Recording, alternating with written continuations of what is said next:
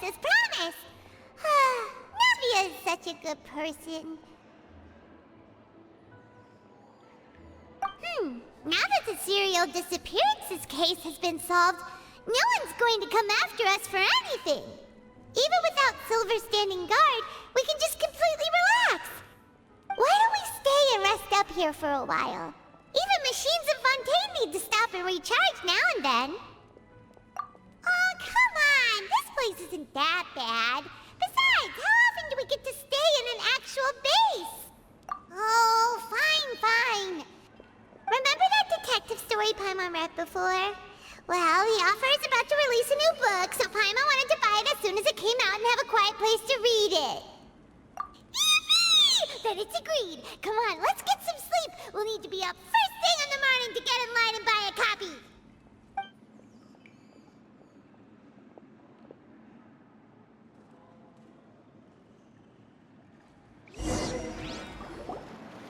Paimon didn't expect that style at all. Even though it's a detective novel, it's also like a social documentary. It's actually pretty good. No! Paimon just spends a bit more time sleeping than you, that's all. Excuse me, but do you know if the Traveler and Paimon are lodging here? Huh? Who are you? Paimon doesn't recall seeing you before. Wait, you're not here to give us trouble, are you? A blonde traveler and a chatty little fairy. Phew, looks like I found the place. Good thing I asked the Spina di Rosula. Seems they sent me the right way. Hey, what do you mean by chatty? Paimon's always careful not to talk too much. Most of the time, anyway. It's an honor to meet you both. I was sent from the Palais Mermonia. Monsieur Nourilette wishes to see you. It seems he has something important to discuss in person. Nourilette? He wants to see us again already? Huh.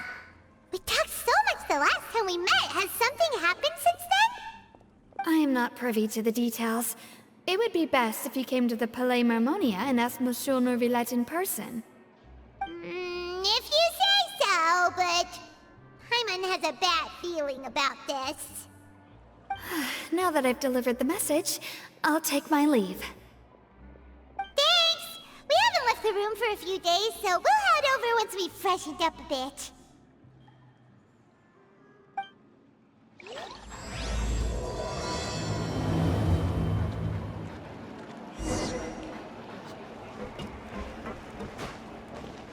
If you want to outrun the law, you need to know how it works.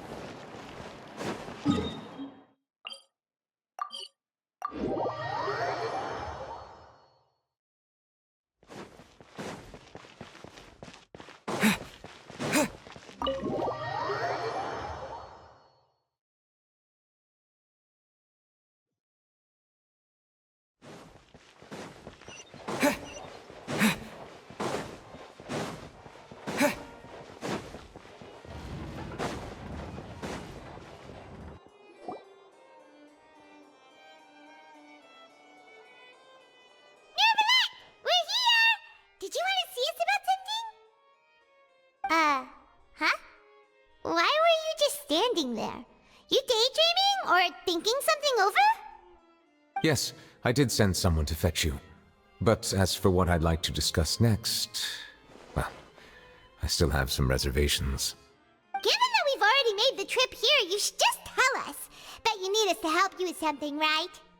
I do indeed have something I'd like to ask you to do. However, you should wait until after I tell you the details, then decide for yourselves whether you'd like to help or not.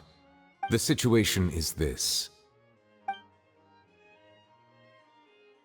If I'm understanding you correctly, the Snezhnayan Harbinger known as the Knave has essentially requested a diplomatic meeting with you, correct?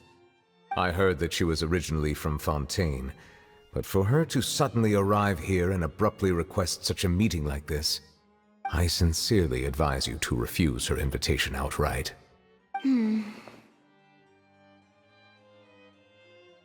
I'm sure you're aware that her purpose is most likely related to Child's recent predicament. We convicted one of the Snezhnayan Harbingers in a court of law, but we have yet to provide any form of detailed report on the matter. This does indeed provide an opportunity for Snezhnaya to put pressure on us. I believe we should adopt an evasive stance until we can provide a proper explanation and have a preliminary plan on how to deal with the matter. No, we shouldn't. I think we should agree to the meeting. Oh? Well, you see, we are the ones that owe an explanation. If we keep putting off the meeting, it could easily result in the problem escalating, right?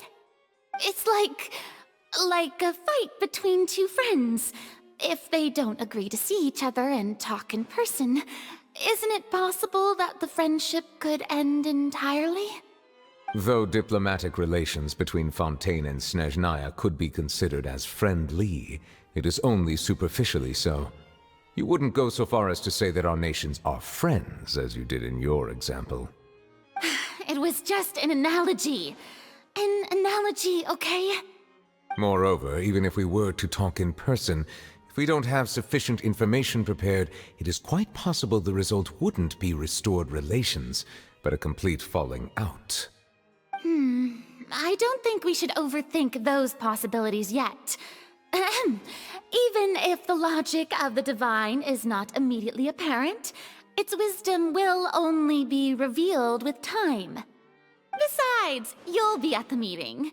If any problems do pop up, you'll have no problem navigating them. I must clarify that interacting and communicating with people outside of court is not my cup of tea. It seems you think too much of me. But more importantly, when did I agree to join the meeting with you? You mean you won't come? No, that won't do. I can't go to the meeting alone.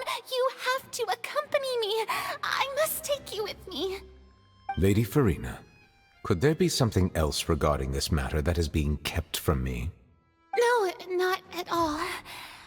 Look, I am the Hydro-Archon of Fontaine, Focalor, the god of justice who is loved and adored by many. So I only hope that justice will be served in this matter. Don't overthink it. I'll go find someone to arrange the meeting.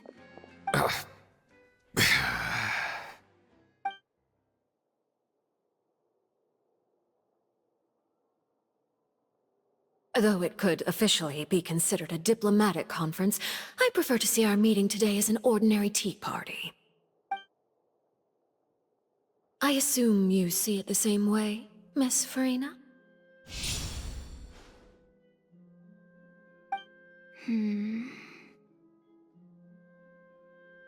Lady Farina? Yes, that's right. Just like you said, a tea party. I should thank you for providing the pastries. They look delectable. To make this tea party even more lively, I've invited someone else to join us today. It's a pleasure to meet you, Monsieur Neuvillette. I was born in Fontaine, so naturally, there's no need to introduce the nation's revered Eudex to me. Hello. The pleasure is also mine. First, I would like to thank the two of you. I'm often away on business outside of Fontaine, and I'm told that the children of the House of the Hearth have been well taken care of by you. Oh, I'm not referring to when my children, Linny and Lynette, were falsely accused by you. Please don't misunderstand. The children of the House of the Hearth are often misunderstood. Perhaps due to the reputation of the Fatui. There's no getting around that. All I meant to say is that Fontaine has been stable in recent years. The people are well off and the children lead happy, fulfilled lives. That is something truly worth cherishing, and no one wishes to disrupt such peace. Now then, you have come regarding the matter of child, correct? Well, yes. It appears the ever-busy Eudex Neuvillette doesn't wish to waste time with diplomatic pleasantries, and hopes that we can get straight to the point of our talk. Yes, as you surmised, understanding child's situation is indeed one of the goals of this trip. As we are both diplomats from Snezhnaya, as well as Fatui Harbingers, Child and I have always been colleagues. Were anything to happen in Fontaine, each of us would serve as the other's attorney to resolve the issue. So now, in my capacity as his attorney, I request that Child be turned over to Snezhnaya. We have a responsibility to cooperate with Fontaine and resolve what has happened to him together. The rules governing attorneys only apply before a trial has concluded. Since a verdict has already been rendered, we see the case as settled. I apologize for being unable to grant your request.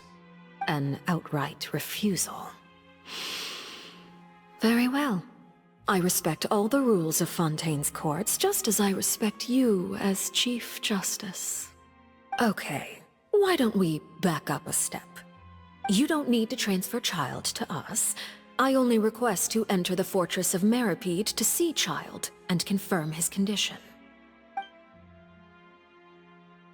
It's not like you couldn't even manage to fulfill a simple request like that. Right, Miss Farina? About that. The Fortress of Meripede has always been completely autonomous. Even we have no authority to interfere there, and diplomatic issues do not suffice as an excuse. However, if you absolutely must confirm the situation of the Harbinger, I have a proposal.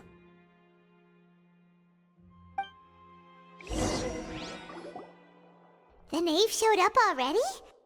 Well, Linny did say that Father will be returning soon.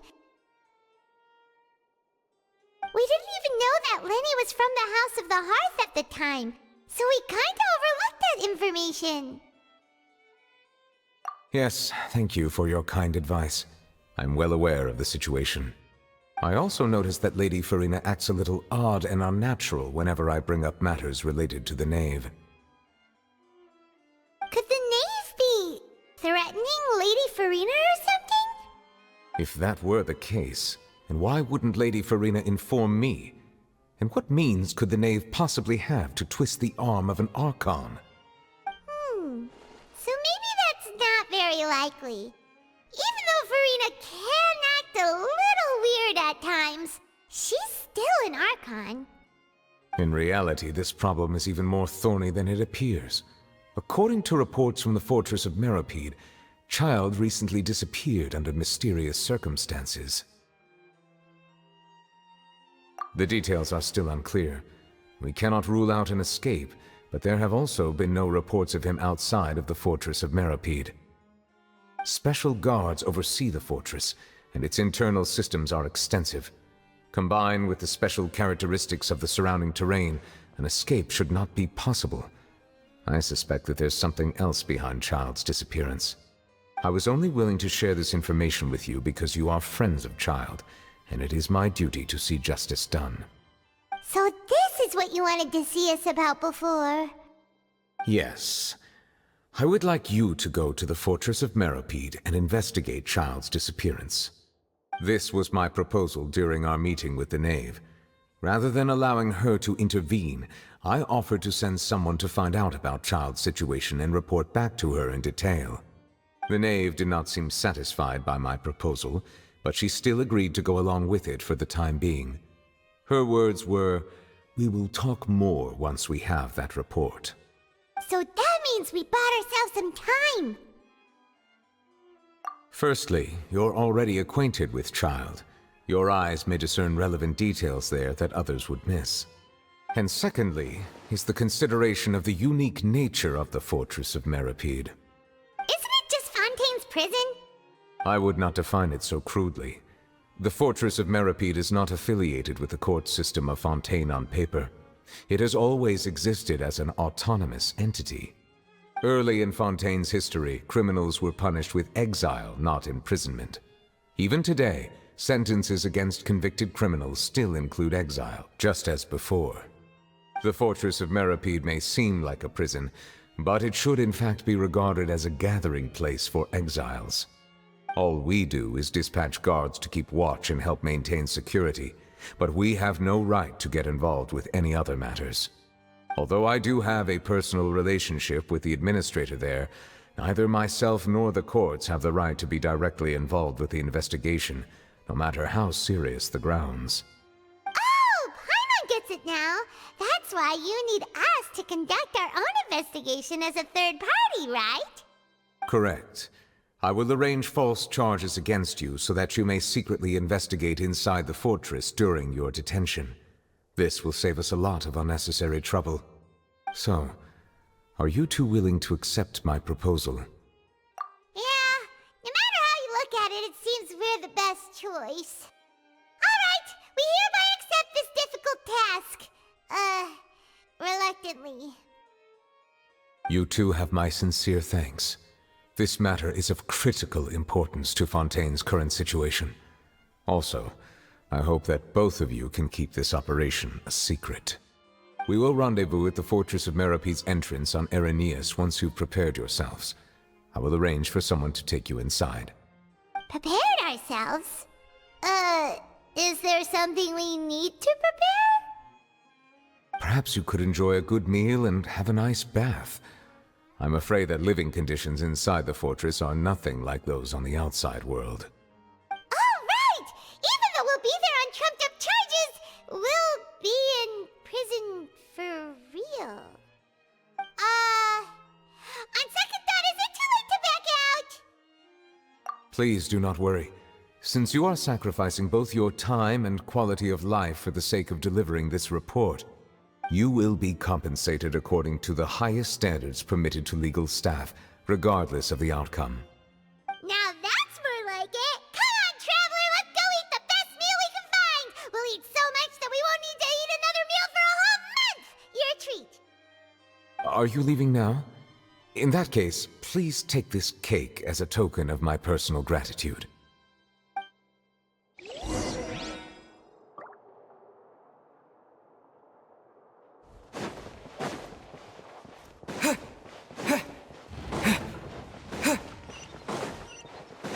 These newcomers are full of enthusiasm.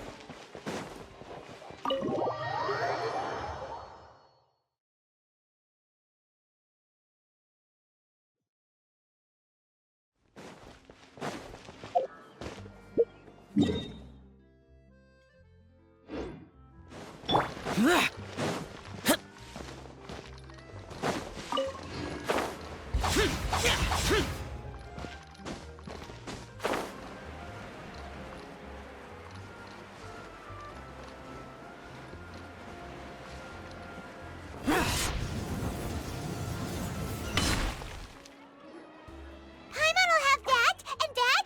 Oh, and one of those too? No, Fontaine, thank you. That cake was pretty good. But as soon as Paimon remembered that we were about to go to prison, Paimon's stomach suddenly became completely empty. Now that Paimon thinks about it, we've always been super careful ever since we arrived in Fontaine. Just to avoid breaking any strange laws here. But here we are, about to willingly send ourselves off to the Fortress of Meropide. Maybe this is what they call fate. Let's just try our best to investigate everything quickly once we get there. Oh, what is that I hear? Is it the taste of a breaking story? Hey! You can't hear a taste! And what are you doing here, Charlotte? Oh, don't remind me. I invited an eyewitness to a case to eat here, and I was planning to get some great material out of him. But he didn't even show up. Calm down, calm down. This is nothing new. As a journalist, you should be used to this by now. As long as you can score some juicy tidbits from the traveler, you might still be able to recover the cost of the meal. You know we can still hear you, Charlotte. Never mind. It's nothing. I just heard you mention the Fortress of Meropide. You didn't commit a crime, did you? Please tell me all about it. No way! We would never! We're just going there to...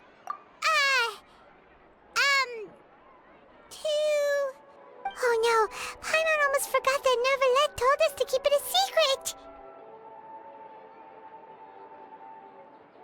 Huh? You're being arrested for that? Oh, But now that I think about it, I suppose that's not completely unreasonable. That's pretty despicable, almost as offensive as committing theft. You mean Paimon really did something that serious? Sorry, Paimon really messed up. In that case, it's nothing particularly newsworthy after all. Oh, how disappointing. Oh, right, there's still a chance. Since you're going to be at the Fortress of Mirapede, would you be willing to help me gather some material for a story? About that, Paimon doesn't think we'll have any time. Oh, it's nothing difficult. All you have to do is think of a way to get some time face-to-face with the warden of the fortress. He was awarded the honorary title of Duke in Fontaine. Sounds really cool, huh? Only those who have made significant contributions to the nation have been conferred this title. It's incredibly rare. On top of that, the Fortress of Mirapede has never been under the jurisdiction of the courts. Practically nobody, including journalists like me, knows anything about the person in charge there. Oh, if I could write an exclusive article about him, I bet it would sell a boatload of papers. You make it sound easy, but it really depends.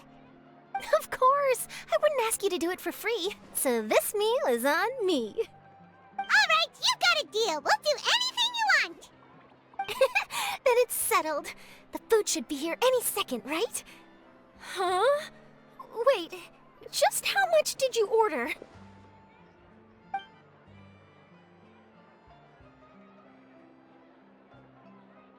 Oh, Paimon's so full.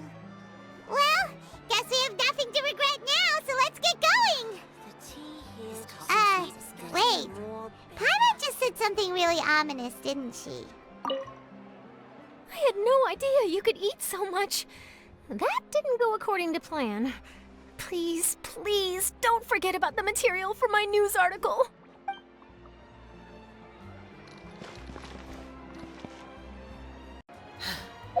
Those memories.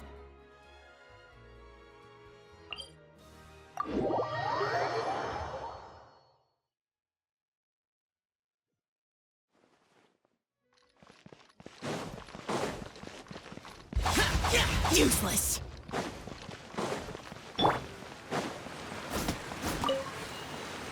Race you!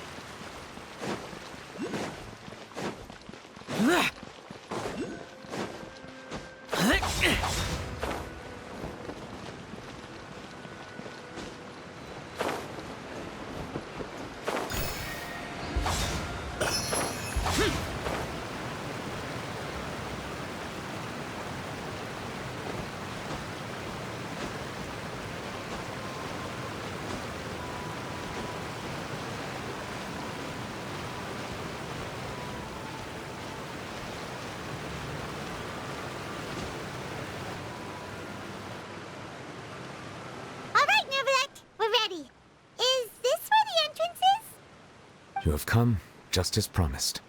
Yes, this is the one and only entrance to the Fortress of Mirapede from Araneus. Careful. You may want to step back a bit. Whoa! So you have to go down from here? Is the prison underwater? Utilizing both the barrier of the water as well as the fear humans have of the depths, the Fortress of Mirapede is naturally the perfect place to confine and guard criminals. But do not worry. It is not nearly as frightening inside as you may think. You will see for yourselves once you are down there. Paimon hopes you're right. Don't know about you, but just thinking about being at the bottom of the sea like that gives Paimon the heebie-jeebies. Oh, and there's one more thing. I mentioned that I have had personal dealings with the administrator of the fortress, Wriothesley. He's a very shrewd fellow. Yeah, we heard about him too. He's that Duke, right? Correct. He is the highest-ranking manager of the underwater prison. Even though you are going there to investigate at my behest, it would behoove you to avoid any confrontation with him or any of his subordinates. The Duke rarely ever leaves the fortress of Meripede, but that does not mean he is not privy to all that is happening inside and outside the fortress.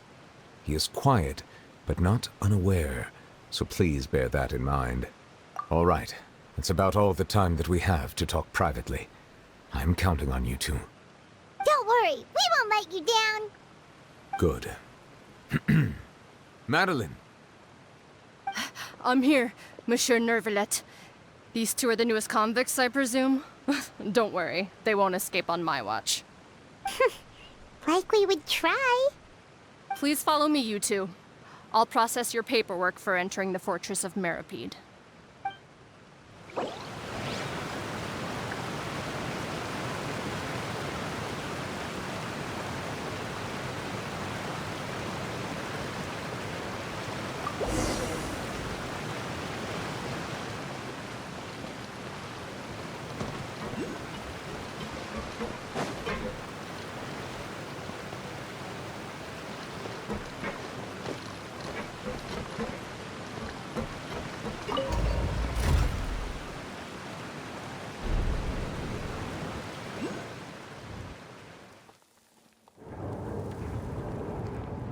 Are we already underwater now? Huh. So this is what it feels like to be a criminal in Fontaine. You two seem to be taking this pretty well. It's rare to see convicts in such a good mood.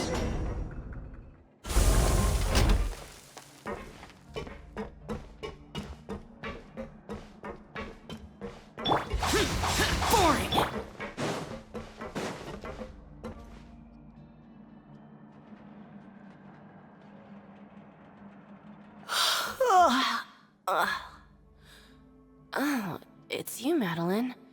Why'd they make you make the trip down here today? Monsieur Nervalet personally requested I escort these two convicts. I suppose he was concerned others might not be up to the task. Well now, aren't you the lucky one? Must be nice to be on good terms with the big shots like the Chief Justice. The only people I get to see every day are the new inmates. Well, have you tried service with a smile? Who knows, it might help your professional reputation. Yeah, right. As if. Every criminal comes through here looking miserable. How can I smile with such a toxic work environment? And even if I did smile at them, the convicts would probably just think that I'm some freak getting some kind of twisted enjoyment from their pain. Oh, she's got a point. Well, I've finished transferring you. You two will register here, and Marette will guide you through the remaining procedures. Yep, I'll take it from here. You head on back to that bright and sunny world above. Okay, let me see. You are the Traveler and Paimon, correct? That would be us. Let me confirm your charges and sentence. Let's see. You two are charged with eating a cake specially prepared for the Archon by a Snezhnayan envoy without the Archon's permission, thereby incapacitating the political center of Fontaine for a brief period. Sentence: 45 days? Huh? Wait, you mean the cake that Nervalet gave us was... Just looking at the charges, it seems you two are capable of causing some serious trouble. And considering how fond Lady Furina is of sweets, this crime is tantamount to trying to assassinate the Hydro Archon herself. Now I've seen everything. Anyway, we still need to finish processing you before you can enter the Fortress of Meripede. Please stand in front of the board over there. I'll take your mugshots with my camera. Oh, all right. But be sure to catch Paimon's good side.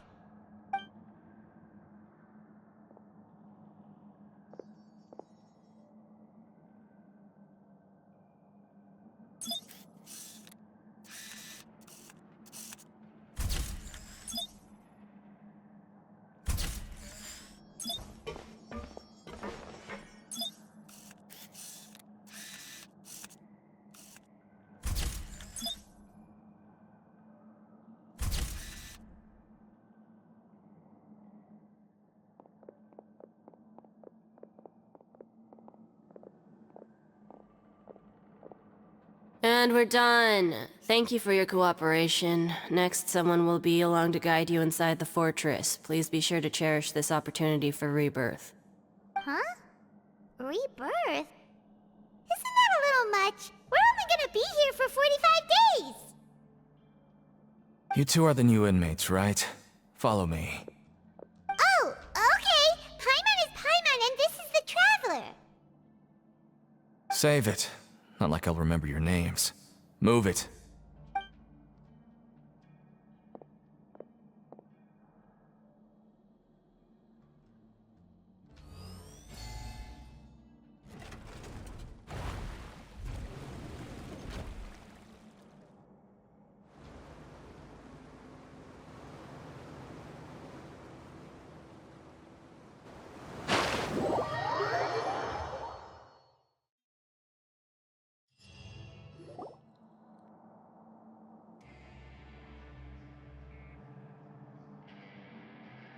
So, are you one of the guards here?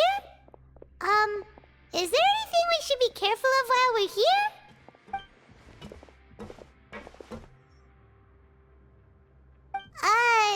Did Paimon already ask something she wasn't supposed to? Why should I tell you anything? What's in it for me? This is exactly why I can't stand you fish. I wouldn't even be doing this if it weren't for the credit coupons. Credit coupons? Alright, seeing as you're not the annoying kind that's getting dragged in here crying and blubbering, I guess I can tell you a few things. But next time, it'll cost you some coupons. Mora means nothing here. Here, we use credit coupons. Coupons can get you almost anything in the Fortress of Meripede. Desires? Fulfilled. You want power? No problem. Coupons can even change fate itself. So, credit coupons are a currency that can only be used here? It's not as simple as that. Like Moret said, everyone gets a chance at rebirth. No matter how much money or power you had before, it means nothing once you set foot inside the Fortress of Meripede. You have to start over and earn your coupons. Everyone starts from the same place, and you have a chance at a new, less terrible life. I guess that's the real purpose of the coupons. They symbolize true fairness and true justice. And this is also exactly why so many criminals choose not to return to the outside world, even after they've served their sentence. Oh, so that's what the Fortress of Meripede is like. Huh. Paimon was under the impression that it'd be more like a prison. It certainly ain't all sunshine and roses here, but it's also not the worst place to be. You'd better take a good look at the scenery now. It'll be the last chance you get for a while. After being away from the sunlight for so long, even the terrifying depths of the sea start to feel like home. It just stops feeling oppressive, you know? Oh, I'm actually an inmate like you two. Welcoming newcomers is a job I've picked up to earn some extra coupons.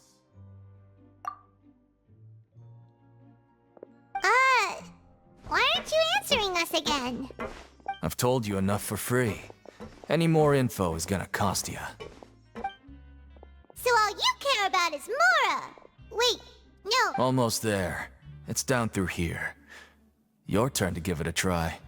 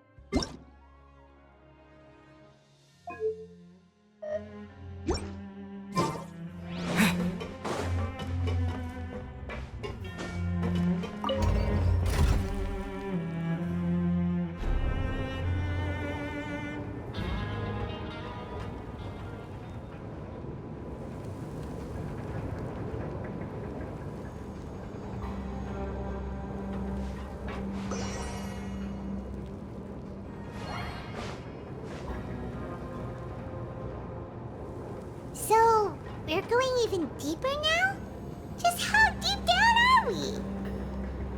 It's like a metaphor for your previous life, isn't it? Our lives weren't that bad.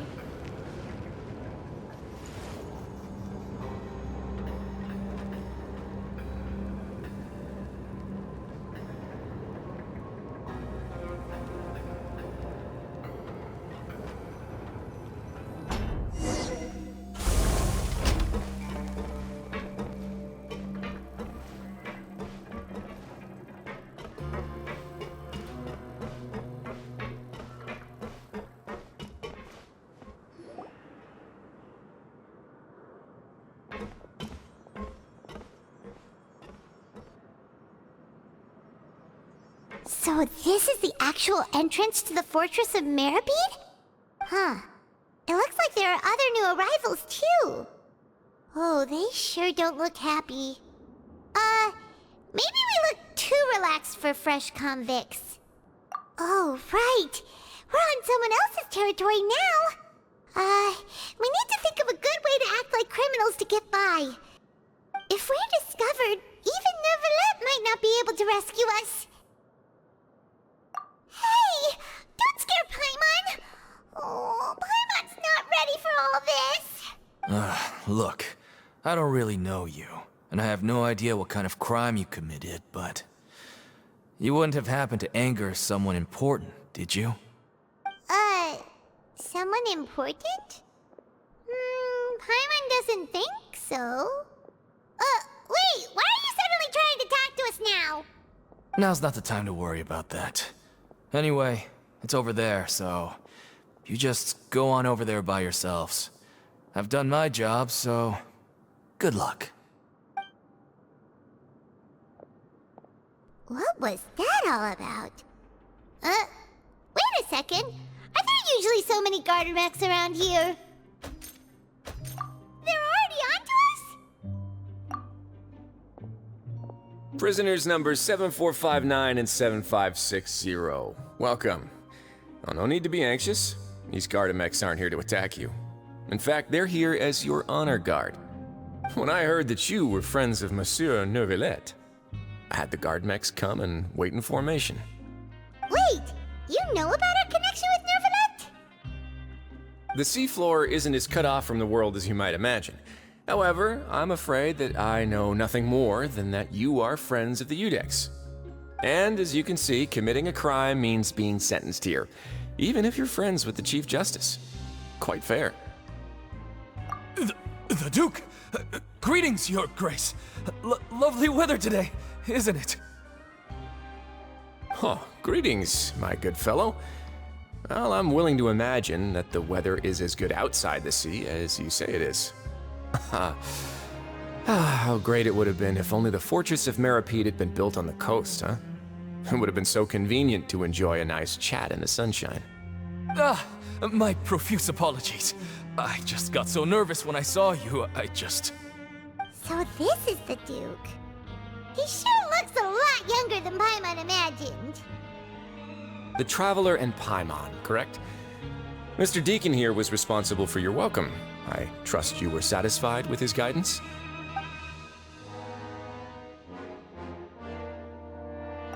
Outstanding! Well, Deacon, I recall we discussed fate during our last work meeting, I believe that fate will reward all those who take every aspect of their work in life seriously. When you return to your bunk, you'll find the guards have issued some extra credit coupons to you. Oh, thank you. Thank you, Your Grace. Oh, and you too. I can't believe you gave me such praise. If you need anything in the future, anything, please, come find me anytime. No credit coupons necessary. Well, I believe that concludes the introductions. We've already taken enough time here. Deacon, if you would. Yes, Your Grace. I'll take my leave now.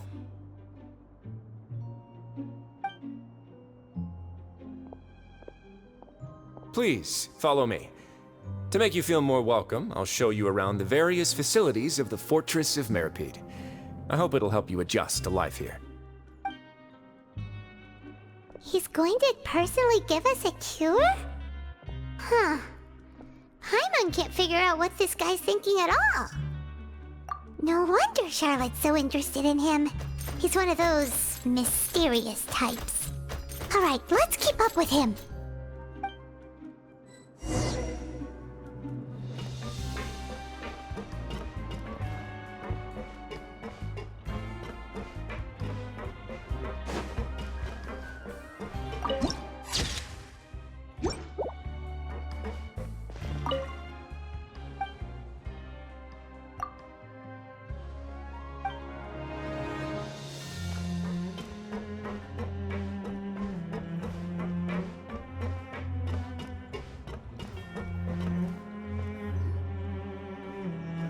There's no need to be so reserved.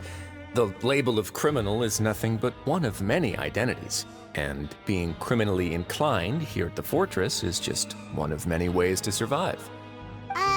Is it really okay for the warden to think like that? We're real criminals, you know. What if we're too difficult to handle? Well, then maybe you'll be able to carve out a name and a place for yourselves in this underwater world, But before you go in swinging, please remember that in the Fortress of Meripede, it's better to not cause trouble for yourself or for the guards. Now, we've arrived at a very important place, the Coupon Cafeteria. You can come here and claim one welfare meal each day. Welfare meal? You mean it doesn't cost anything? That's right. Criminals are essential to Fortress operations, so we must guarantee that they at least have the basic means to survive. But that's not how it was. Back in the day, it cost you credit coupons just to get a cup of water here. For fish like you who just arrived with nothing, you'd have to go to work hungry until you earned enough coupons to eat. It was only after His Grace became the administrator that we got the free meal rule. Now everyone gets a square meal every day, even no-good slackers who've never picked up a wrench in their whole lives. Nobody starves to death here. In the Fortress of Meripede, credit coupons are the only currency, and everything must be purchased. In some sense, you could say using the coupons is a form of trade. But trade is always conducted by people. So if we want trade here to prosper, we need everyone to work hard and live their lives. If nobody could even afford a meal, then the whole fortress would be up in arms. And that would only make things more difficult for me. So, rather than saying that we're giving everyone a free meal here, you should say that everyone's hard work has improved the living conditions in the Fortress of Meripede. Your Grace's reasoning is correct, but what I said is also true. Whatever the case, hard work is rewarded here. You'd be hard-pressed to find anywhere else as fair and reasonable. Right! Paimon sees your point. By that logic, this place doesn't seem so bad after all. Oh, wait, no. We shouldn't drop our guard so quickly. But it seems the inmates really respect the Duke because of his attitude, right? We should still try to verify the truth with our own eyes. Let's continue this way.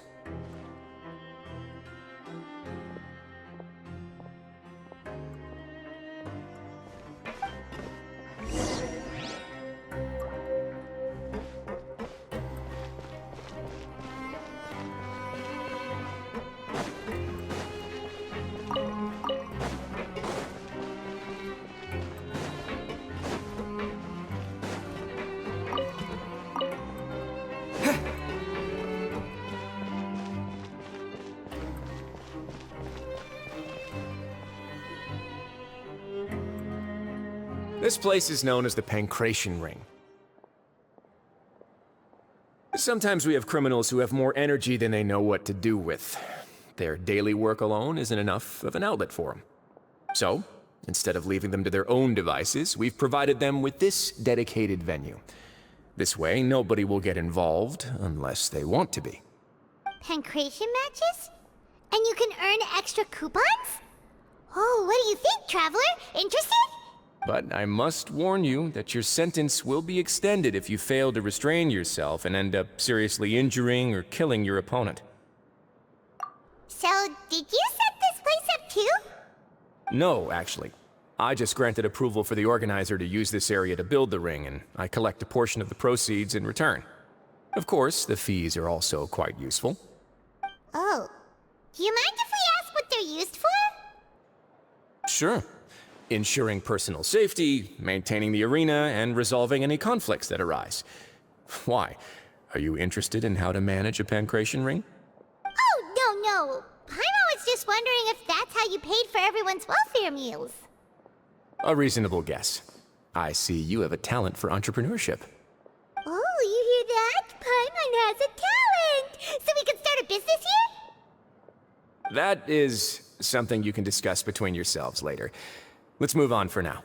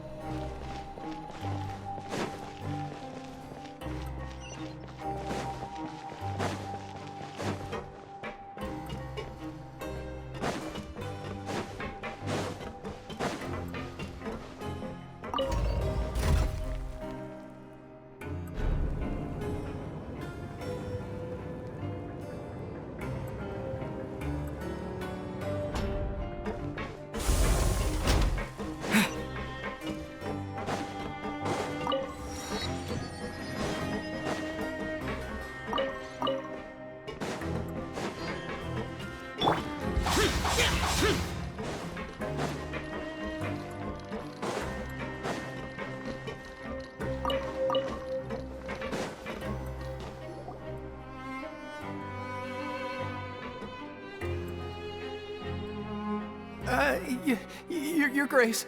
Good morning. I mean, good afternoon. No, wait, what time is it again? What time indeed? Time waits for no one, so it's best to keep an eye on it. My apologies, Your Grace. Jeez, that guy's so nervous he almost forgot to breathe. Sorry, forgive my manners.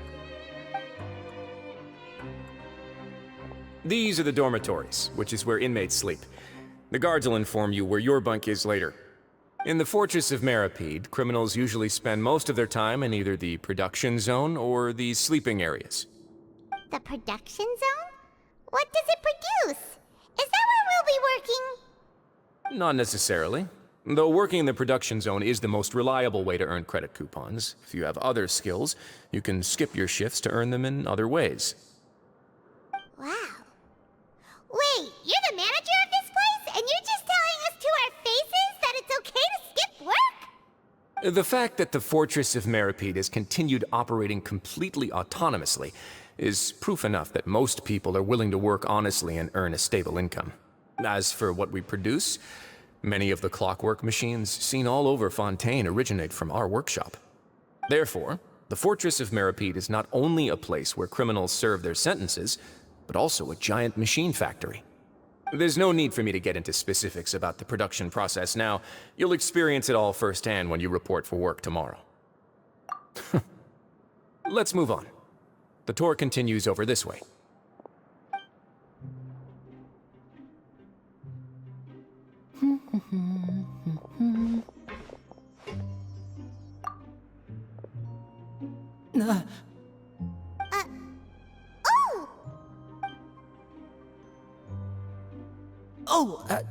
You really scared me there. I didn't expect to see you here, Your Grace.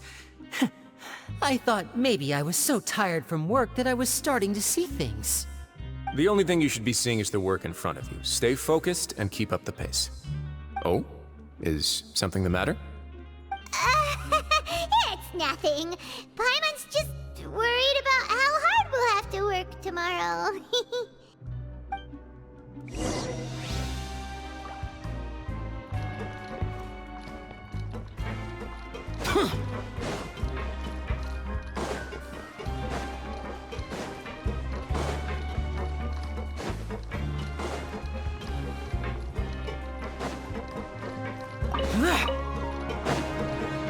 Useless! Boring!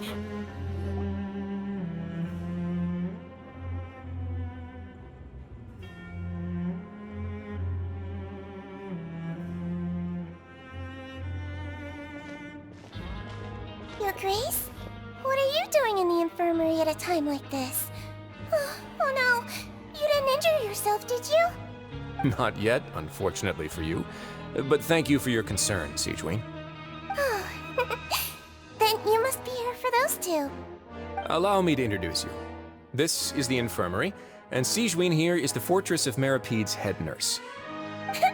Hello, new faces. They call me the head nurse, but I actually handle all the nurse-related work all by myself down here. Since you seem to have some rare downtime with no patients, perhaps you could find the time to join us for dinner?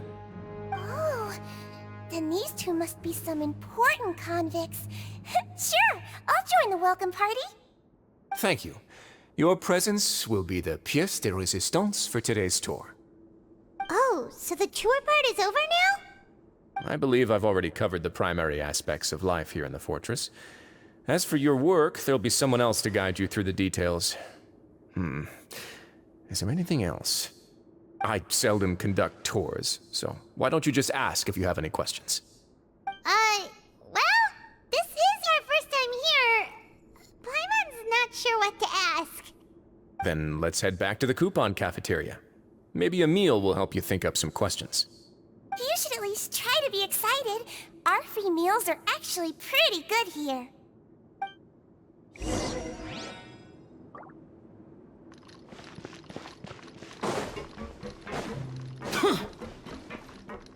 Useless!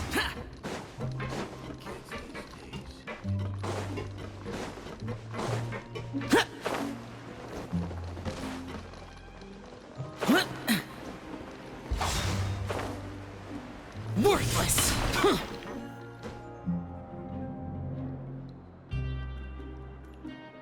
What do you think of the food? Does it meet your expectations? Wow, it looks delicious! Neverlet made it sound like living conditions in the Fortress of Meripede wasn't very good. Who would have guessed that criminals get to eat tasty food like this every day? Oh, isn't that the meal box that only super lucky people manage to draw? Seems like you two are quite fortunate. It actually has nothing to do with luck in this case. I had a word with Walsey, so you didn't have to draw lots like everyone else. Oh, you mean the meals are random? Yes, what you get to eat depends completely on your luck. You could say that it's a distasteful little game that Chef Walsey likes to play here in the cafeteria. Paimon knew it! If criminals got to eat tasty food like this every meal, the crime rate in Fontaine would skyrocket for sure! Excuse me, did I hear you mention Nervulette just now? I've been wondering how he's doing.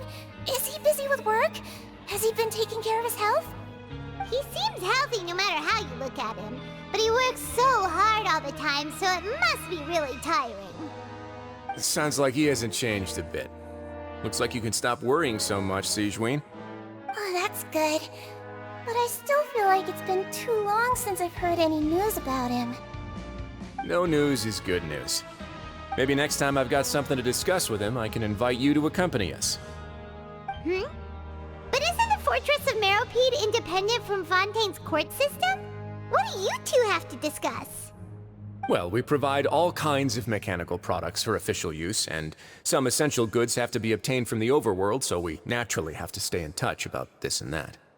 Monsieur Nervulet's character is unimpeachable. No matter the question, you can discuss it openly and freely with him. Talking with him feels quite effortless. In light of that, I am quite willing to go out of my way to show respect and accommodate him. In fact, right now, I'm treating you two as guests invited by Monsieur Nervulet. But unfortunately, I can only do so until the end of this meal. After this, you two will just be inmates here. You're very welcome. Well, your new life awaits.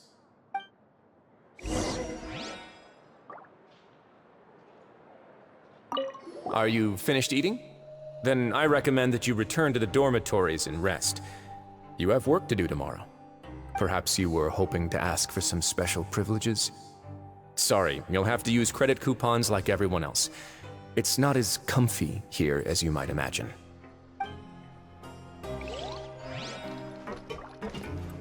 Now that I've gotten a good look at you two, I think you're very cute. After all, heavy is the head that wears the cutesy crown. guess I just want to say, just take care of yourself and don't get hurt.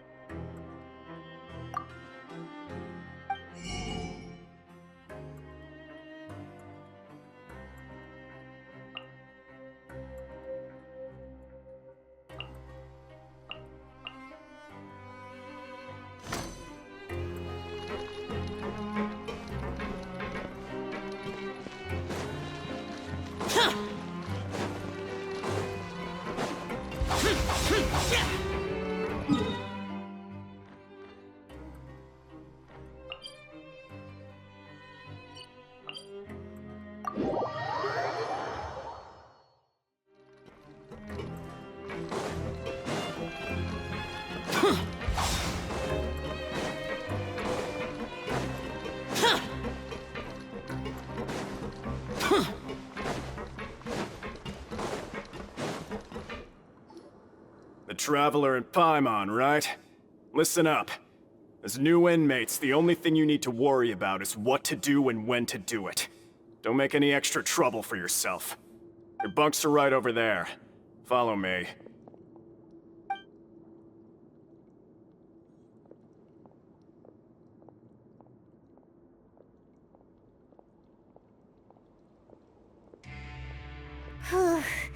So this is where we'll be sleeping from now on.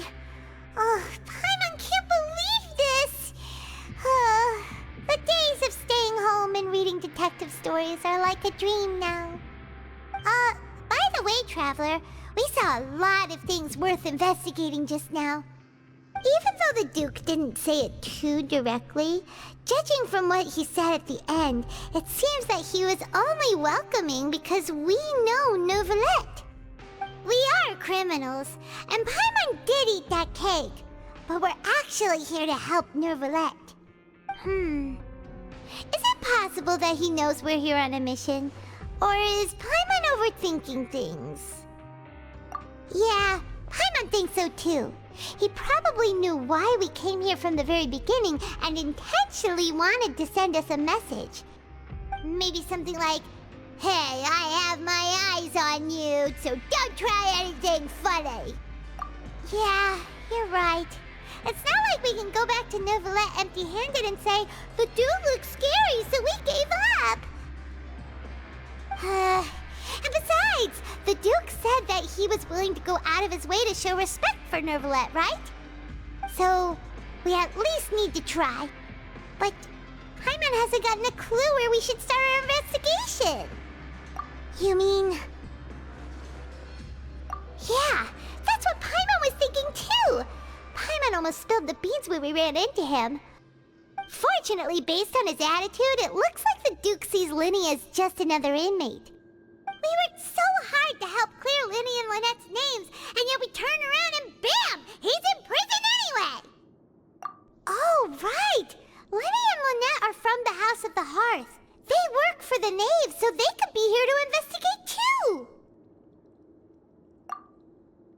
Huh? Oh, it's a card! Paimon didn't notice it earlier. It looks like a magician's prop. Lenny must have left it here. He's in prison and still doing his little tricks, huh? Let Paimon have a look. It was nice to bump into you again. Let's catch up in the production zone tomorrow. What in the world? It's written like he's greeting a buddy on the street. Paimon thought he'd write something important. If you say so. We can ask him what's going on tomorrow. Let's get some rest now.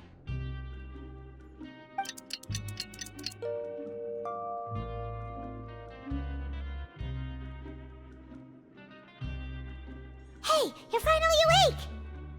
Well, it's Paimon's first day as a prisoner. Last night, Paimon dreamed about getting interrogated by the guards until Paimon told them everything, and then Paimon woke up. Hey, come on! It's just a dream, okay? Paimon wouldn't really squeal. Maybe?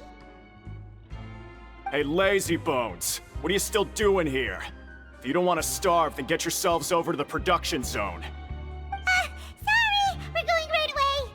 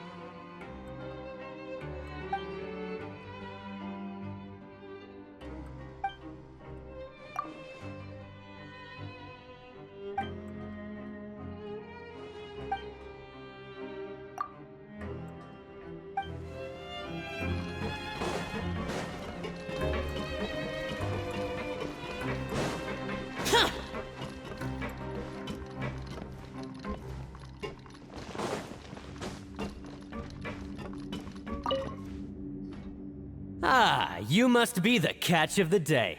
Looks like you've got some luck getting assigned this space. Yep, we just arrived yesterday and... Don't interrupt me when I'm speaking! Yes, sir. Listen carefully to my instructions. I don't want any mishaps. Every machine here is worth more than the both of you. Working around these machines can be very dangerous. Do your job well, and you can eat in the cafeteria after your shift. Get sloppy, and you dine in the infirmary. Anyway, the Fortress of Meropide doesn't want to lose a single one of its machines. And it also doesn't want to waste the production potential of any inmate. You got that? Got it! Your job is to use the machine over there to process widgets. Watch carefully, and make sure you step on the pedal at the right time. If the machine gets jammed, then give it a little maintenance with your fist. Here, take this. Bring me the process widgets, and I'll give you some credit coupons in exchange.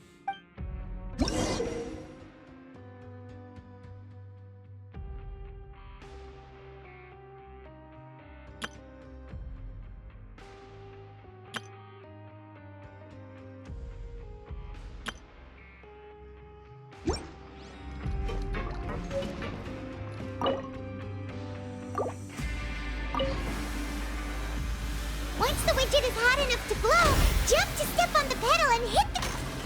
So if the machine gets jammed, you just need to attack it to fix the problem.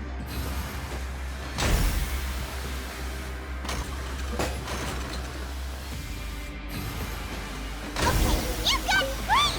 Now we can report... Huh. This one is tolerable. Though, since the processing is done by machine, the product is all pretty much the same anyway. Alright, I'll pass you for now. And we'll count up how many credit coupons you've earned. Paimon's exhausted. We're done now, right? Oh, that foreman. He's so scary that Paimon couldn't even speak. Ugh. Even though Paimon's starving and wants to head straight to the coupon cafeteria, we still need to meet Lenny first, right? He probably just finished up his work, too. He should be around here somewhere.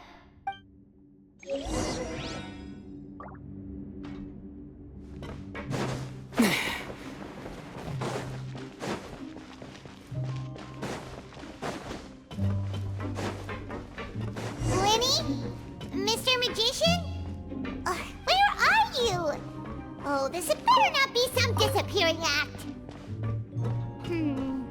He doesn't seem to be around here. Let's try looking somewhere else.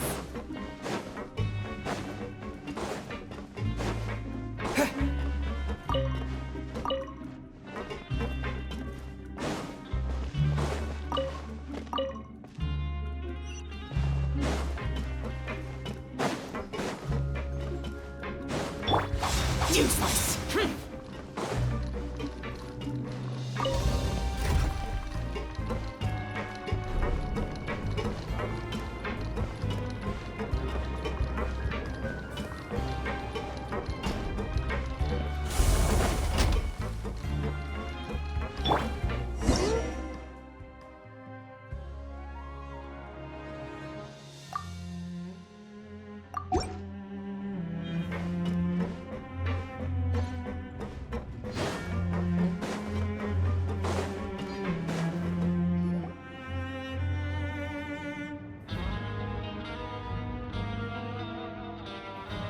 Hey, over here.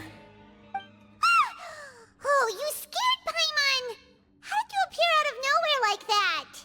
Oh, you scare so easily now? Is there something worrying you these days? You little... The only thing we're worried about was trying to find you. Sorry. Come over here and keep it down.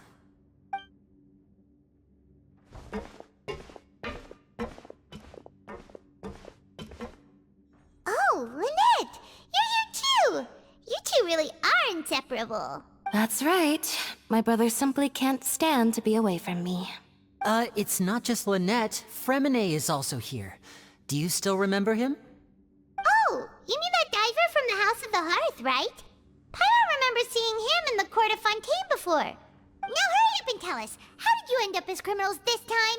We fought so hard at court to prove you were innocent, but now it looks like our incredible court battle was for nothing! Sadly, even the teeniest of things can land you in prison these days. I put together a street performance and used the popularity we gained from the Opera House incident to attract a big crowd. And then? Next, I invited several audience members to participate in the show. And then, with the entire audience watching, their wallet suddenly disappeared. My brother was charged with theft, and I was charged as his accomplice, having assisted him in his crime. It really isn't that bad. The missing wallets are all in the leftmost drawer of the Maison Gardiennage's big filing cabinet. We just need to see how long it takes to discover them. Yep, we should be released then. In terms of the magic trick itself, I think the performance went perfectly. Leave it to Lenny to magic himself into prison. Indeed. Last time I hid my identity from you, I promised that I'd tell you absolutely everything if you were angry about it. No more secrets. So I don't plan on keeping anything from you this time either. At the moment, the House of the Hearth's interests don't conflict with yours at all. We were instructed by the father of our house, the Knave, to come here and conduct an investigation. Told you so! See? Paimon guessed right. As for what we're investigating, perhaps you haven't heard, but the fortress of Meropide hides a secret. Some even say that the entire fortress exists just to protect it.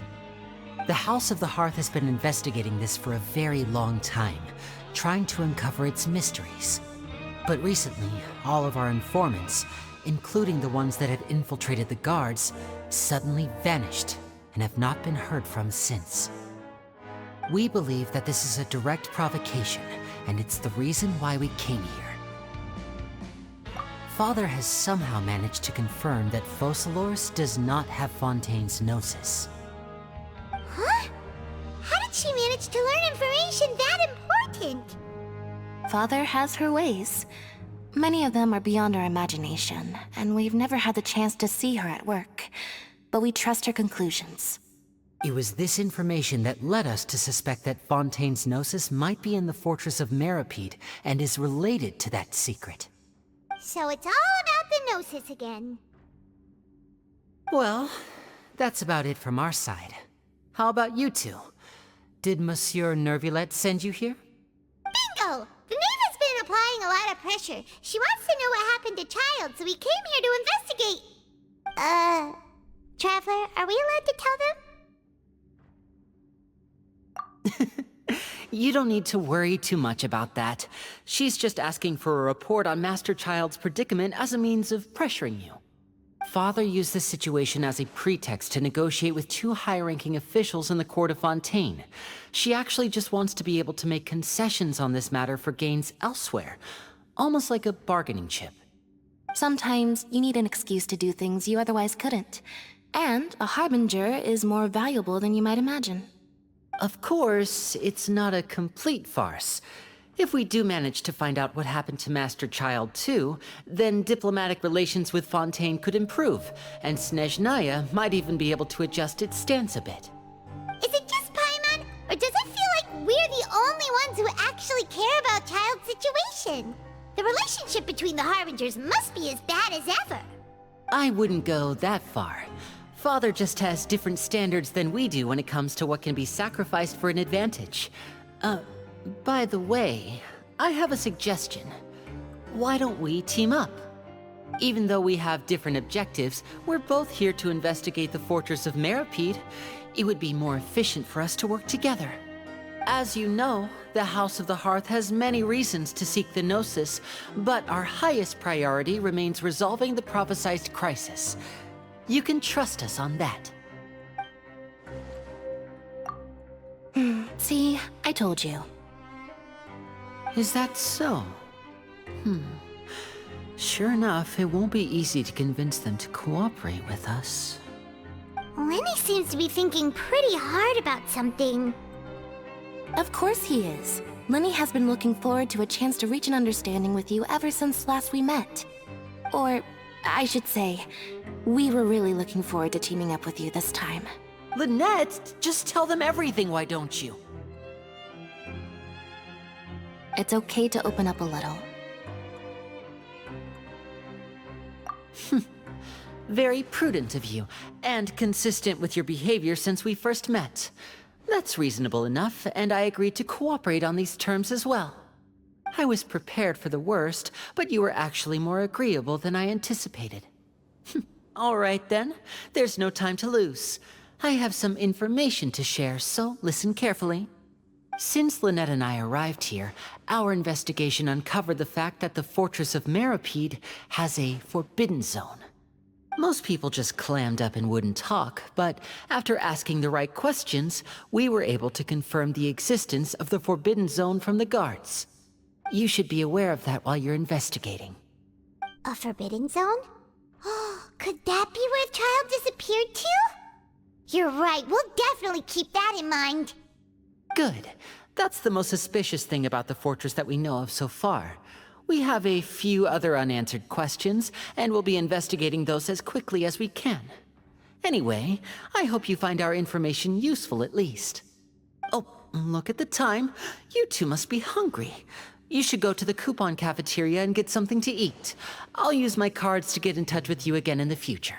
Oh, that's just what Paimon wanted to hear! Paimon's starving after all that work today. We can talk more about the investigation later. Let's go get some grub!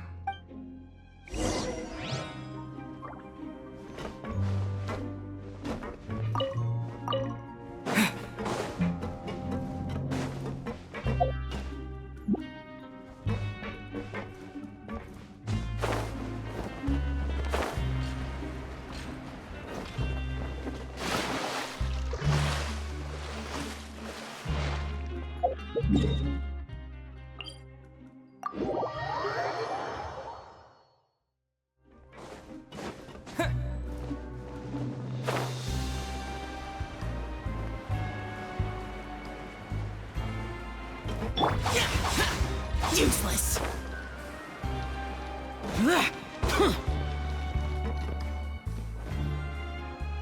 Oh, he wasn't kidding. Today's meal is nowhere near as good as last time. Oh, who knows how long it'll be until we're lucky enough to get that super tasty meal again. Forget about it then. We'll just deal with the regular food for the time being. Let's just get out of here as soon as possible. But life here doesn't seem all that bad. Other than the foreman being kinda mean and the work being pretty tiring. You think so, mate? If I had a coupon for every fish who said that. Seems you fishies still haven't learned your lessons from your life up on the surface. If you take things at face value, then by the time you reach a dead end, you won't even know how you ended up on that road in the first place. I like your attitude. I can, let you in on a little something. Everyone's been telling you to just follow the rules and not cause any trouble for yourself. Am I right? But what they don't tell you is that the rules aren't exactly what they pretend to be. The rules for being a prisoner. The truth is, this place has a lot of hidden rules. Huh? Hidden rules? What do you mean? Not everyone knows about those rules, but whether you know them or not, once you break one, you might encounter something even worse than death. Really? Oh, now you're really scaring poor Paimon. Don't joke around like that! Of course. And I'd say that just disappearing would be one of the better outcomes. Oh, you mean that if there really are hidden rules, then Child's disappearance might have something to do with that?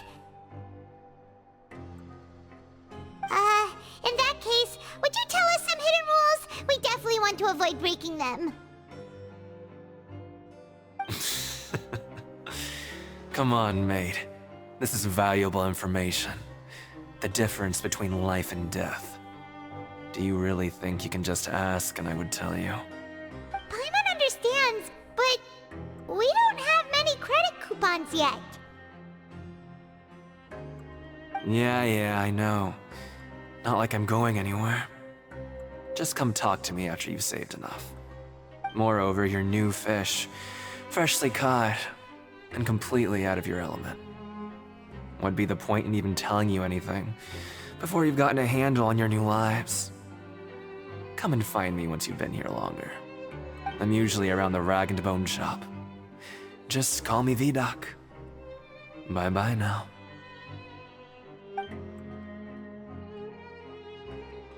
He left. Just like that. Huh. Do you think he's just trying to scare us into buying fake information from him? Yeah. It might be a good place to start in our investigation. Hidden rules, huh? But, like he said, we don't have any coupons and we're still not familiar with this place. Oh, there's nothing we can do about it now. We were so busy talking, we almost forgot to eat! Even if it's not the best, it's probably better while it's warm. Come on, dig in before it gets cold!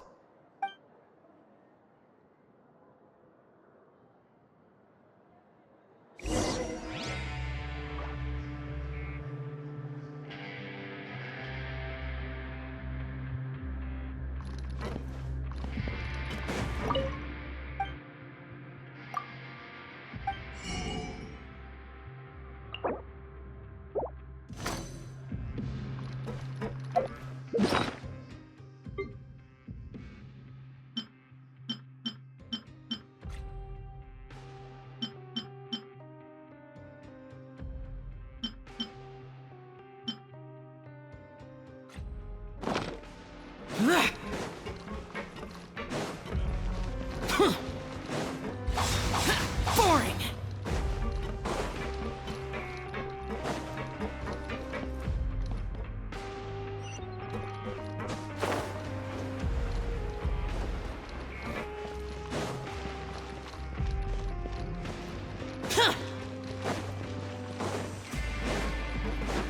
Useless!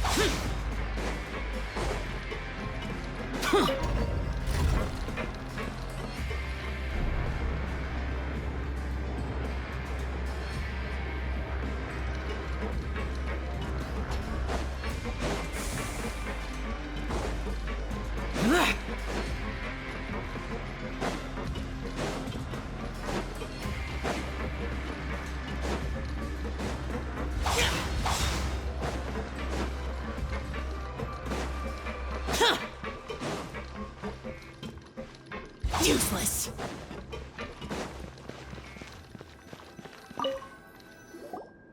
So Paimon just confirmed with the guards that our shift is set for every morning, and we're free to do whatever we want all afternoon.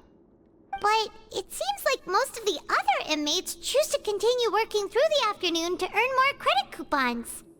Oh, and they also said that you can use coupons to skip work in the morning and free up your time. They weren't kidding. Credit coupons really can be used to do anything here. bored. And we'll need to wake up and go to work in the morning. Without any credit coupons, it's not like we can really do anything else. Nighty-night, Traveler. Paimon hopes we can keep making progress on our investigation tomorrow.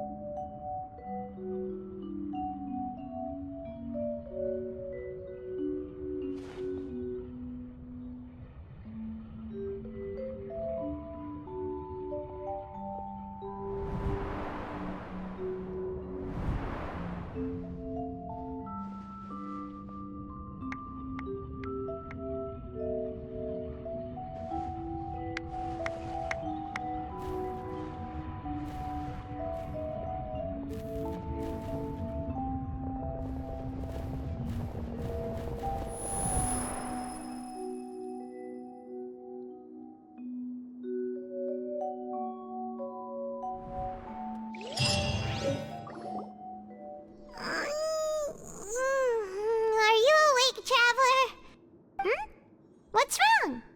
You seem to have something on your mind.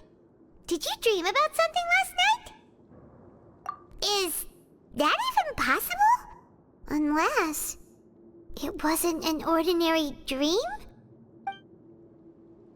Oh, Child's vision! So you had it with you this whole time? Maybe the vision connected Child's consciousness to yours. And our investigation has its first major breakthrough! Good thing you brought the vision with you here. So what did you see in the dream? Do you know where Child went? Huh. Okay. Well, hopefully it'll be a bit more helpful in the future. What's more important now is that it's the start of another new day as prisoners. Let's do our best to earn more credit coupons. What's the plan for today?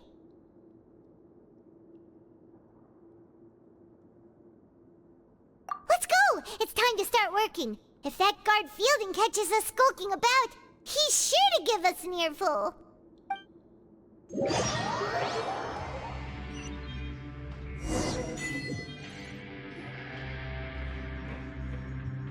Look who decided to show up. Get your butts in gear and get to work. Time's a-wasting. Good, here you go. Remember to give me the widget once you've finished processing it.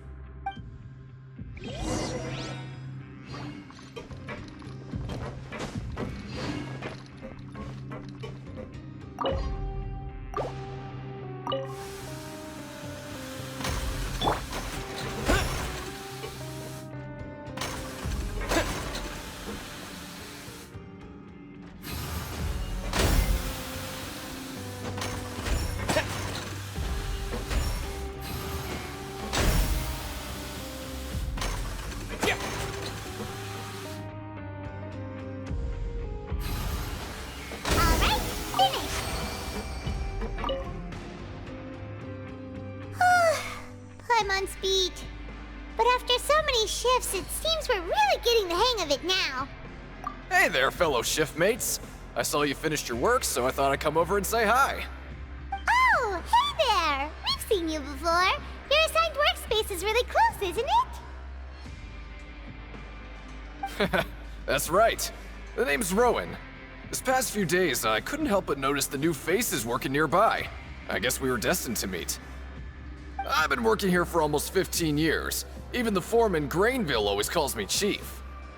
Whoa, you've been working here a long time, Chief. Hey, not so loud. If there's anything you'd like to know, just ask me. I know the work here in the production zone better than the back of my hand. All right, Chief. We'll be sure to come to you first. Did you just ask about the rules? Pretty sharp for newcomers. You've already heard about the rules, huh? Who'd you hear it from? All right. Seeing as I'm the one who came over here, you're already calling me Chief. I guess I can tell you a little. Truth is, you two keep working like this, you might be putting yourselves in danger. Huh? Wait, there's even a rule about that?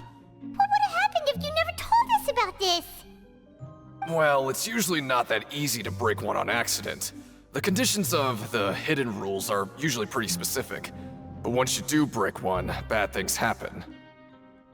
If you work continuously in the production zone for 3 days, and if all you do besides eating and sleeping is just work, then something bad will happen during lunch on the 3rd day.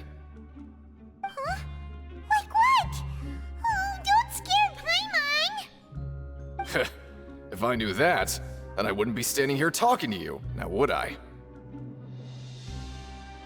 You mean, even you have never tried working 3 days like that before? There's actually a legend about this rule.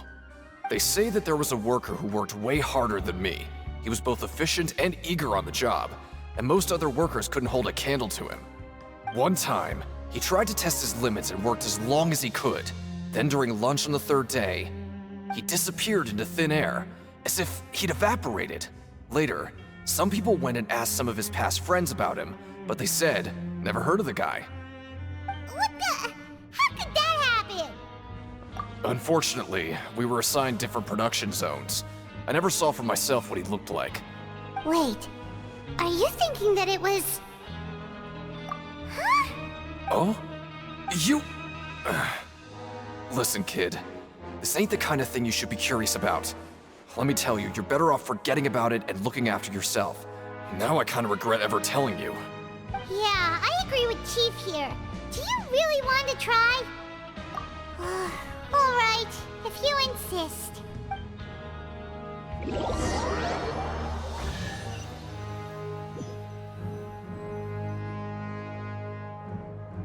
Whoa! Isn't this the super lucky meal? Looks like hard work really does get rewarded. Paimon's gonna take her time and savor every bite. What would you like to do this afternoon?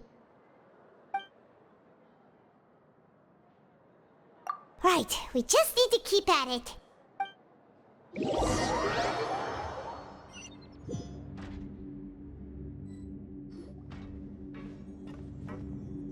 Look who decided to show up. Get your butts in gear and get to work. Time's a-wasting. Good, here you go. Remember to give me the widget one.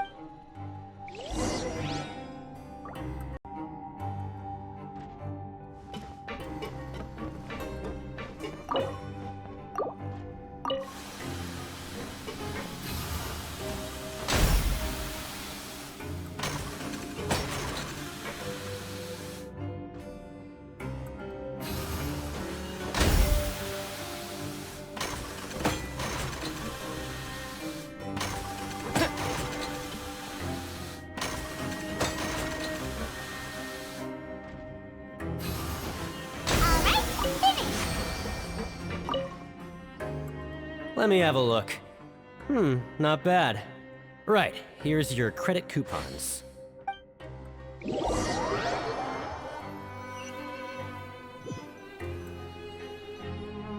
Aw, looks like we won't get a chance to sleep in as long as we're here.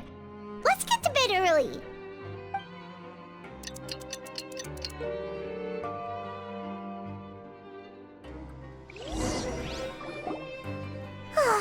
The dawn of a new day. Paimon feels like we're getting used to life as convicts. Is that a good thing or a bad thing? What do you have planned for us?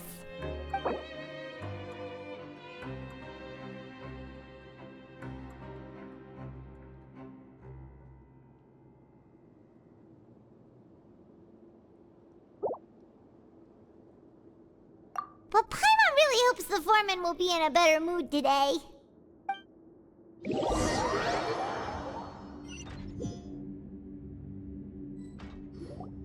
Look who decided to show up. Get your butts in gear and get to work. Time's a-wasting. Oh? What's with suddenly wanting to work so hard? You need coupons that badly? Sure. Let's just say we really want to test our limits.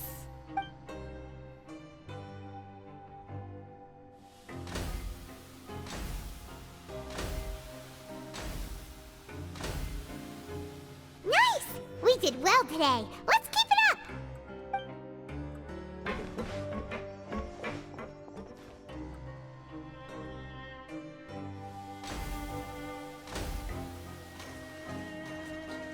Ooh, Paimon's had it. Who knew that processing these widgets would be so tiring?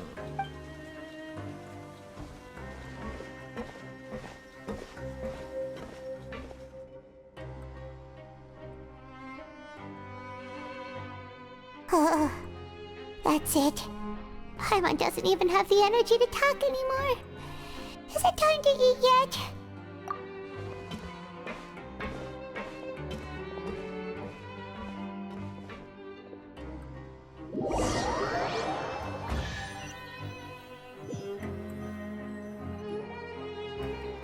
Oh, Paimon's exhausted. It's just work, work, and more work. Paimon's little body can't handle this much longer. Wait a sec. Now that Paimon thinks about it, haven't we been working non-stop for 3 days now? And now it's lunchtime. Oh, Paimon feels a shiver going down her spine. What's going to happen? But it doesn't seem like anything's changed at all. And we made it to the coupon cafeteria safely. Are the so-called hidden rules only a rumor after all? Well, there's no use to just guessing all day. Paimon's stomach has been grumbling the whole time. Let's just eat already! Paimon wonders what we'll get today! Maybe we'll get the super lucky meal! Wait! What? What in the world is this? What's with Paimon's food? And yours is the same! Is this stuff meat? But it looks and feels so bizarre! What kind of chef would make food like this? What do you think is going on? Is this the bad thing that Rowan was talking about? No, stop right there. Paimon gets what you mean, just don't say it. Hey, isn't that Woolsey over there? He must have made the food, right? So let's just ask him about the food and be done with it. Hey, Woolsey, have a moment? What is it? I'm about to go report the numbers for today's free meal, so you'd better make it quick. It's about the meat in our meals. Look, does it seem normal to you? The meat? Oh, that. Looks perfectly fine to me. Totally normal. You better hurry up and chow down. How could this be fun? Hey, don't leave! You barely even looked at it! Hey! What should we do now? Woolsey wouldn't even give us the time of day. Is he trying to hide something? Yeah, looks like we have no other choice. Paimon was positively famished a minute ago, but now she's lost her appetite.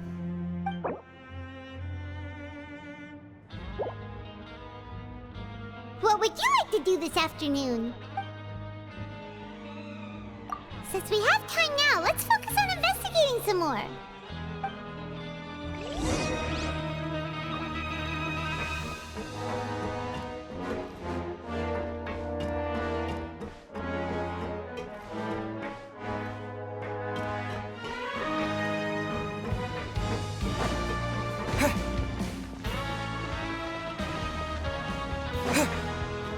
Grab yourself a welfare meal. Propagate! Boring! Useless! Oh, hello. You two are the ones who were with His Grace. No need to be so nervous. Sorry, I couldn't help but think of His Grace once I saw you, and I... well, it's hard to say. Maybe I am. He's got a very overwhelming presence. It makes me feel like I'm just some insignificant little bug. Wait, seriously? Well, I'm always indecisive, and I tend to make a mess of things. It's like a reflex. I just instantly start to tense up the moment I see a smart and capable person like His Grace. What? Please, don't say anything like that out loud. How could you possibly think something like that?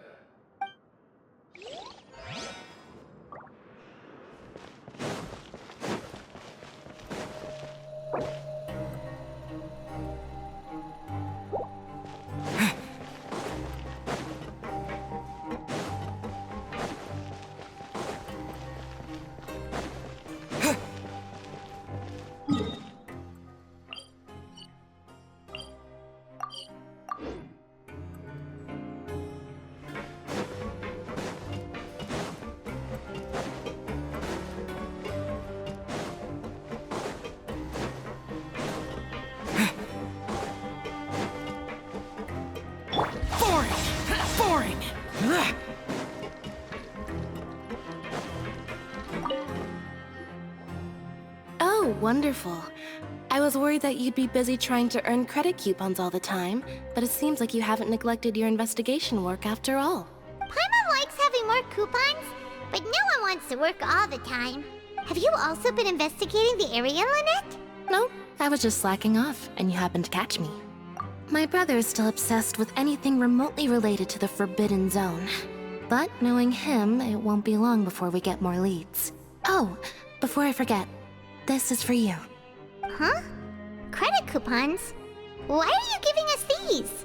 I've been here longer than you, so credit coupons aren't a resource in particularly short supply.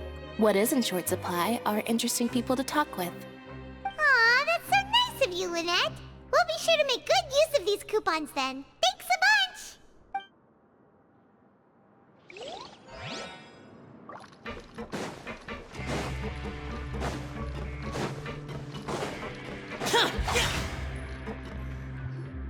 Hey, look! There's something here! Looks like a research notebook. That suspicious guy peeking into the infirmary just now. Is he a fan of Seedwing? He must have dropped this. Let Paimon read it real quick! The Melusine perceive the world very differently from humans. There are significant deviations. As a result, their sense of aesthetics and beauty is also very different from that of humans. This must be taken into consideration when giving gifts. Ooh, this all sounds pretty serious. He sure did his homework. And as for the notebook, let's take it.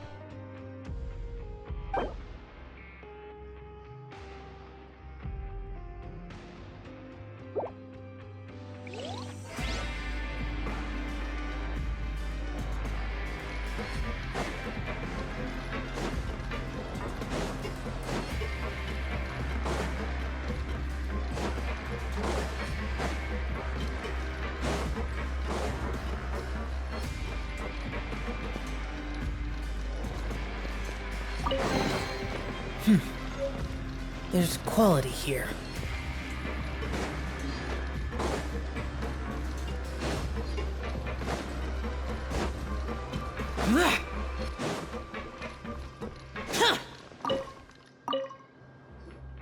Huh?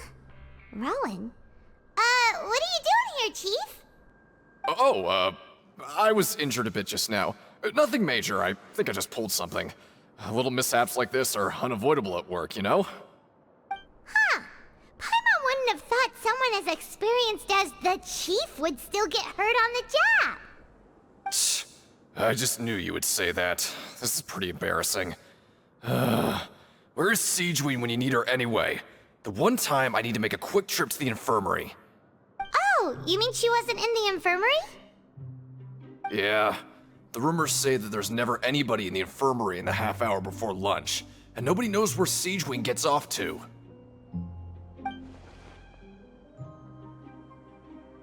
Huh.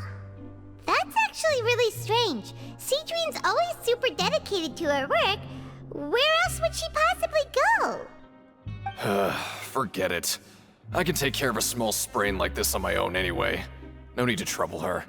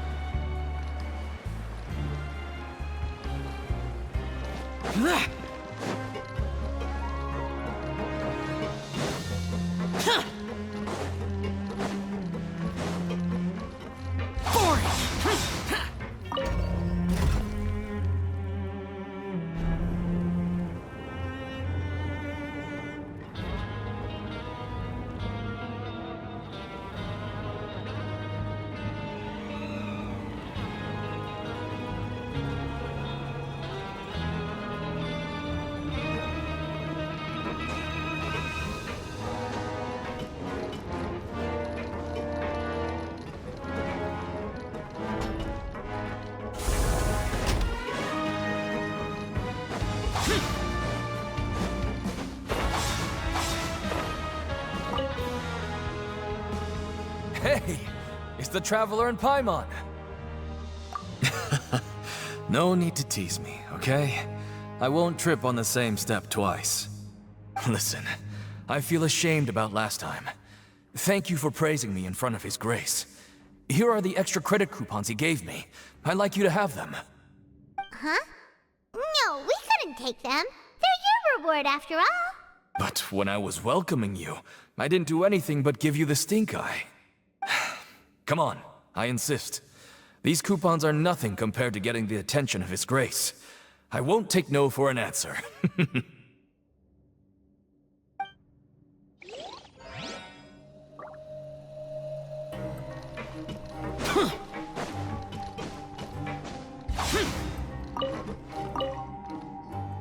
Siegewing? Aren't you supposed to be in the infirmary? What are you doing in the production zone? Hello, Traveler. Paimon? Everyone's usually busy around now, and we don't have any patients to look after in the infirmary. I thought I'd come here and enjoy the sight of everyone hard at work. Enjoy? What's there to enjoy here? It's really worth watching. I often stand here and observe everyone. Humans are just so interesting and adorable. I like to watch your expressions while you work. Are you talking about pets or people?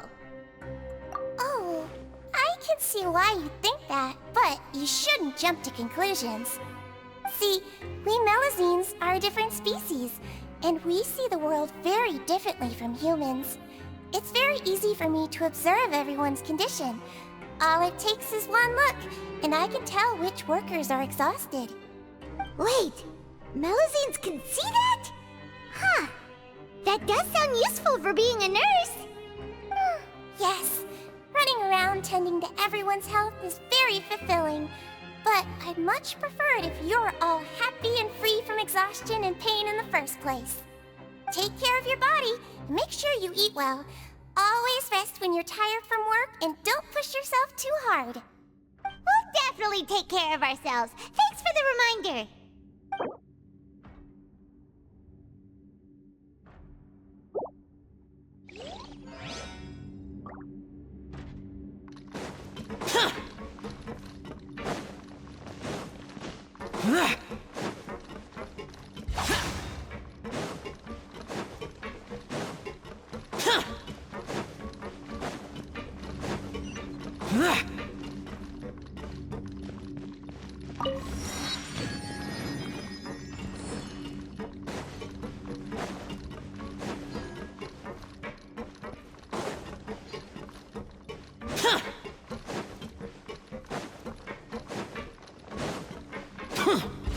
Boring!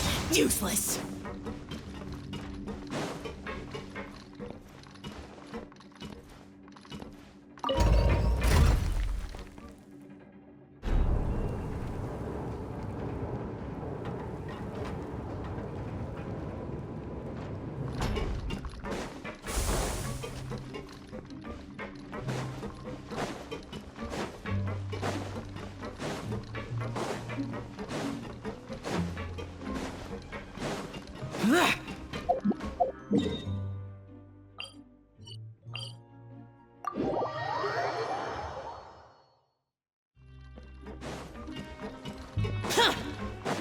Boring!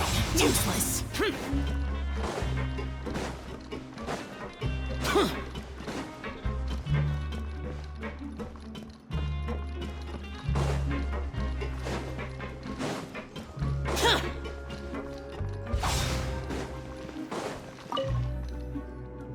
Oh, you want to stop investigating and go rest?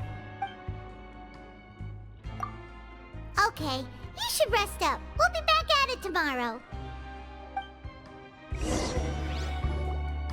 So after working a few days straight, we got some strange meat in our lunch. What was that all about? Has our investigation turned up anything useful recently? Really? Then it looks like that part of the investigation has hit a dead end. Well, we'll keep searching for more clues tomorrow. Good night, Traveler.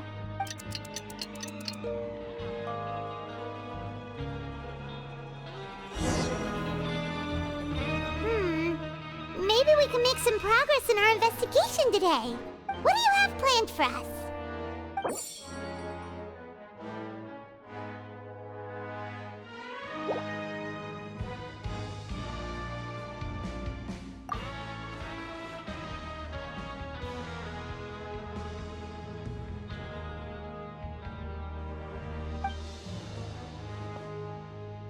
After working here so long, we're really starting but doing the same thing all the time.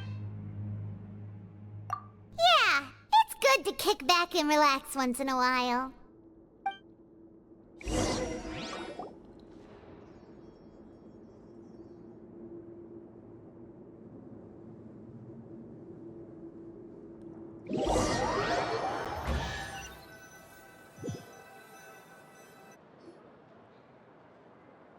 Oh, just a regular meal set.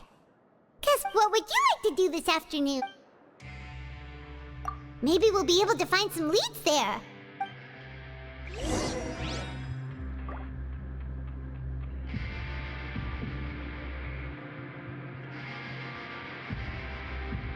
Grab yourself a welfare meal.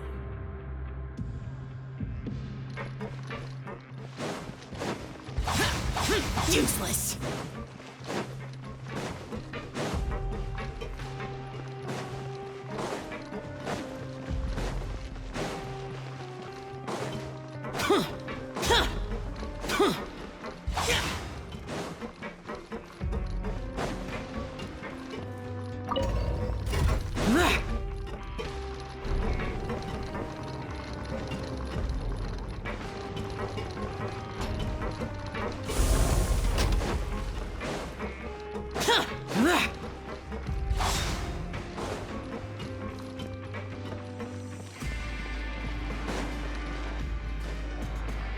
Oh, you must be the Traveler, huh? Sorry, mate, but competitors as strong as you are prohibited from participating. I don't make the rules, mind you, but I was given very specific instructions. Even convicts value their lives, don't they? I hope you can understand. But we have a game here that'll let you show off your strength, and you'll even earn some credit coupons in the process. What do you think? Interested? And if we lose the game, will it cost us credit coupons? Of course. That's the cruel reality facing every competitor in a place like the Pancration Ring. Okay, great. Let me walk you through the rules. The targets in front of you will pop up one after another. You'll need to hit the targets in the same order that they popped up. If you can complete a few rounds in a row with no mistakes, then you'll win credit coupons. But the second you mess up the order, you lose. Game over. The game costs 300 credit coupons to have it go. So, thanks for your patronage, mate.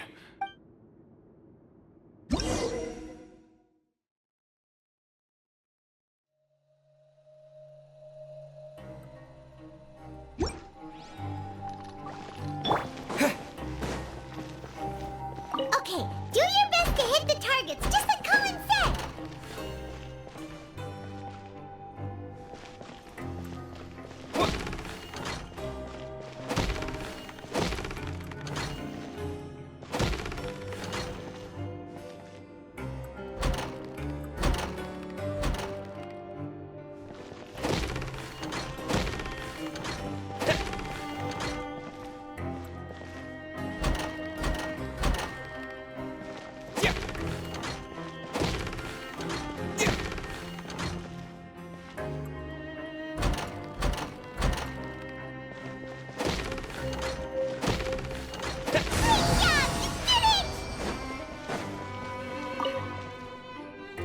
Your strength really shouldn't be underestimated.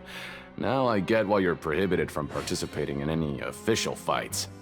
Nobody who values their life would be willing to get in the ring with you.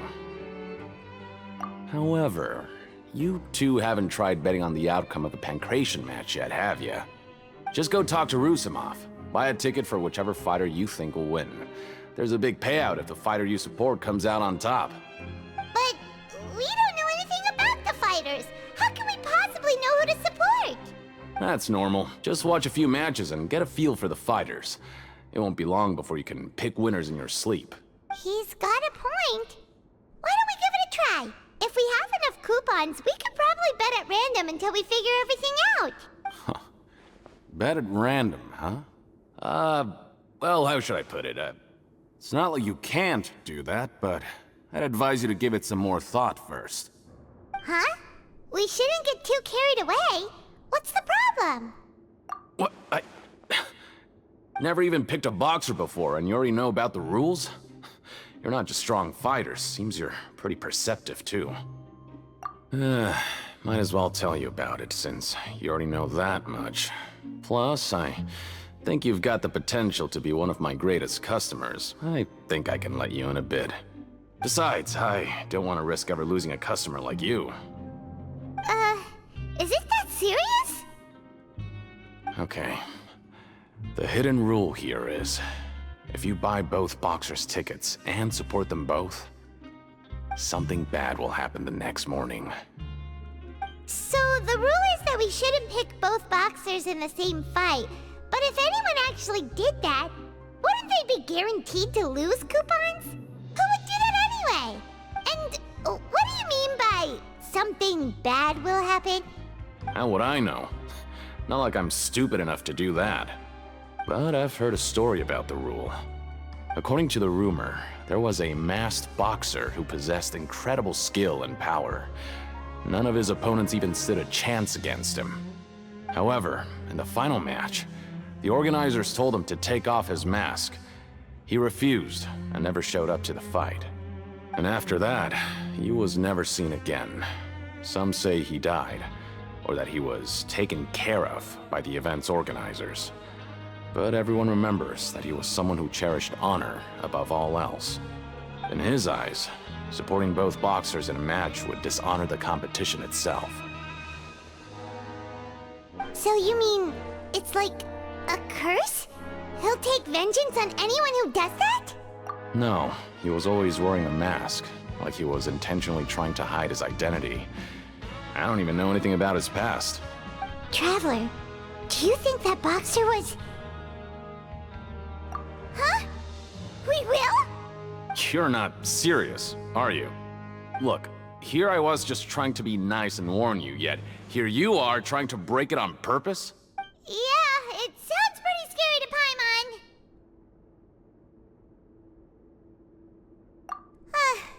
Seems you've made up your mind. Just be sure to protect Paimon, okay? Betting on both fighters will set you back about 3,000 credit coupons. If you have enough, then go ahead and give it a try. Just don't come running back to me if something happens. Seems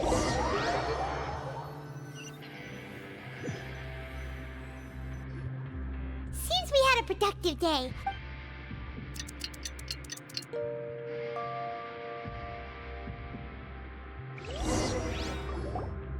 Oh, Paimon doesn't want to get up. Paimon still feels completely exhausted from yesterday. What do you have planned for us?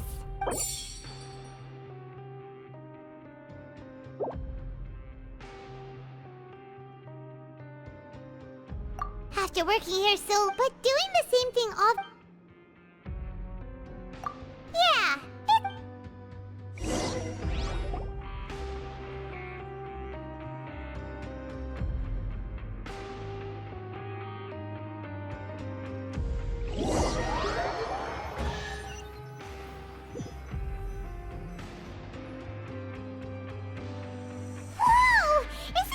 Paimon's gonna take her time and savor every buck. What would you like to do this afternoon? Knowing child, he must have...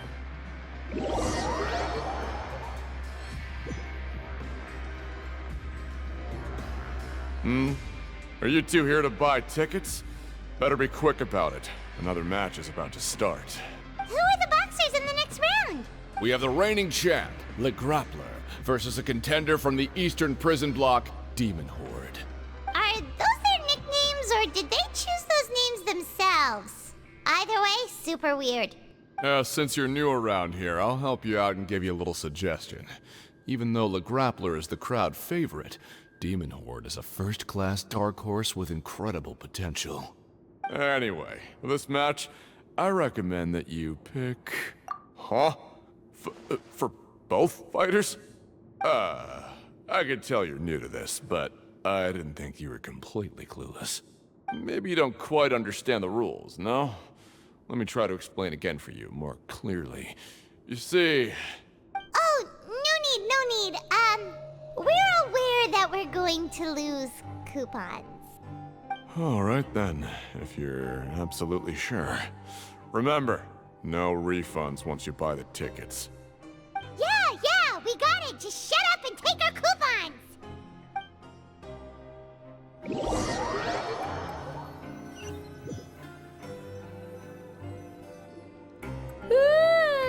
We woke up so early today that Paimon's been nodding off all afternoon. Good thing it's finally time for bed.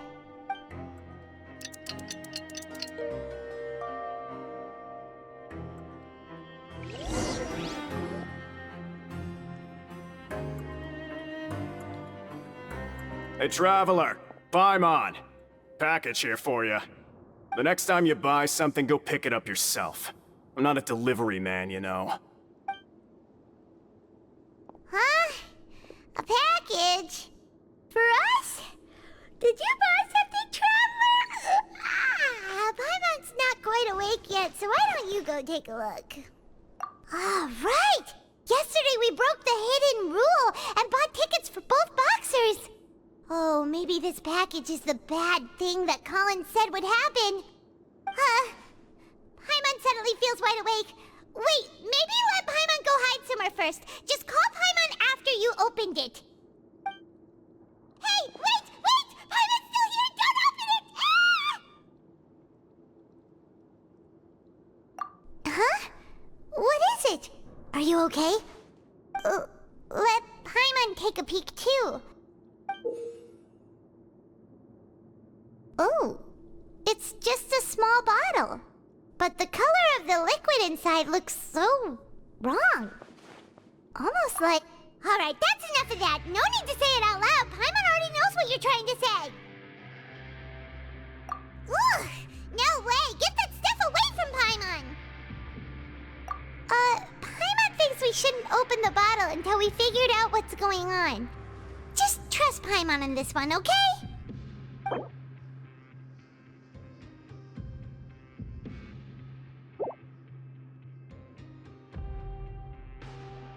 What do you have planned for us? Though it feels nice to slack off a little, less work means less coupons. Let's make the most of our morning.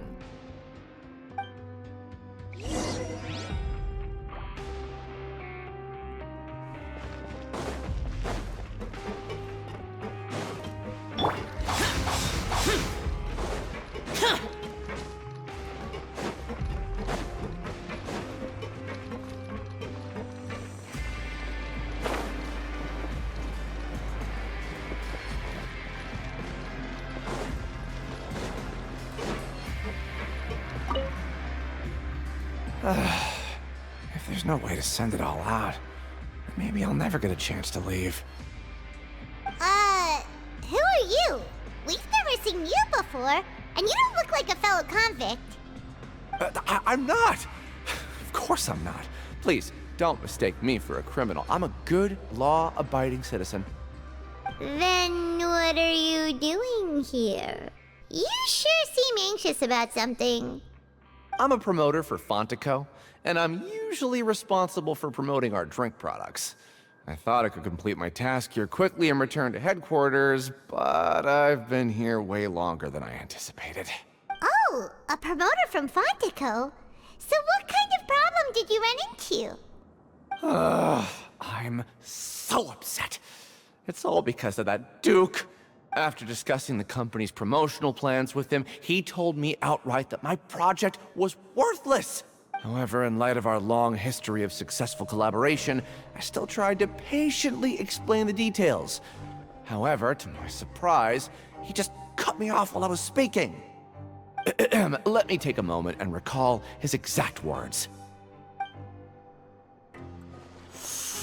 I'm just gonna stop you there and say no. If anything, I'm saving you time. It seems you don't fully understand the value of credit coupons here, nor do you understand the value of your own products. The former is because you are from the overworld. That's understandable, and I don't blame you for that. But as for the latter, only someone monumentally stupid, so breathtakingly stupid that they were completely ignorant of the value of credit coupons, despite living in the underworld, would ever possibly consider buying your drink. Let's just forget it.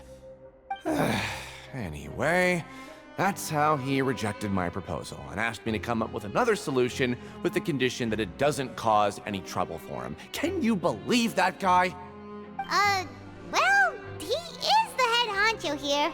Not much you can do about that. We met him too and could tell that he's the kind of guy that's hard to pin down. Fine. I know I should just let it go. I'm on his turf after all. His house, his rules.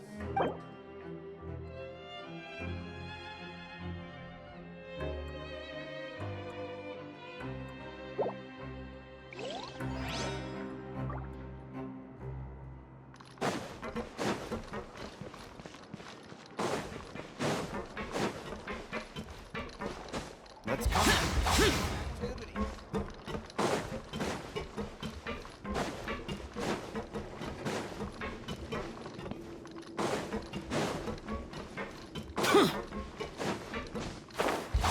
Useless.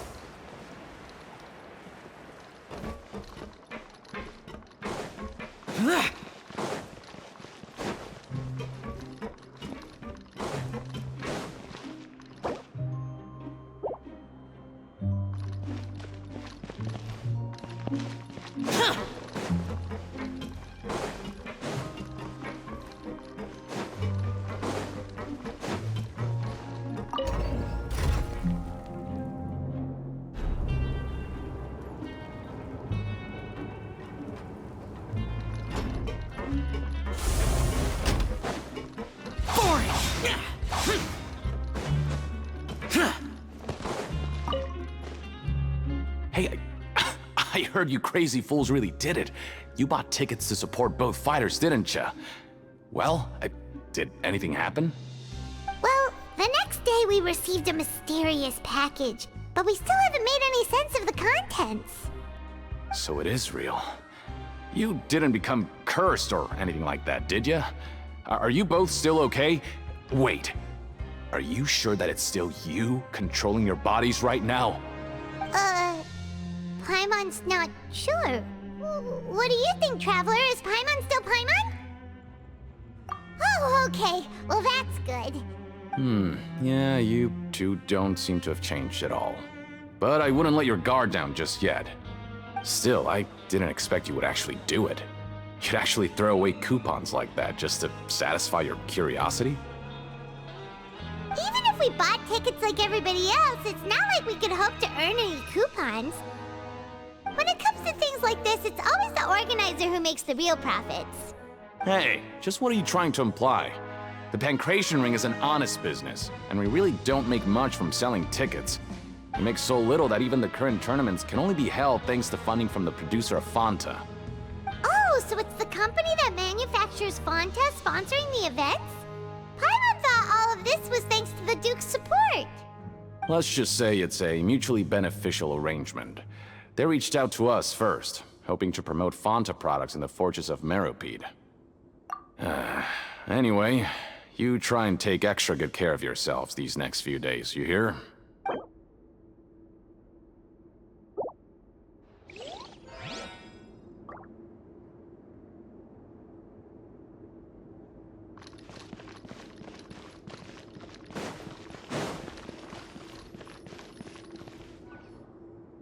Hey, what are these papers scattered all over the ground?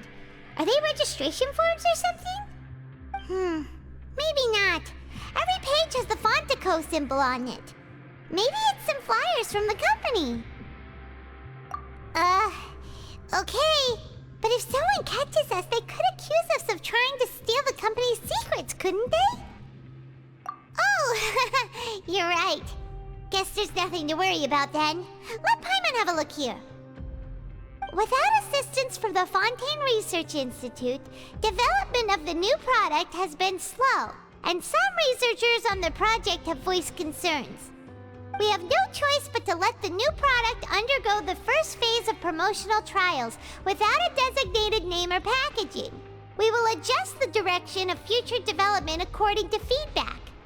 We have decided to only conduct closed, small-scale trials for the time being.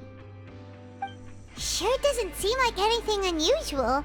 The company is just trying to develop some new products besides Fanta. But it sounds like things aren't going well at all. Let's put these papers back where we found them and make it look like nobody went through them. Okay, good.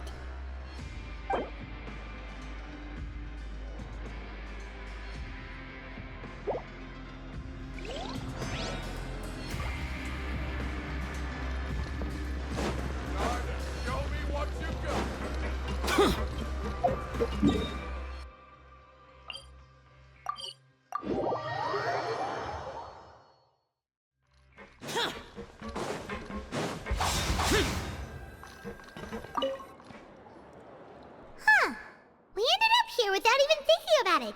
Wanna grab something to eat? Alright, but remember that we bought this time with coupons, so let's make better use of it next time.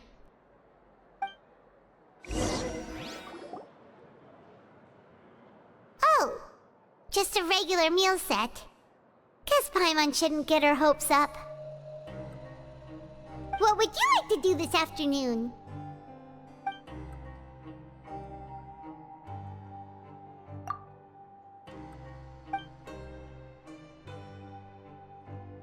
After working here so long, we're really starting to get the hang of it, but doing the same thing all... Yeah, it's good.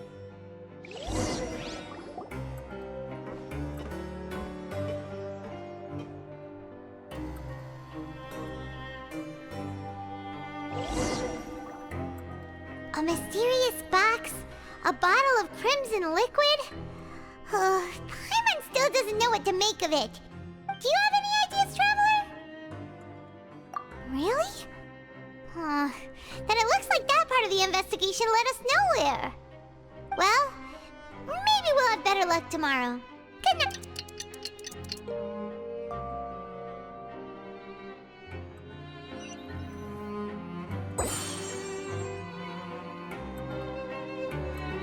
Okay, so we've investigated 2 of the hidden rules. Paimon didn't think this prison would have so many weird things going on. We'd better pick up the pace with our investigation, otherwise we'll never get anywhere. Yeah, let's skip work for now and put our time to good use.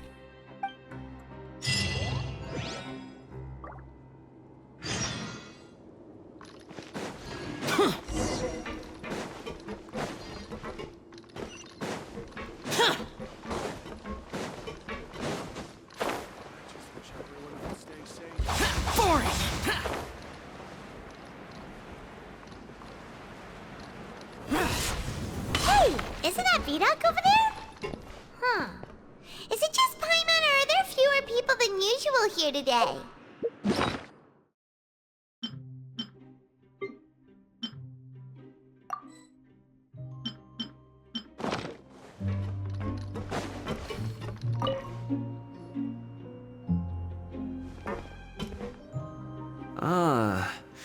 Seeing you at this time must mean you've already saved up a lot of credit coupons.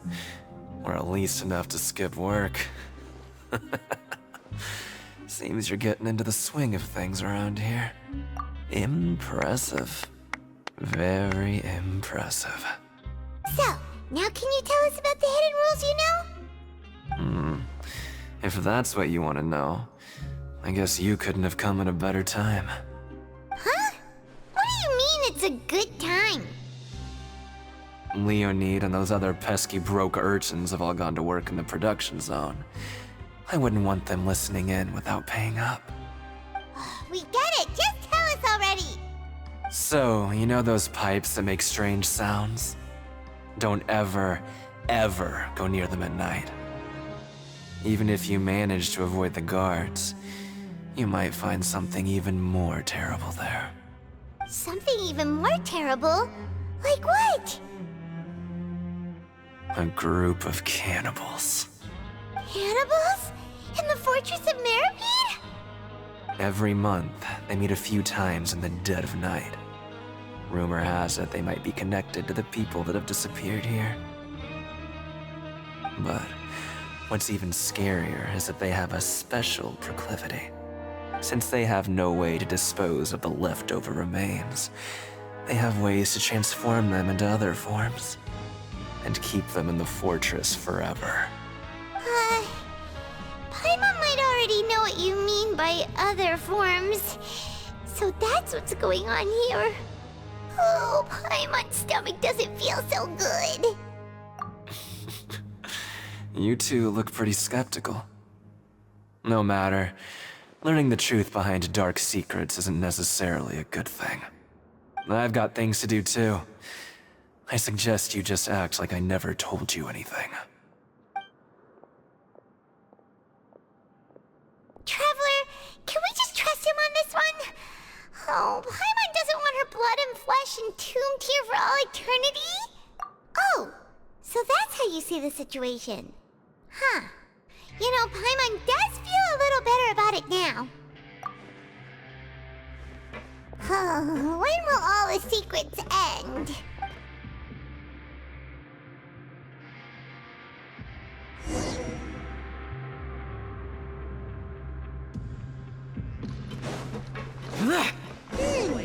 Vidas isn't here. But the guys who went to work in the morning are back. Let's go ask them! Just stay away from me. What? What are you saying? You shouldn't go around saying stuff like that.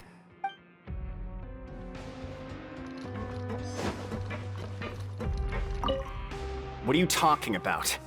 Listen, you should keep your nose out of other people's business.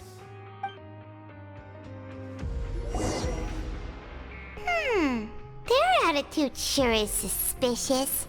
Like they're trying to avoid us. But if they're being so obvious about acting weirdly, do you think they might just be trying to lure us in? Oh, this is all getting way too creepy for Paimon. So you mean we still need to investigate some more? Okay, if you say so.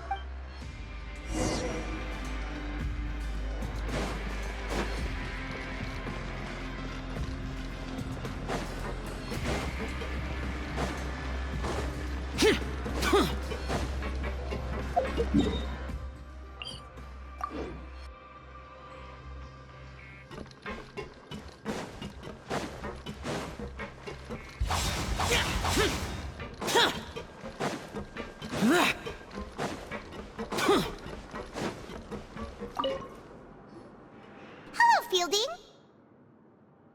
What do you want? Criminals like you ought to be working right now. Catch my drift. We just want to ask you a simple question. Have you ever discovered anything odd during your nighttime patrols? Why are you asking about something like that? Whatever happens at night isn't your concern. All you need to worry about is getting enough sleep. Well... right! We've heard it happens a few times every month. Paimon has sensitive ears, so it makes it hard to sleep. Really? I see. But it's not like I'm on duty every night. And now that you mention it, I recall my colleagues talking about something like that before. They say that strange things tend to happen at night on pipe cleaning days. Lots of us don't willingly take those shifts. So, what happens at night on pipe cleaning days? They just conduct regular cleaning of the fortress's drainage facilities. There are 3 pipe cleaning days per month, and it just so happens that today is one of the scheduled days. You can try to confirm the sounds tonight if you want, and if they're real, then I can report the issue to my superiors for you. Oh, okay. Then we'll keep both ears out tonight. If that's all, then I'll be leaving now. I advise you not to try anything funny, though. Even if I'm not on duty tonight, someone will still be watching you. Don't worry, we don't want any time added to our sentences. Oh, he left. So what do you think about the pipe cleaning days he mentioned? Right, both are a possibility.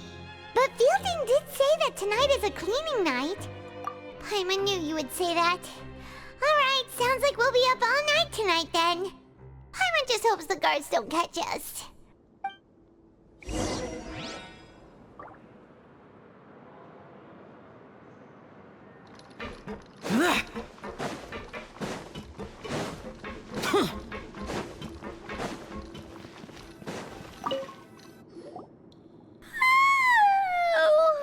I'm so tired. But we can't sleep yet. They'll be cleaning the pipes tonight, so it's the perfect chance for us to investigate. Whatever. Just be sure to wake Paimon if she dozes off. Paimon's worried something might happen if you go alone. Huh? Traveler? Did you fall asleep already?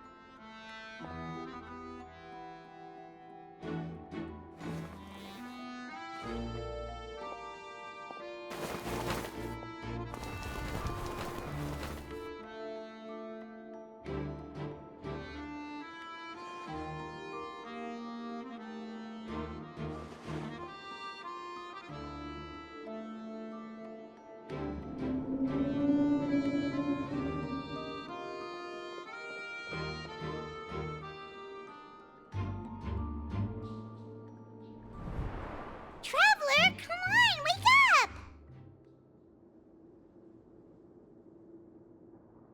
Oh, it looked like you were just peacefully sleeping to Paimon. Well, what did you see this time? Really? So we're finally starting to figure out what actually happened! But what about the cannibals? How do you explain them? Okay, well it's about time for us to get moving. Just be careful to avoid the patrolling guards.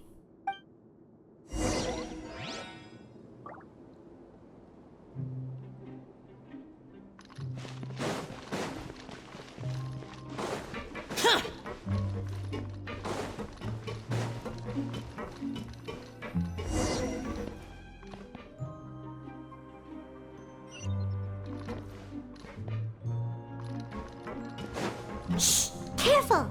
We'll get in trouble if the guards catch us!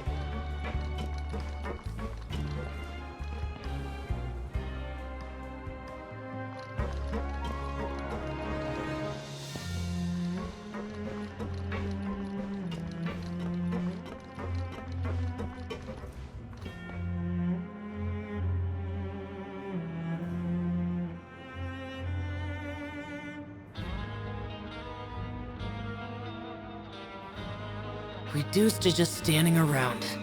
How absurd.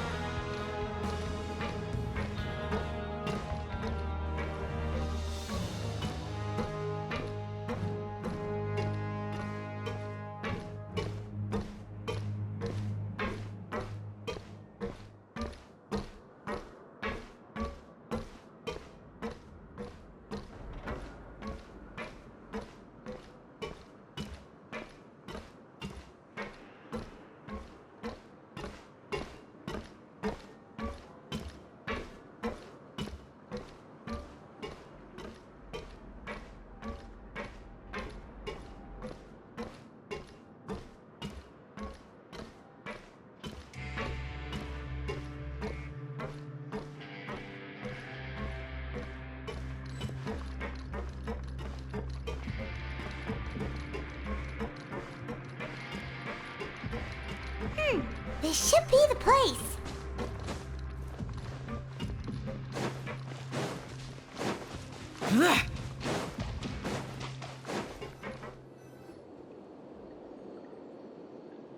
What? I know you. You were the ones we saw. Huh. You've got guts showing up here. You know who we are, right? You'd better leave now. Ain't nobody coming here to save you. What'd you say?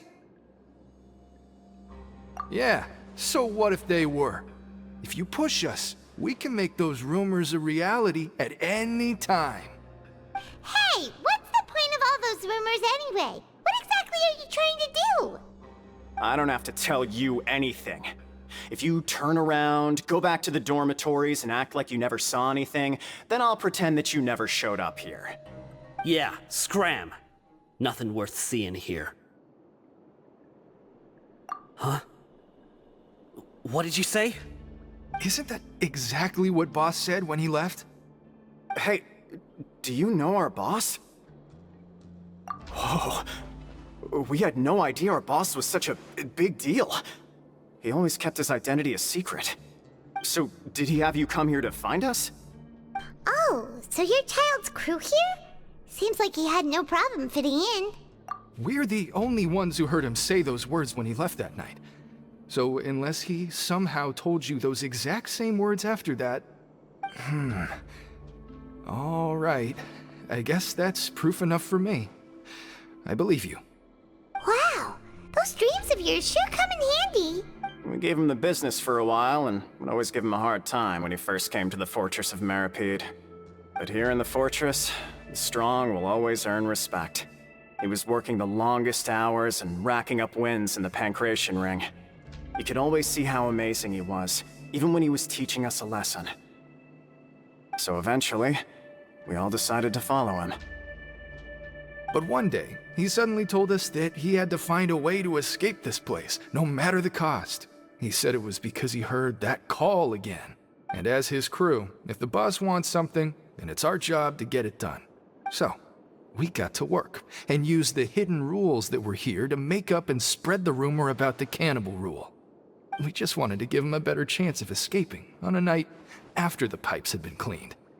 Oh, thanks to your rumor, nobody would want to come anywhere near here, prisoner or guard. Wow, it sure is easy to exploit people's fear of the unknown. But has a child already escaped? Why are you all still coming here after pipe cleaning day? Because as far as we know, the pipe he went into isn't actually an exit. It should be a dead end. It leads to an abandoned factory area, and even if there were a way to escape from there into the sea, we're still way too deep. No one could ever reach the surface alive. But Boss still insisted on going in. It's like he was obsessed about it. So we told him that we'd pretend as if he never existed while he was gone, and that if he wanted to come back, he should wait for nighttime on a pipe cleaning day. That way, we could meet him here and help cover the whole thing up. So you come and wait here through the night a few times a month just because of that promise? Yeah, but it's been so long now. We already know in our hearts that he must have managed to escape somehow. Is it also possible that something unfortunate happened to him? Nothing could ever defeat Boss or slow him down. That's one thing we know for sure. Okay. Paimon was just brainstorming possibilities. Alright. Keep quiet and follow us.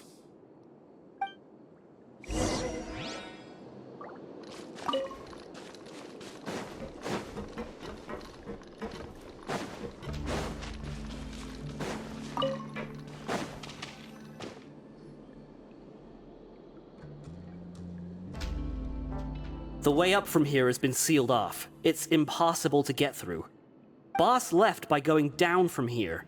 It wasn't full of water at the time. Later, we came back hoping to have a look. That's when we found out it had been completely flooded. It's impossible to navigate unless you're an extremely skilled diver. Do you think Child got trapped by the water? Not likely. We all know that Boss was an incredible swimmer. Really? Then have him come investigate, pronto. Just be sure to tell us if you get any news about Boss. It's getting late. We should leave before... Yeah, we learned a lot.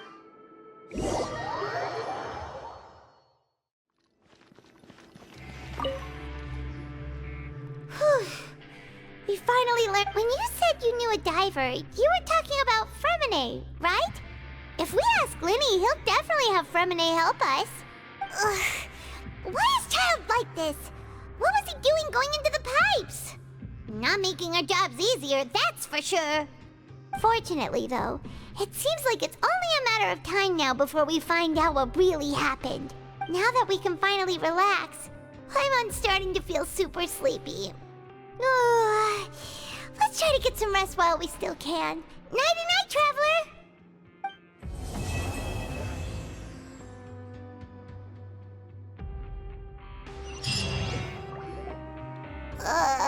It's morning already? Oh, Paimon still needs more sleep. Huh? Wait, look over there! Isn't that... It's one of Linny's cards! Let Paimon see what's written on it! Maybe you haven't heard, but today is the monthly free day. Everyone has the day off today, which makes it the perfect time to do some investigating. It's been a while since we last talked. Have you been making any progress lately? Let's meet at our usual spot in the factory area before lunchtime. I have new information. Ooh, today's our lucky day. We have the day off. From the sound of it, Linny's been making progress with his investigation. Wonder what he's discovered. We still have some time before we meet up. Let's talk with the people here for a bit more before we go.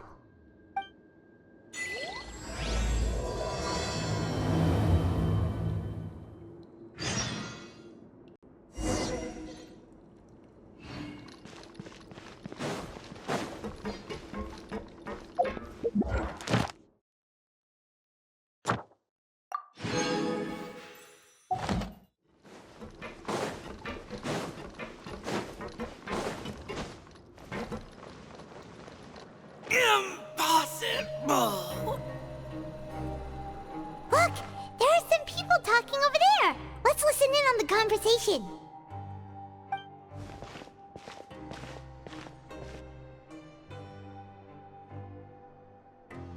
If you ask me, those pompous parasites on the surface act like they're all a bunch of aristocrats. Do any of them give half a hoot about a bunch of dogs like us? Hey, speak for yourself, mate. I'm no dog. Oh, you think you're special or something? If you're here, then you're just a convict like the rest of us. I've heard that even if you're released after serving your sentence, going back to life on the surface ain't any better. Once a criminal, always a criminal. We're marked for life. I don't buy that. Hey, how cool would it be if the whole world was destroyed by a giant flood and everyone had to start over from nothing? What kind of filthy bilgewater are you spewing? I have family up there. You best shut your sewer hole with talk like that. Listen, things ain't so great on the surface, but who says that you have to leave? I've heard that you can still stay here and work even after you've served your sentence. Not bad if you ask me. Who wants to live in the ruddy overworld anyway? And what makes you think they'd want to hire someone like you? It's one of the great mysteries of the universe, how someone as useless as you is so confident. Whoa. Sounds like they're really unhappy about the overworld. Speaking of which, Paimon never heard anyone use the words overworld or underworld when we were living up there. That's true.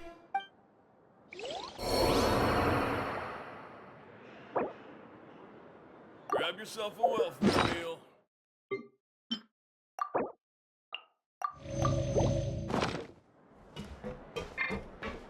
Rain outlines your...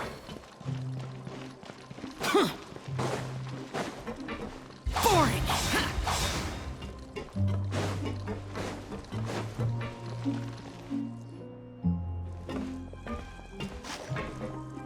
There's a group of people over there. Let's go listen in. So I said, that's not a faucet. Hey, who are you two? Why'd you come over all of a sudden? Oh, sorry for eavesdropping eavesdropping? Sounds like you were talking about something private. What's the matter? They're just looking to join in on our fun, that's all. Hey, don't pretend like it's okay for them to just interrupt us like that. Fine. You're lucky we don't mind extroverts that much. You hear that, Quisto? What nice! Your expressions tell me you're looking to hear some juicy info, am I right? But before that, it just so happens that I know you two. Really? Are we that famous? You're kidding. How often does anyone get a personal tour led by His Grace himself? Practically everyone was talking about it. Word has it that you also caused quite the kerfuffle. A little mistake, huh? I like the way you put it. You see, people with a good attitude can join our group anytime, unlike some of the others here. Your group? I'm Quisto, and this is Lavaroon. People usually call us the Bombshell Bros, but don't worry, we're not playing with bombs or anything. It's just that our information is always so explosive, and we blow minds on the regular. So, you two really like to gossip? Whew, you sure know how to embellish. No, you don't get it. Knowing intelligence will make things better for you here. For example, knowing who's working with whom, who has the latest rumors, who's not getting along. Wouldn't you like to know all that? Whoa, all this info's worth something, you know? You should prove you're worthy of it. I don't mind him. Quisto's always this way. Just play nice and say something to massage his ego. The welfare meals. Talk about the welfare meals. Right. That meal we had yesterday was super delicious. Paimon can still taste it whenever she closes her eyes. Is that so? To tell you the truth, I've been helping out with making those welfare meals. I've been working as a kitchen assistant for about a month and a half now. Oh, so you're the one who made those delicious steaks. Amazing. You could be a professional chef. You are correct. I am a true professional. In fact, I even went to culinary school. But enough about that. Since you like my cooking, I guess that means we share similar tastes. Listen carefully. This little bombshell will help you learn what's really going on here in the fortress. Listen, kids.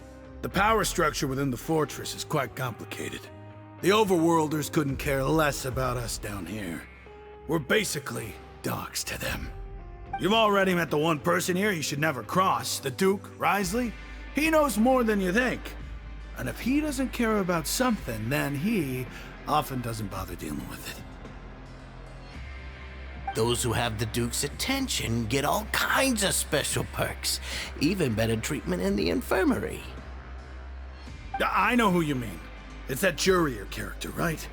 I don't think there's anything useful about him at all. Why does he visit the infirmary practically every day? Is it normal for anyone to be going in and out of there so often? If you ask me, he's just faking it to get out of work. But did you know that Jurier was a talented researcher from the Fontaine Research Institute before he came here? There's no denying that. I don't care if he was a researcher that could turn dirt into Mora. Once you're in the fortress of Meripede, you're just another inmate like everybody else.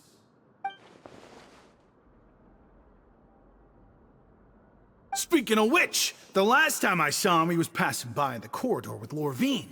I also heard they started arguing in the library and got into a fight, right? Guess that's just how terrible of a guy he is. You mean he hit a woman? Wow, I never imagined he was that bad. But that Lorvine's also quite the odd one, you know? She's always gabbing away, got into a fight with a man, and she also got sent to the infirmary. Come to think of it, I always see her going to the sick bay every couple of days, too. Huh. Wait a second. You don't think? Do you think could it be that they're secretly meeting there to go on dates? But it's really hard to imagine. After all, I do remember seeing Lorvine beat Jurier to a pulp that one time. And we might be overthinking things.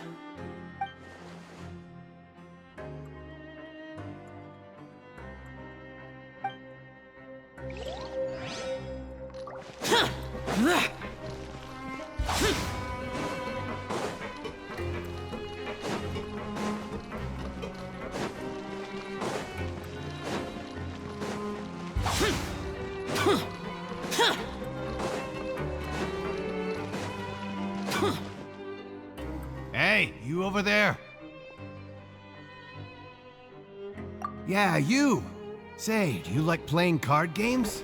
You know, like Genius Invocation TCG? You TCG players are like mint in the wild, literally sprouting up everywhere. Hey, come on now. What's wrong with finding fellow Invocation aficionados? Anyway, care to join me for a game? Alright. No pressure. But why would you be looking for people to play Genius Invocation in a place like this? Don't people usually come here to fight? Whether you're throwing down cards or throwing punches, it's all a competition, isn't it? It's all the same in my eyes. There are lots of card players here in the fortress. When I saw you, I immediately thought, hey, even outsiders from other nations play cards. So I came over to say hi. Sure. Great! Since you've been here longer than us, you need to flex your seniority a little bit, right? Maybe you could start by telling us newcomers some stories about this place. I thought you would have already heard everything by now. All right then, did you have anything specific in mind? Or do you want me to just pick a topic? Why don't you pick? We'll let you know if we've heard it already. All right. Have you heard any strange rumors since you've arrived? Ben, did you know that there are some people who are always gossiping over in the corner? Yeah, so you've already met those two. They're quite a pair. They always keep an eye out for the latest happenings and gossip about everything. I've never seen anyone with more time on their hands. I heard that they used to be a chef and a bartender before they were sent down here. You know how bartenders are, always chatting with customers. And chefs love to pass the time just hanging out when they're not cooking. Good to know. Do you have anything else to tell us? Let me think. Sounds like you want to hear something a little more tantalizing. Oh, did you know that the Duke was also a convict in the fortress of Meripede before? Huh? Wait, are you serious? That's right. The Duke was an inmate just like you and me. Seems he was exiled here for committing some crime. Who knows how he ended up rising up to become the warden, though. To go from an ordinary inmate to becoming the manager of the whole place? I'm not gonna lie, I kinda respect that. A forbidden zone? Sounds like something that someone just made up. I've never heard of that. Where did you hear about it? It's just a rumor we've been hearing, but no worries if you've never heard of it. Do you have anything else you can tell us? Anything else? Not that I can think of, but I'll be sure to tell you anything interesting I hear next time. You'll have to play a game of Genius Invocation with me first, though. Okay, we've talked to just about everyone, and it's about time for us to go meet Linny. According to the card he left us...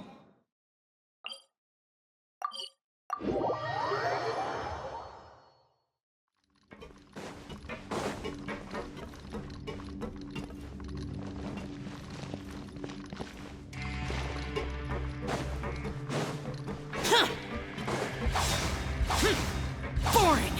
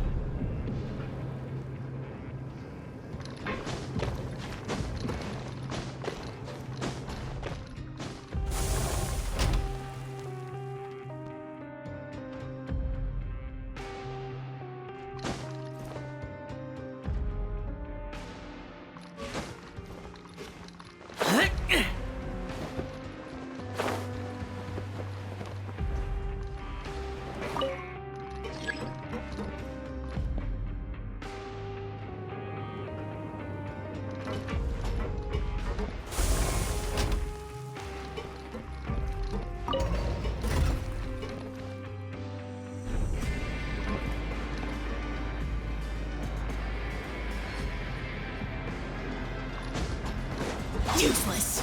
Boring.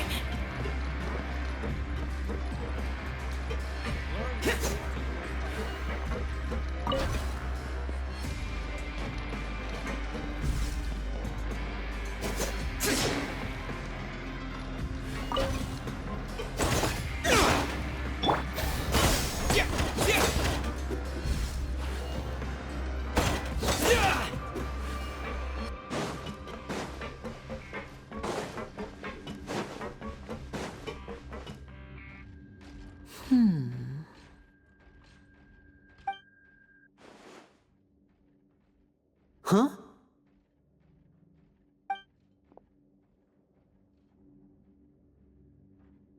That look in your eyes. You found something?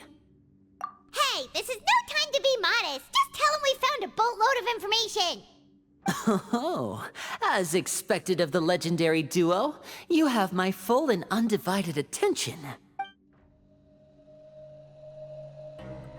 Huh. I'd have never guessed that myself. The rumors swirling about this place are unreliable after all, and Master Child probably went missing because he found a way out. He is a harbinger after all. I suppose he's much more resourceful than I initially gave him credit for. Unfortunately, this isn't enough for our final report to Father. We need to find out Master Child's exact whereabouts. Father told me that even though Master Child said he was just coming to Fontaine for a vacation, he actually had some personal reasons. His agenda might be linked to his disappearance. His escape route is already flooded, so we'll have to task someone with professional diving skills to chase after him. Well, when you put it that way, it's obvious that only Fremine would be up to the task. Bingo! Is he around? He's working today. Coming here as a group would have attracted too much attention. I'll talk to him about it later. It's the least I can do. We're all in this together, so it's only fair for us to fulfill our end of the bargain. Honestly, I'm far more impressed by you guys managing to collect all this information right under Risley's watchful eyes. Collecting information has always been our strong point. Now, let me think. To find out more information, Fremine will have to retrace Master Child's original route.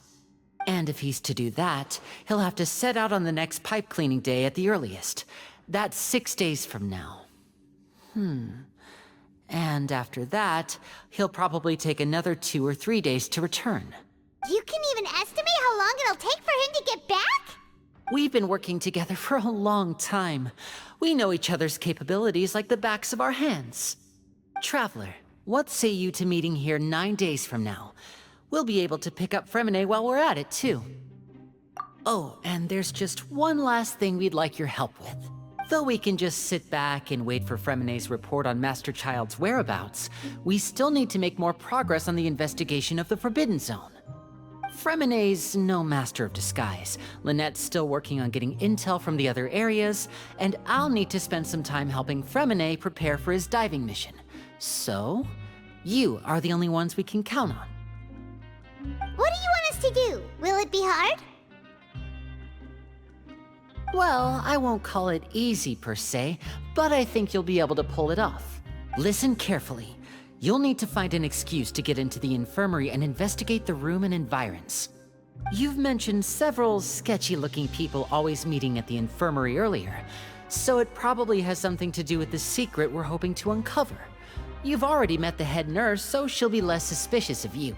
Investigate the internal structure of the infirmary and any active dealings within, and pass those on to me alongside anything else you're able to discover. But also, there's no need to take risks. Don't forget, safety always comes first. No, when it comes to intelligence gathering, I'd never consider you to be an amateur. Didn't you say it yourself? It's always been your strong suit. I'll believe anything as long as it comes from you. So, please prove your prowess to me once again. All right, then we'll head out as soon as we finish our prep. Let's go our separate ways for now then. Don't forget, we meet here again in 9 days. Stay safe.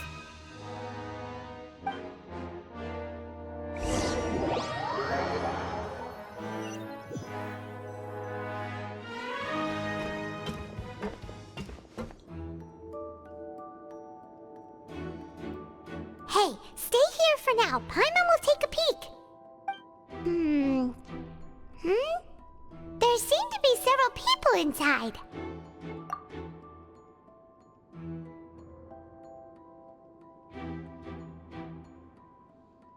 Right. I feel like we It's not impossible. So... it's a bit hard to understand them from here. So, why don't we just try to talk to them in person? Let's go as soon as you're ready.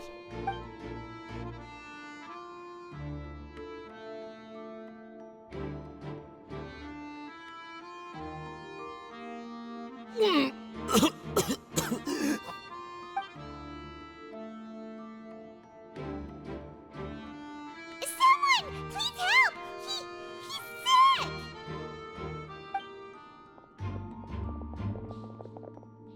Whoa, are you okay? Oh my! What's wrong, little one? There's no need to panic. Take a deep breath before you begin. The traveler started complaining of a stomachache, and then nausea, and then collapsed onto the ground. Paimon doesn't know what to do! Freezing limbs, twitching fingers, and pale complexion? Could it be poison? Let me take a look. Please, lie down over here. Don't worry, I'll get you to the bed safely. Here, hold on to my shoulder and walk slowly.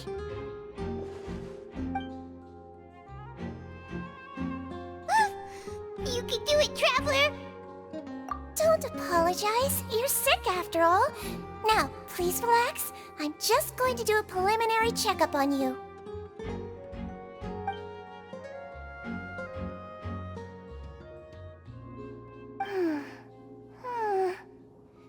I see now. My checkup has confirmed that he's not in any mortal danger. That's our worst fear out of the way. Eh? Oh, that's good. But I'll continue my diagnosis of the patient now. Please, relax and take a deep breath.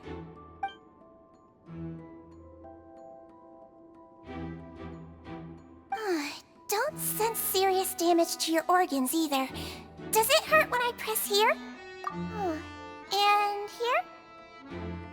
Huh? But based on my initial checkup, there shouldn't be a problem here. How strange.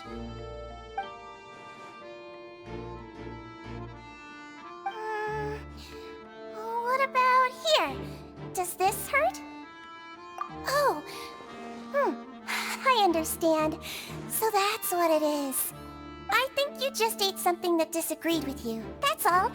Nothing too serious. Outside of a pretty bad stomachache when it decides to act up. So that's what it is. Thank goodness it's not anything more serious.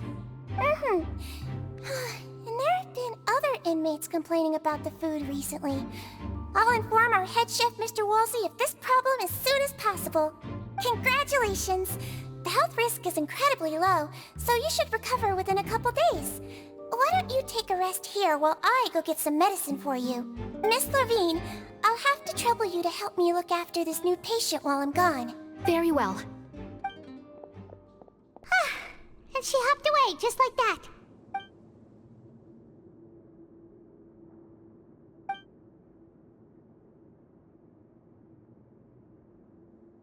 Hello. So how are you feeling now?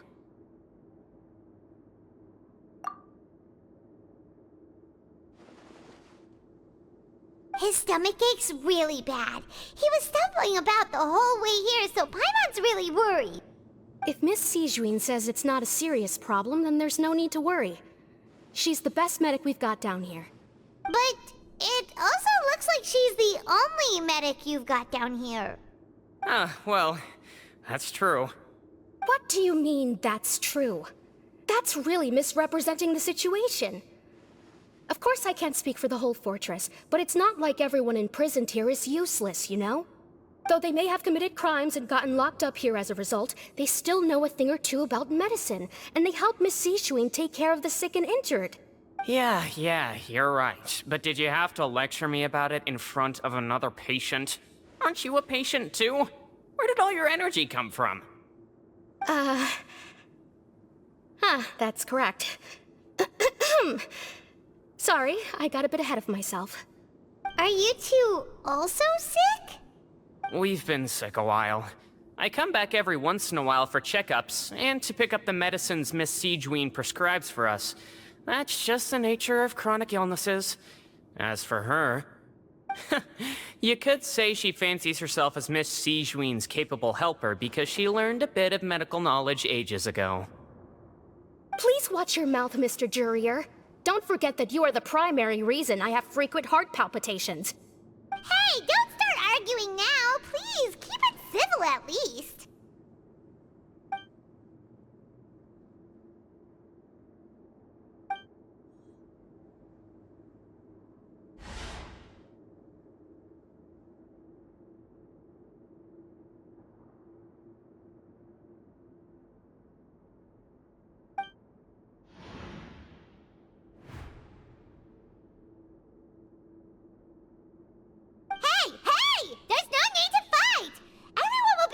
Someday, so there's no need to argue over silly things like this! But... Release. It's way too early for us to even think about that. And who the heck knows if we'd even be able to continue our previous lives?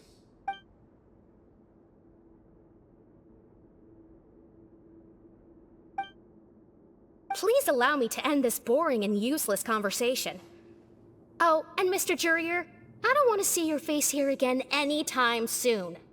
And same to you, Miss Lorvine. Anyway, that was more than enough rest for me, so I'm going to get out of this excessively noisy place. See you later, everyone. He just slowly walked off like that?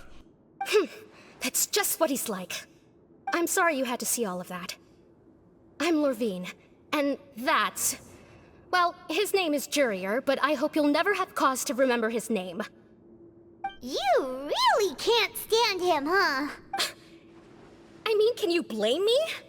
Who would like someone who's as arrogant and obsessed with weird research topics as he is?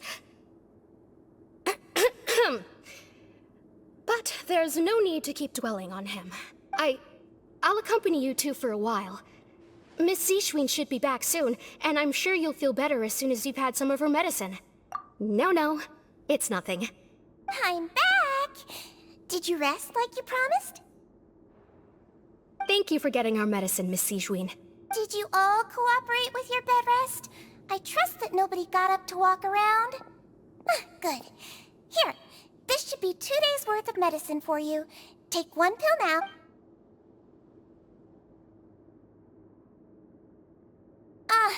Miss Lorvine, I left in a bit of a hurry just now. Do you still remember if we discussed the color of the pill that you should be taking today? I remember. You said it should be yellow. Yellow, huh? I understand. These are yours. Please, make sure to go to bed early after taking them tonight. You'll benefit from a good night's sleep. All right, then I'll also be on my way now. I hope you feel better soon, too. See ya!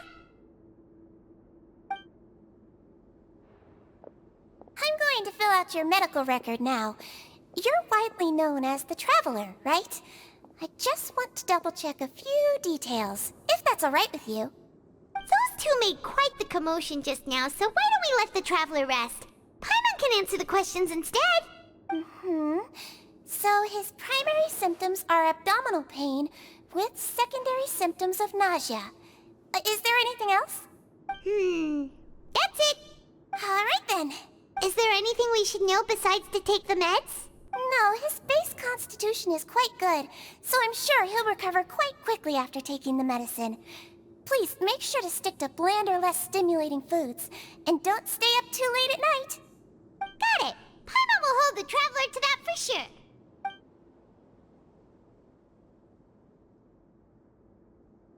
Oh, you're going to take a nap already? Okay then, you get some rest.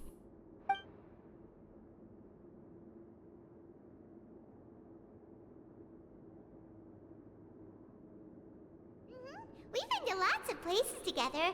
He may look a bit under the weather now, but he's actually super strong. So you're the best of companions. Well, don't worry, he'll recover soon.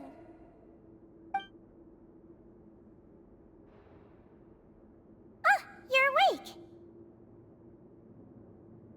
How do you feel? You slept for a really long time, but we never left.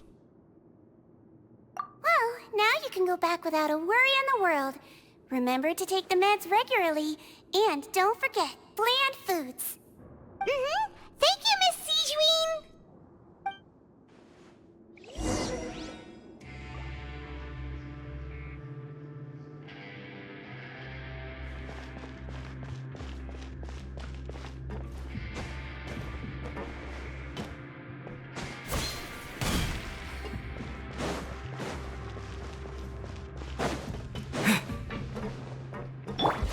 Useless.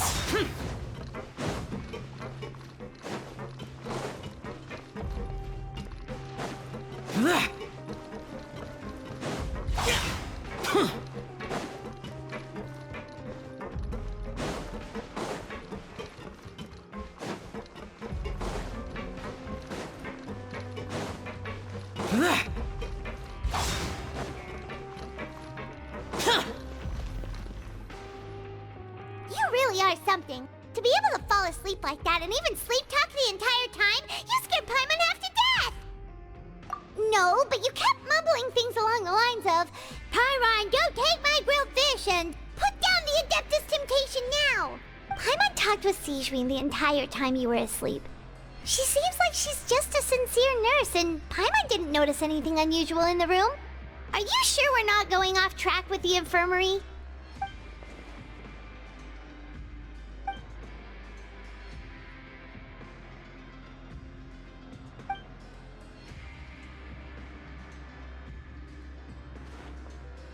Whoa! You really are super thorough. All those tiny little suspicious things that Paimon didn't even pick up on. We've got to give the info to Linny.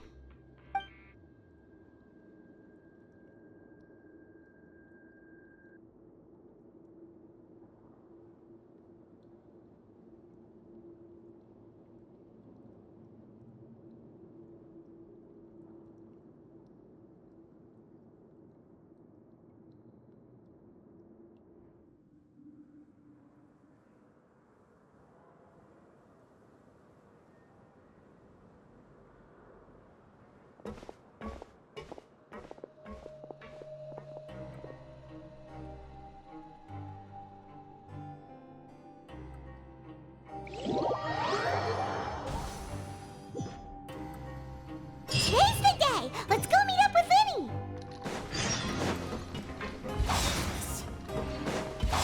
Huh.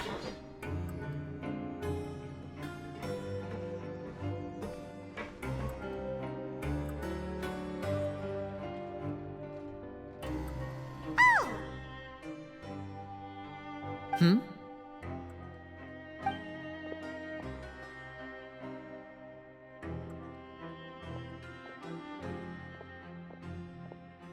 Did you two run into any trouble over the past few days? No, we just worked our shifts according to the schedule. Nothing weird happened. That's good. That means you didn't raise any suspicions when you infiltrated the infirmary. We've taken a look at the slip you've sent. Fremine successfully left the grounds via the pipes 2 days ago, and as of last night, Lynette has also infiltrated the infirmary after faking an illness. Wait, why is she getting involved as well? You already went above and beyond when you scoped out the infirmary. To put it more bluntly, even if we were to view that as something you did in exchange for Fremine's help, you've already done more than enough. Infiltrating a guarded stronghold is a different kind of job from a one-off investigation. We want to avoid using the same faces over and over and reduce the amount of suspicion that will fall on any given person. Lynette also felt like you have already taken the first step for us, so she should be the one to finish the job. So that's what Lynette thinks. Oh, Paimon hopes everything's going well for her. Perhaps that's true. You are both very good people, and we've come to appreciate that more than anyone else. Unfortunately, there's still one thing that could get between us, lest you've forgotten. The matter of our respective loyalties. You've mentioned before that you've had some run-ins with the Fatui. I can understand that feeling, so I assume you're just helping us out of the kindness of your hearts? Well, everyone could use some more friends. We'll be counting on you to help us in the future, too. Mm-hmm.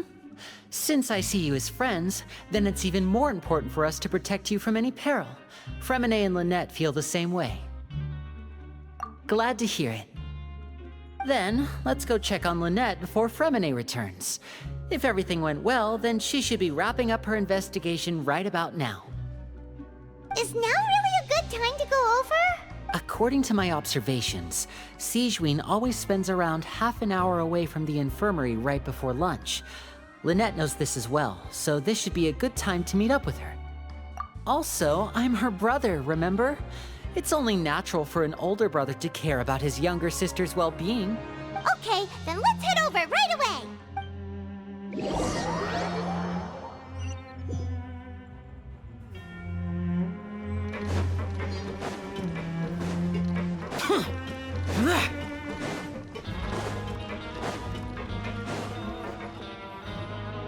Lynette should be here right now.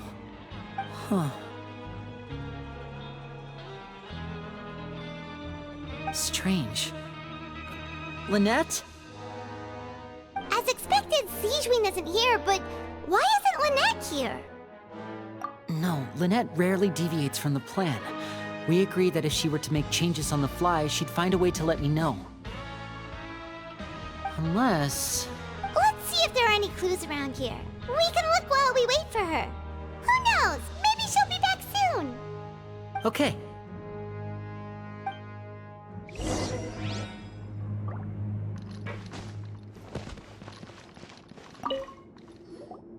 None of the beds have any signs of having been slept in. Except that one over there. That's the one Lynette must have used, right? You said she was pretending to be sick. Mm-hmm. She would have said her migraine was having a particularly bad flare-up. Generally speaking, the head nurse would then ask her to lie down and rest, while she left to retrieve the medication. Which means, either the head nurse didn't return the entire time from when Lynette laid down up until she left the bed, or the nurse intentionally left it this way.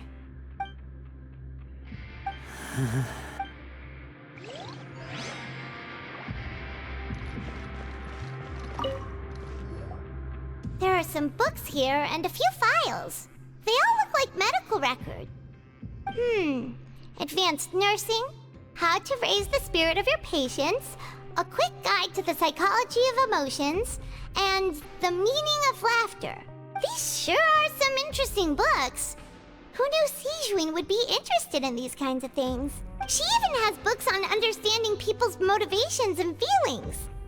Is it because she's a Melusine? Or does she have a need to understand her patient's emotional state?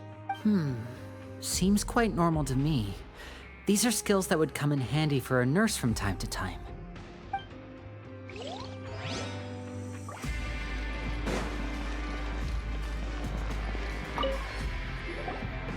Ah, this is it! We saw it before! Wait, this thing? It doesn't look like it's been disguised that well. The space behind it is empty. From its size, I don't think it's an entrance that is meant to be taken apart. There's probably a mechanism around here somewhere. Could Lynette have tried to get inside? But if that's the case, she would have contacted me for sure. Let's look around here for some more clues. Don't panic, just take another look.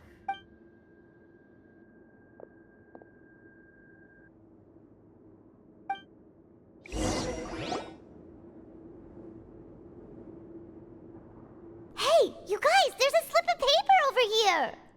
A slip of paper? It's right over here, and there's a bunch written on it too. It reads, "Out of respect for your usual practices, I'll use a piece of paper or card as the medium to pass on my message. You may consider this as me giving you my best regards." This is... Is that all?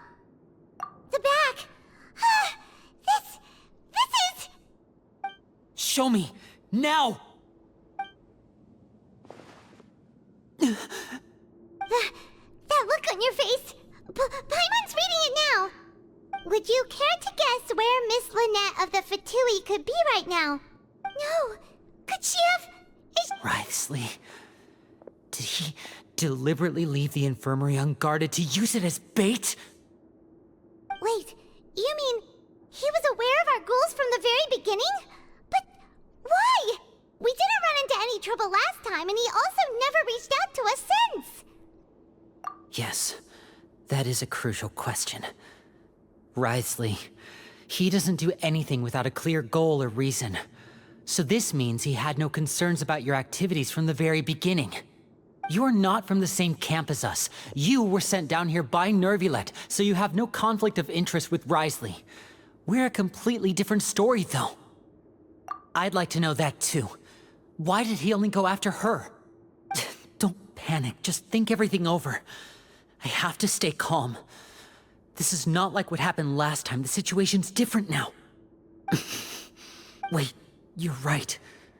Wait, but that means... the fact that Fremine was able to leave the grounds... could Wriothesley have let him go as well? But what does he gain by letting Fremine leave like that?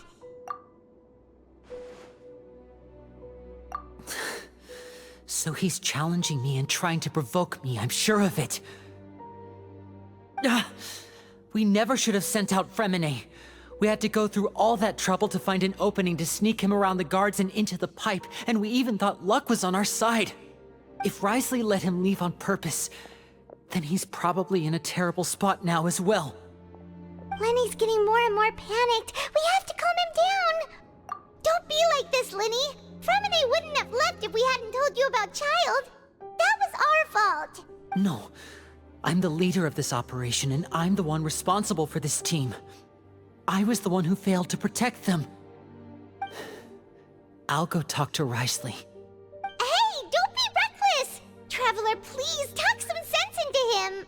I simply cannot allow Lynette to be abducted again. I have to go. I'll find a way to get them back! He's rushed out the door! After him!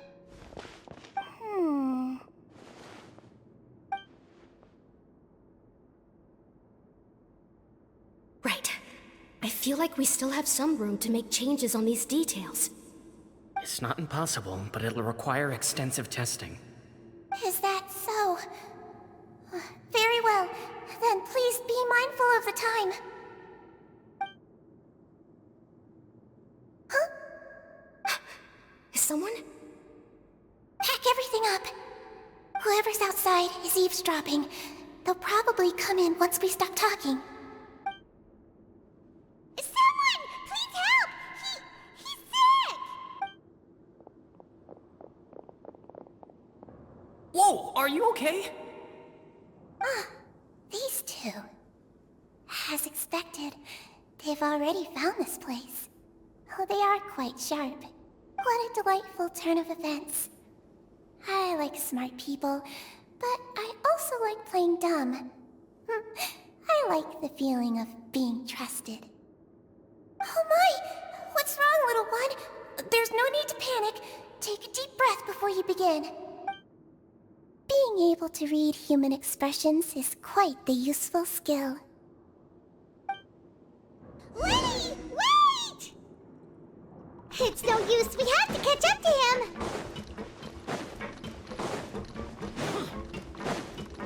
He's already out of sight. How is he so fast? Let's go head him off at Wriothesley's office.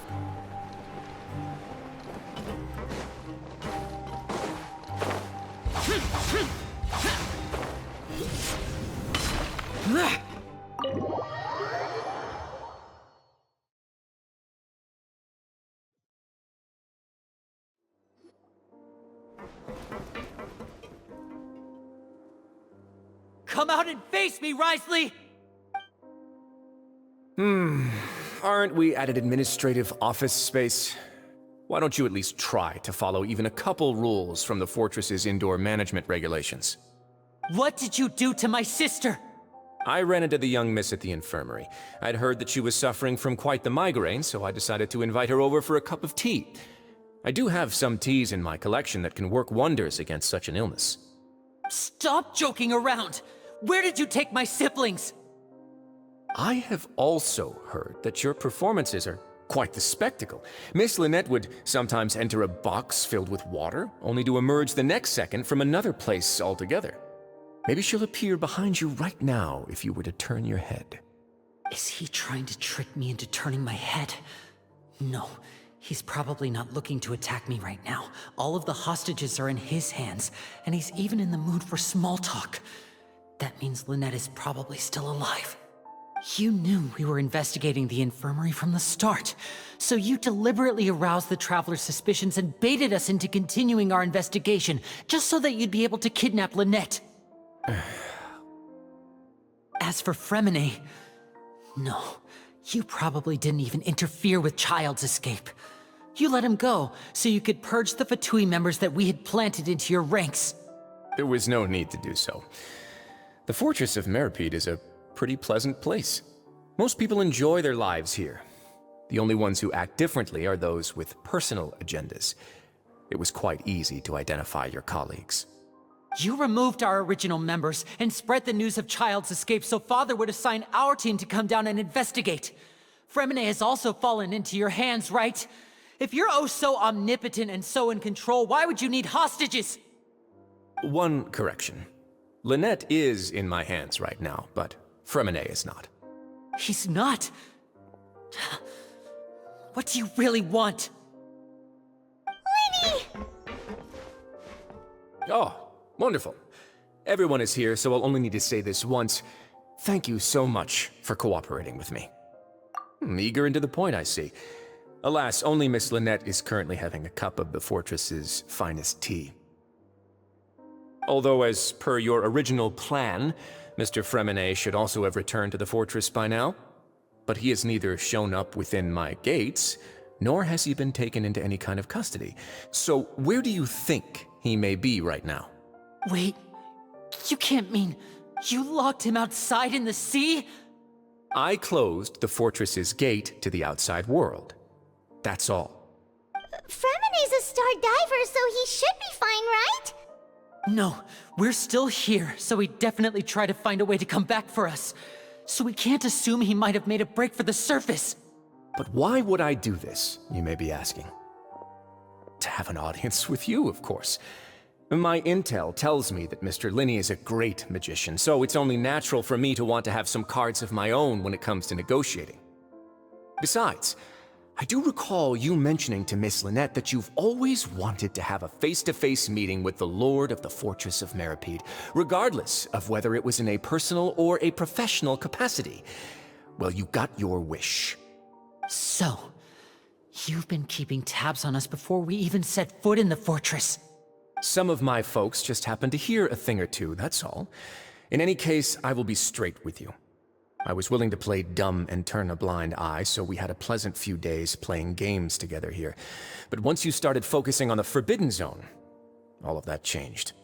Mr. Linney, the cards are stacked against you right now. Miss Lynette is in my hands, and Mr. Fremine is still slowly being pickled out there in the brine. You know just as well as I that he cannot last out there forever. You need do but one thing to guarantee their safety. I would like you to contact your superior, and ideally invite her over for a cup of tea with me. You want to see Father? But why should she bother giving you an audience? Well, if she cares for the well-being of her dearest children, she should have plenty of motivation to join me for a parents' evening. I've heard that the bonds between the members of the House of the Hearth are like the bonds of family. I don't see why she would refuse. Why did you think Father sent us to handle the Fortress of Meripede? This place is basically a no-man's land. It wouldn't be fitting for anyone as important as a harbinger like Father to come here in person. Oh, I see. So it's because she doesn't care for my place here. That's such a shame. After all, I've amassed quite the tea collection. I was looking forward to sharing it with her. Both Monsieur Neuvillette and Lady Farina have already received many samples as gifts. Was this the extent of your master plan to get to Father? No matter how much pressure you may put on me, I won't allow you to use us to blackmail her. You people really are difficult to get along with. All I'm asking for is a face-to-face conversation. Does she truly have no interest in the fortress's secret? Mr. Linney, you have one last chance to invite your father here. If you refuse... Linny!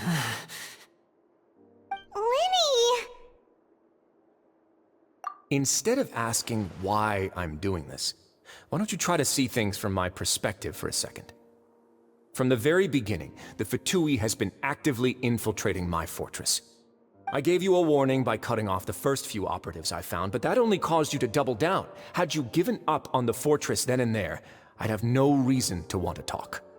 Mr. Fremenet left the fortress on his own, and Miss Lynette tried to pry out my secrets right in front of me.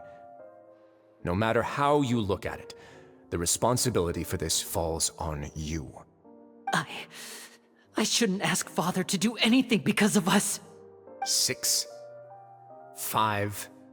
Wait, 2, 1. Time's up. It really is a shame, Mr. Linney. Risley! Negotiations have broken down. Please leave, ladies and gentlemen. It's time for my afternoon tea. Yeah, listen to the Traveler! If you can't talk to Linny, can you at least talk to us? You do realize that I'm only letting you go because of Neuvillette, yes? You're here helping him out, and I've already done my best to stay out of your way. But that doesn't mean you can just do whatever you want. The fortress may be small and remote, but it still has its own set of laws. Then how about this? Those who are capable deserve respect. You've spent quite some time investigating my home turf by now, so why don't you tell me a thing or two about what you found, I'll ask you 3 questions. Answer all of them correctly, and I'll agree to your request. Question 1. Regarding the hidden rules of the production zone, what is the truth behind the one about not being allowed to work for 3 days in a row?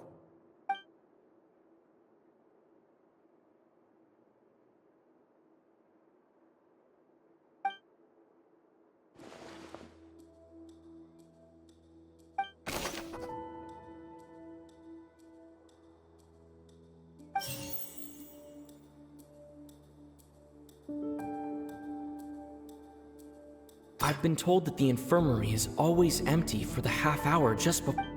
The Fonta promoter has been struggling because he doesn't... We often see Miss Sijewin observing the prisoners at work near the production zone. It seems like...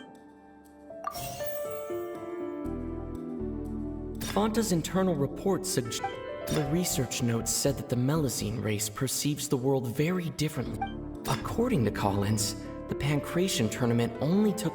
The Fonta promoter has been struggling because he doesn't recognize the real... I've been told that the infirmary is always empty. We often see Miss Sijewin observing the prisoners at... Fonta's internal report suggests that they're starting a new trial of an unnamed and unpackaged product. But the product had... The research notes said that the Melazine race perceives the world very differently from humans. As a result, the Melazines have... According to Collins, the Pancration tournament only took place because I've been told that the infirmary is always... We often see Miss Sijewin... The Fonta promoter has been struggling. I've been told that the infirmary is always empty. We often see Miss Sijewin... Fonta's internal reports... The research notes said that the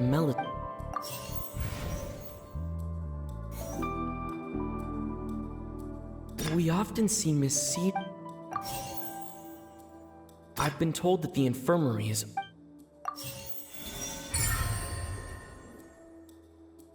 So that's what's going on. Paimon understands it now. Who would have guessed? The hidden rule of the production zone. People are not supposed to work 3 days in a row, and if they do, they'll get strange meat in their welfare meal. At first, we thought this strange meat must have something to do with the people who disappeared, but in reality, they were all prepared by Sijween, the head nurse. She often visits the production zone to observe the workers' health and makes a note of anyone who has worn themselves out after 3 full days of work. Out of her sense of duty as the head nurse, as well as her genuine concern for the workers' health, Sijween visits the cafeteria right before lunch and cooks an extra dish for those who can use the stamina boost. Sijween has only the best intentions with her surprise gift and doesn't want anyone to find out about what she does. However, unfortunately, Melusines as a race perceive the world differently from humans, and their sense of aesthetics is even more alien to us. The recipients of her lovingly prepared special meals cannot taste the care within and usually just freak out. Are we on the right track? Not bad. You've uncovered Sijween's secret and even guessed her intentions correctly as well. It's nice to know that her efforts have not gone unacknowledged. All right, now for my next question. There are also some hidden rules in the Pancration Ring, including the one that you're not allowed to support both sides of a fight. Why is that?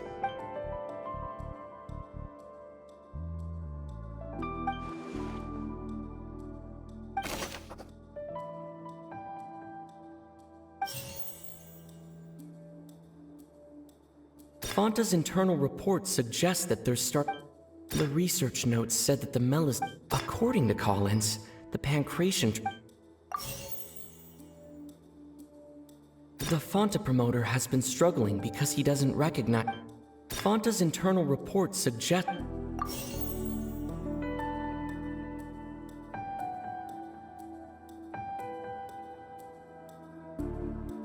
The research notes said that the Melusine...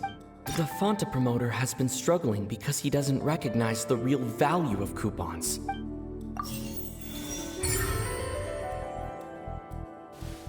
Paimon gets this rule too now, so there really was nothing to be afraid of.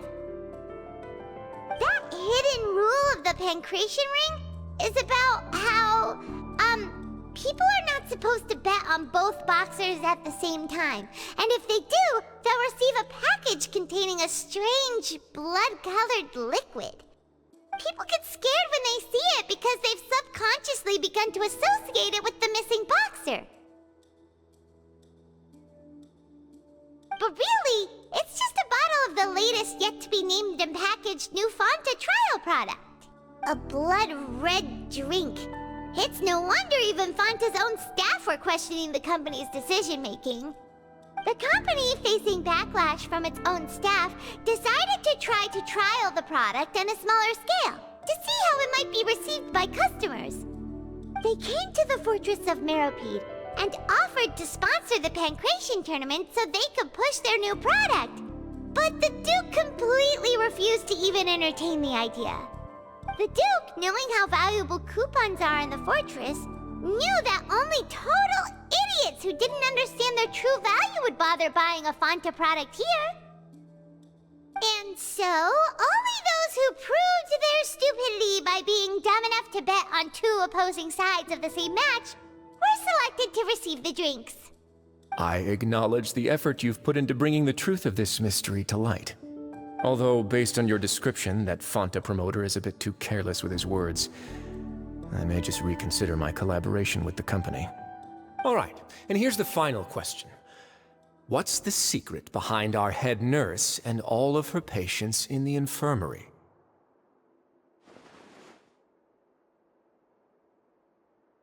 Stop your cruel and pointless games, Risley! You know that we haven't finished our investigation, so there's no way we can answer the last question. The thought of sparing Lynette and Fremine never even crossed your mind. You'll pay for this! Ah! Lenny, are you alright? Oh, close one. I owe you, Sijween. That was a fantastic shot. It was nothing, Your Grace. Sijween? Though this gun may look like a toy, it's actually fully functional, as I just demonstrated. Wayne... You... Not at all. I am merely a resident of the fortress, and thus protecting it is my duty. When Monsieur Nervulette asked me to come here, he told me that my job would be to take care of the well-being of everyone here. I am merely discharging my duties. But if you mean what you just said, then isn't Linny someone you should be looking after as well? Isn't he a resident here just like the rest of us? But I really am just doing what Monsieur Nervulette told me to do. Everything I did, I've done to protect them. Had I not, they would be in far more dire straits right now. His Grace knows it too, right? Your Grace? Mind proving my innocence to them? My dear Sigewinne, whatever shall I do with you? Would it have killed you to just wait another minute or two? Well, it's nearly time after all. The way you do things can be truly frustrating sometimes, Your Grace. I figured I should try to talk some sense into you. What are you talking about? What time? Take me if you want. But let them go. How touching. Can you just give me one more minute? Don't be like that, Your Grace. All right, everyone, calm down. 2 more visitors will be arriving any time now. I'll go get a cup of tea. Miss Sigewinne, I leave Miss Lynette in your care. You... What are you doing? I believe I hear footsteps.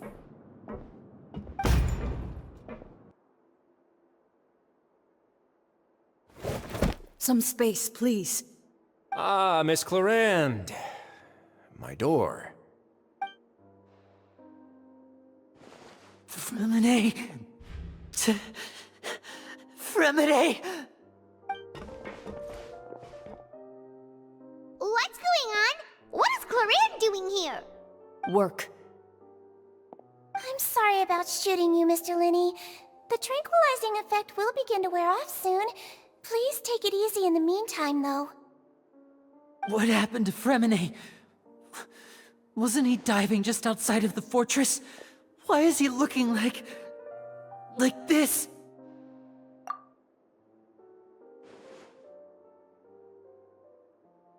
A flushed face, an accelerated pulse. He must have consumed primordial seawater. What did you say? Please, make some space. I'll need to give Mr. Fremine a more thorough checkup. Your Grace, I'll leave the rest to you. I'll talk to Clarande while you get Fremine to where he needs to be. Everything else can wait.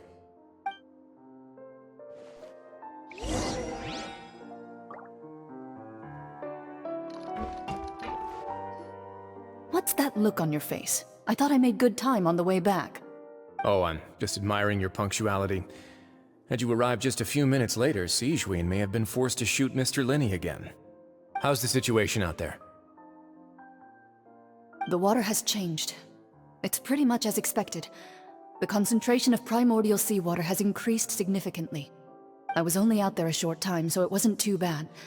But if one were to stay for any significant amount of time... well, you can see how that boy's doing. Where was he when you found him? The abandoned zone at the end of the pipes. A good distance into the water. Closer than I thought. He must have recognized it early on and tried desperately to swim back. Locking the door was necessary. I don't think we could have saved 2. Well, I did try to convince him that I had my reasons. Never seems to work, though. It would probably work on Neuvillette. He has a knack for picking out who had good intentions, even when the outcomes were all terrible. It's a bad sign if you're having to plead your case to Neuvillette. Want some tea? Not particularly. If you want to drink some that badly, just say so. Fine, I'd like to get some tea. Want me to get you a cup too, since I've already made it? Might as well then, I suppose. Actually, do you have a towel? I would like to dry my hair.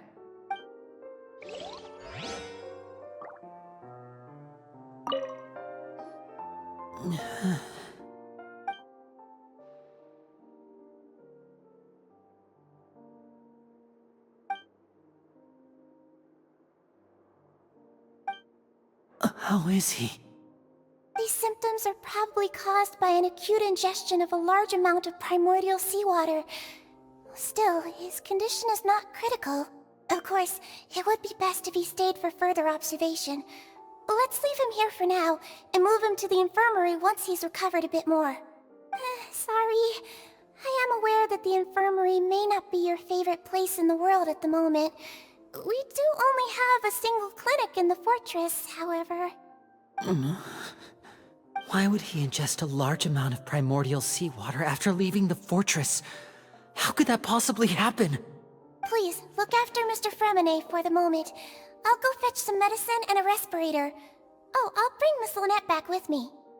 Where is she? How is she right now?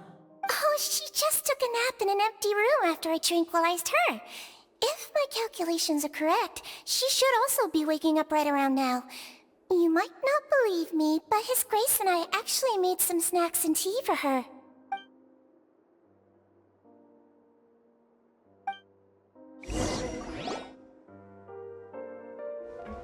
Linny, are you okay? I'll be fine. They're all here now. Don't worry about me.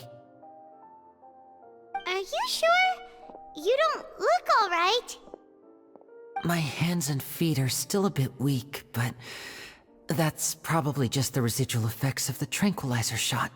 I'm back, everyone. Lenny!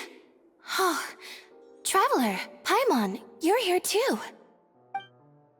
Fremine? Is he... He'll be fine. But for now, please help me lift him up.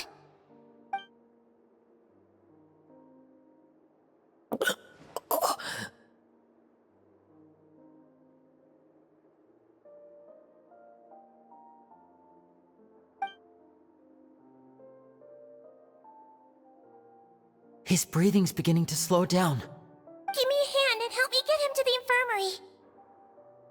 Yeah, I'll take him from this side. Lynette, together?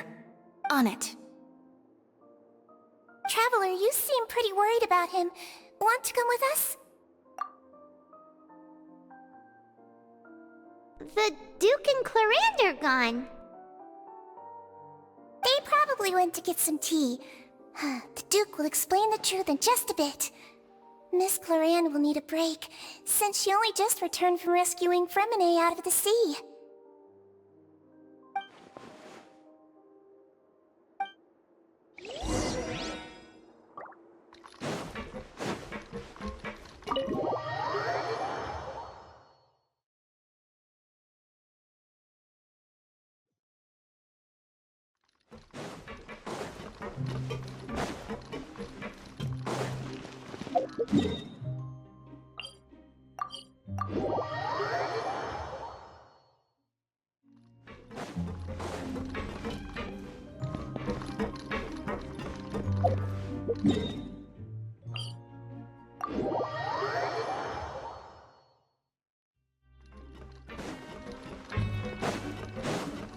Useless!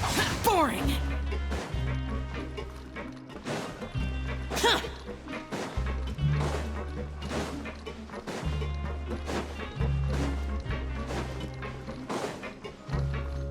Boring!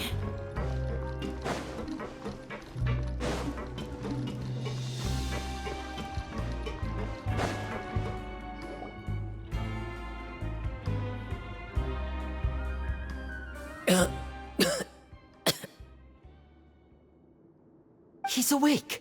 Fremine, how do you feel? Linny...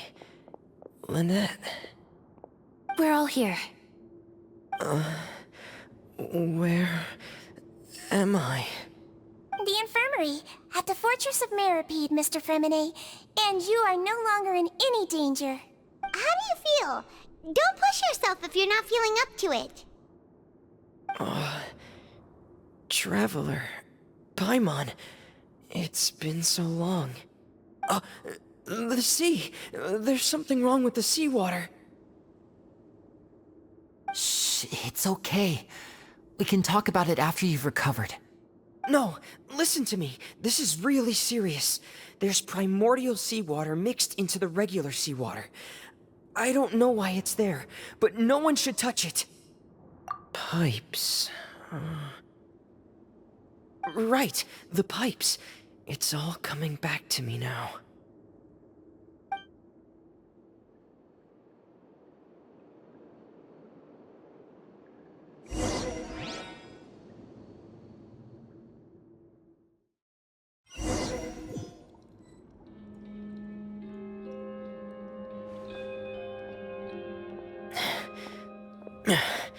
I'm in. Seems like this pipe hasn't been used in a long time. It looks abandoned.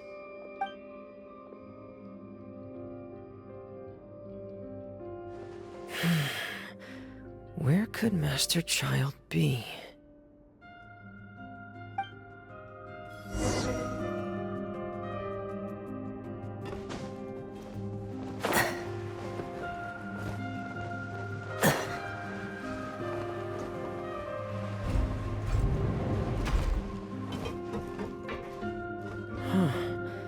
This mechanism looks like it's been tampered with. Could he have done it?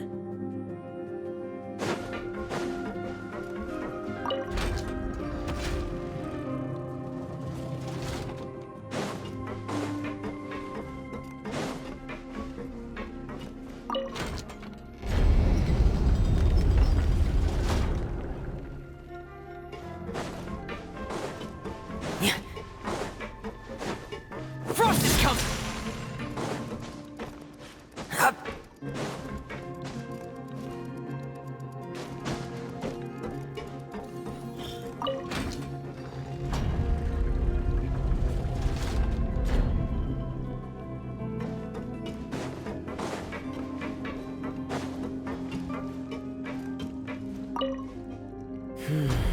It's getting stuck on something.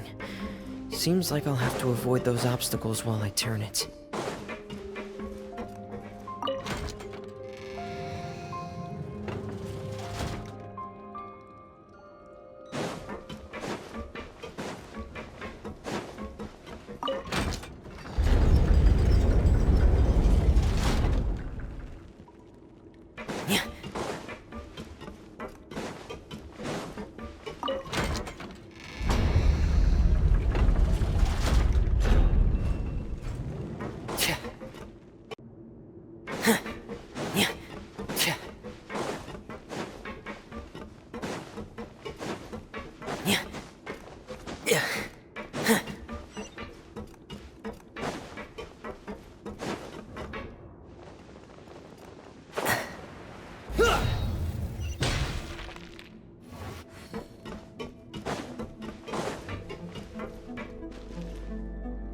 This is where the water starts. Okay. Master Child probably dived into the water. I'll go take a look as well.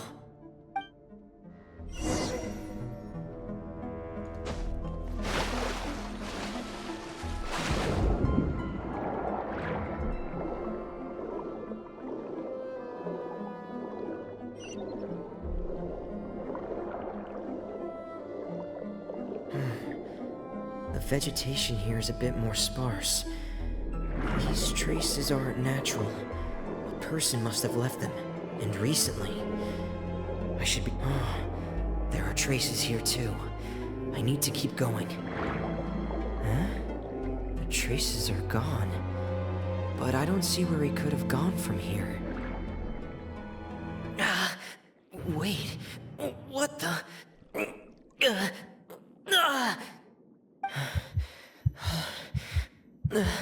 My heart is racing, and it's getting harder and harder to breathe. What's going on? No good. I have to get back. They still don't know anything about what's going on. If I turn back right now, I should still be able to make it.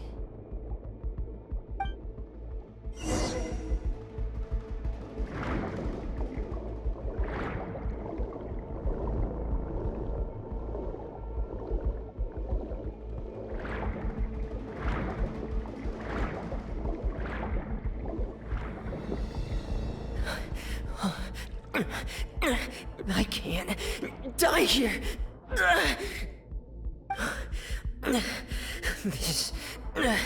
This is bad. I'm feeling worse and worse, and I'm still underwater. I have to push on.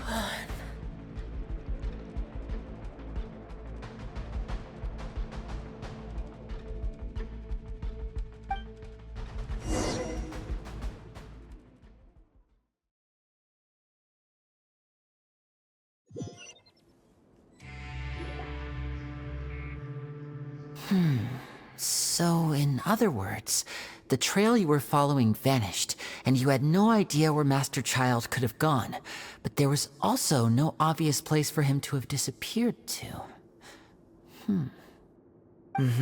That's right. I tried my best to swim back, but I had already put some distance between myself and the fortress, and I just couldn't find the strength to keep going. I probably passed out some time after that, and you know the rest. Miss Clarande brought you back, but we also don't know why she just suddenly appeared at the fortress, or why she went out to save you. Miss Clarande, you say? I must go thank her in person. You're still too weak, Freminet. You can go after you've had some more rest. Miss Lynette is right. I believe Miss Clarande will stay here as a guest for another few days, so there's no need to hurry. A guest? Then I can assume Risley was the one who invited her to come down here? You should ask His Grace about that. He'll be able to explain better than me. Yeah, it's about time he actually told us what's going on. Wanna come with us, Lenny? No, please go on without me. I don't want to leave just yet. Lenny. The logical part of my brain is aware that we're safe right now, but I still can't bring myself to leave. Both of you are just in danger. Understood. Then let's just sit together for a while. In that case, I'll leave the infirmary to you. The Traveler and I are going to head out for now. As long as you stay in here, I don't think you'll be disturbed. Thank you.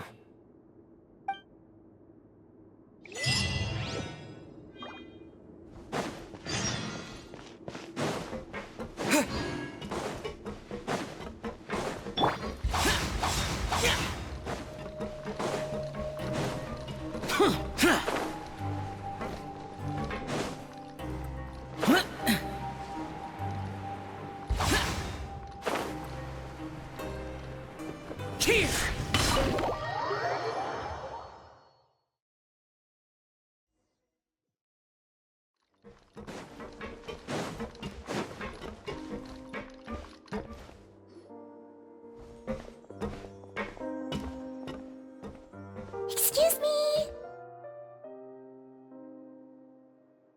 I take it Mr. Fremenet's condition has stabilized? Of course! I wouldn't have left the infirmary otherwise.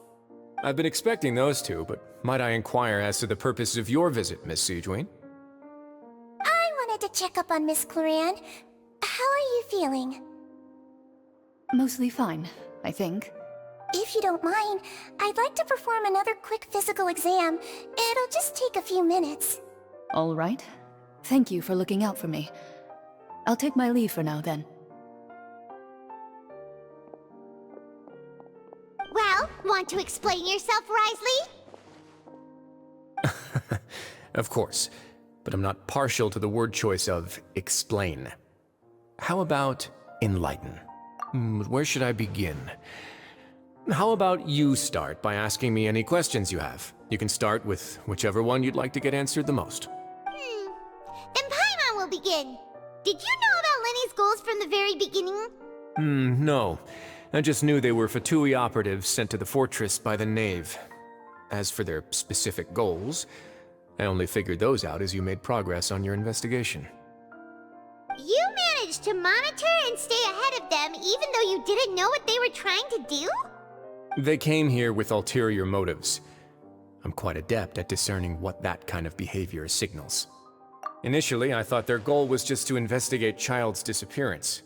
Linny suggested that I had deliberately let him escape, but in truth, I didn't really do anything special to help or hinder him while he was here.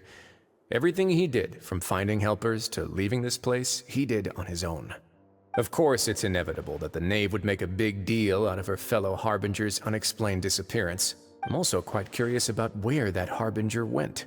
So I figured I might as well let the Fatui do their own investigative work. All I care about is the answer. So you were hoping Lenny's group would just do your work for you! You make it sound like that's a bad thing. Unfortunately, things didn't go as planned. I assume that Fremine has told you already, the ratio of primordial seawater around the fortress of Meripede is on the rise.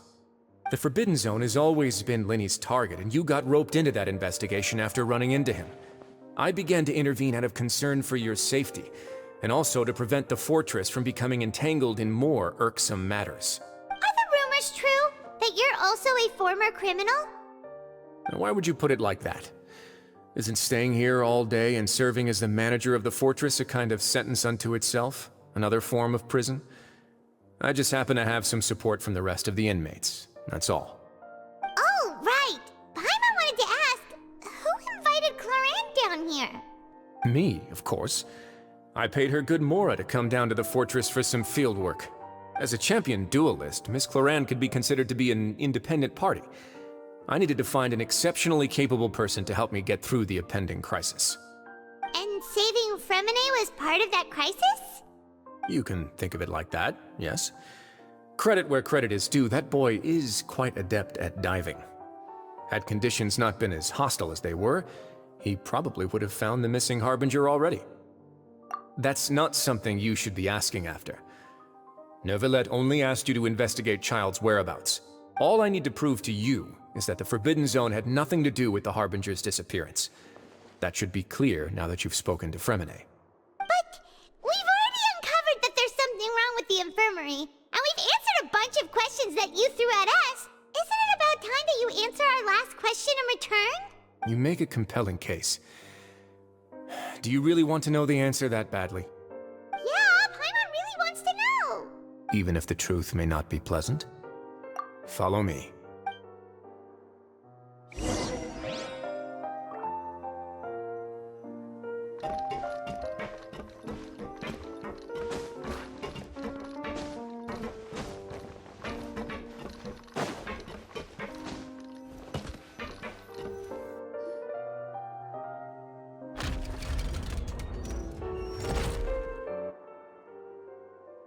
There's a hidden door here? And a whole basement behind it? Huh. You're pretty good at hiding stuff, Risley. It seems you've forgotten just what kind of place the Fortress of Meripede is.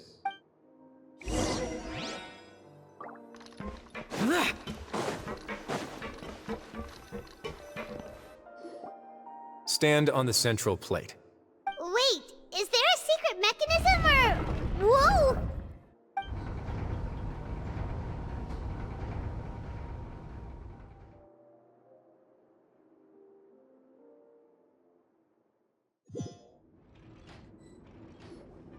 So, this is the Forbidden Zone? Honestly, for a place so well hidden, Paimon sure doesn't see anything special. What a huge door! There are 3 such isolation gates in total. Generally speaking, I'm the only one who's allowed to go inside. Hence the name Forbidden Zone. Am I correct to assume you're going to run on back and tell your little Fatui friends everything? Well, Paimon wasn't thinking of keeping anything from them. Well, I'd advise you wait until you've seen the whole truth of this place for yourself before deciding whether or not to tell them.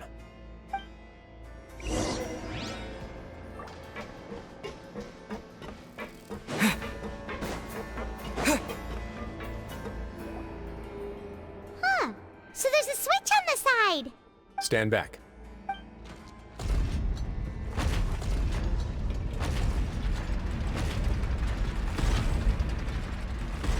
Whoa! They all just went up one by one! Go on, have a look.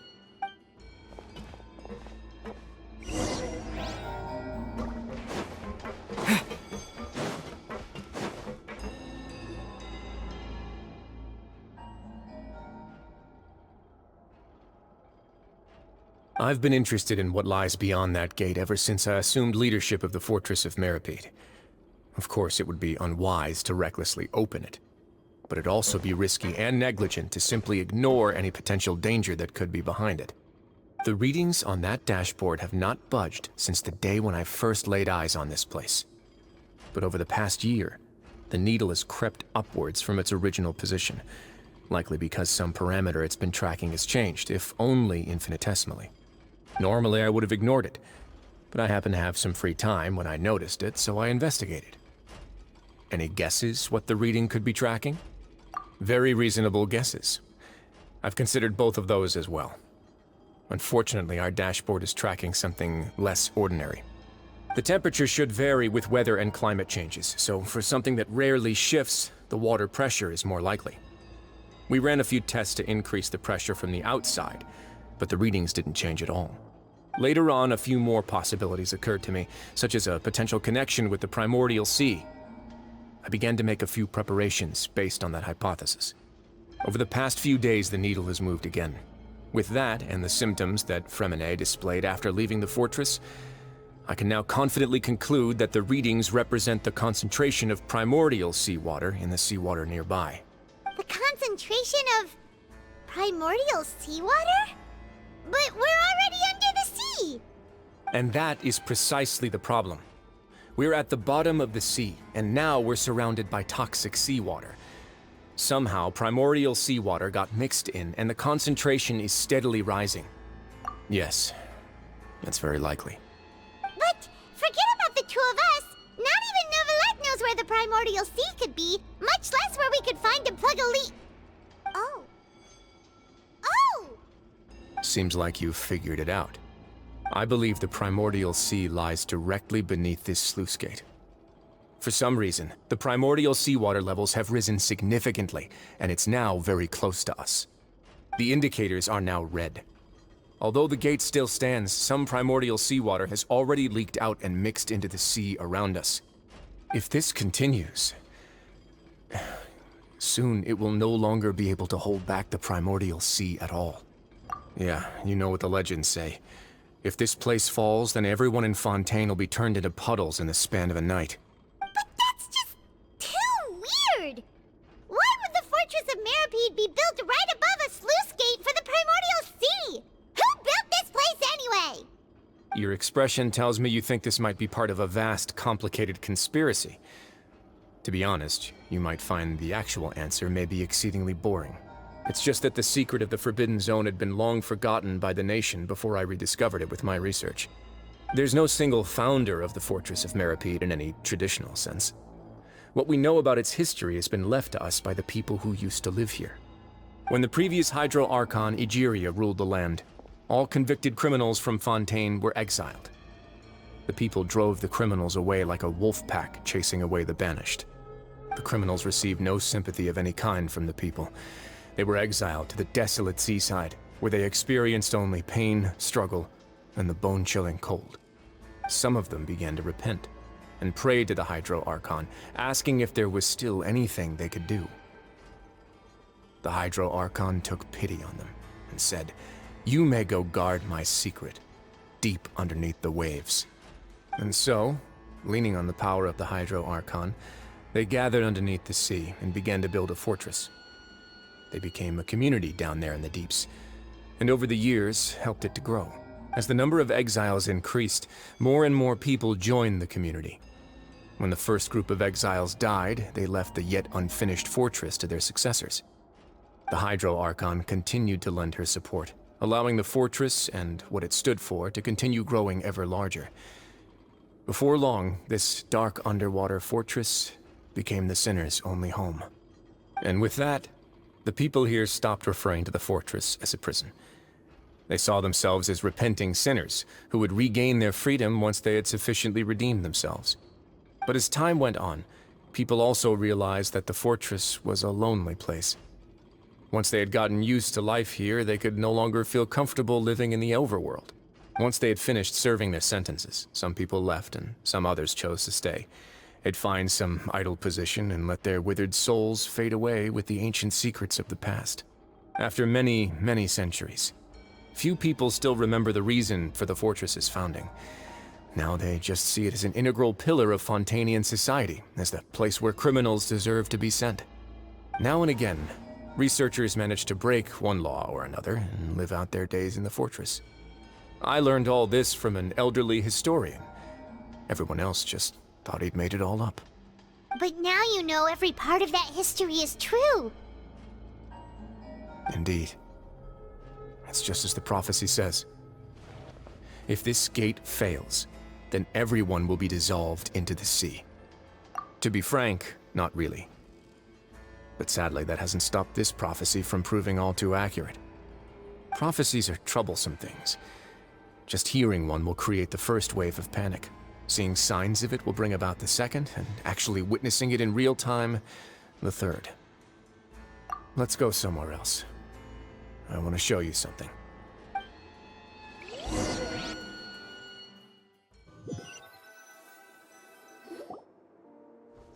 This is it. Your Grace, perfect timing. The results from our last round of experiments have... Wait, Jurier, he's not alone! Huh? Lorvine and Jurier? No need to panic, you two. I've already told them about our plan. What? After you warned us not to tell a single soul about any of this? I'm skeptical as well. Are you sure they are trustworthy? The results speak for themselves, don't they? These two may already know more than you could ever imagine. All right then, if Your Grace insists. They seem harmless enough, so I'll trust them for now. Well, how about some reintroductions? This is Jurier, one of the highest-ranked researchers from the Fontaine Research Institute. He used to work under Edwin. I trust that you've heard of Edwin? He's the one who blew the whole institute sky high. Everyone knew he was a bit crooked in the head, but you're not a local, so I guess it's possible for you not to have heard of him. Edwin's main areas of research were archaeum and gravimeters. As his assistant, Jurier is quite familiar with them as well. I hired him to be my technical consultant. You want to blow up the fortress of Meripede? Ah, what a lovely idea. I'm already imagining it in my head. Gotta admit, I'm tempted as well. Guys, focus! Focus! That taskmaster over there is Miss Lorvine, and is also one of my technical consultants. While Jurier used to be Edwin's assistant, she used to be Jurier's assistant. Ooh, are they together? See, everyone keeps asking this question. Are you too sure you're not a couple and just using your work as a convenient cover? Your Grace, I am not in a relationship with this man. If I dated her, I'd officially be madder than Edwin. Jeez, forget I said anything then. Follow me. Whoa, there's another door that goes right up. Your constant amazement makes it seem like the fortress can do anything. But Paimon really thinks everything's super cool. Well, let's spice it up a bit. And here you go.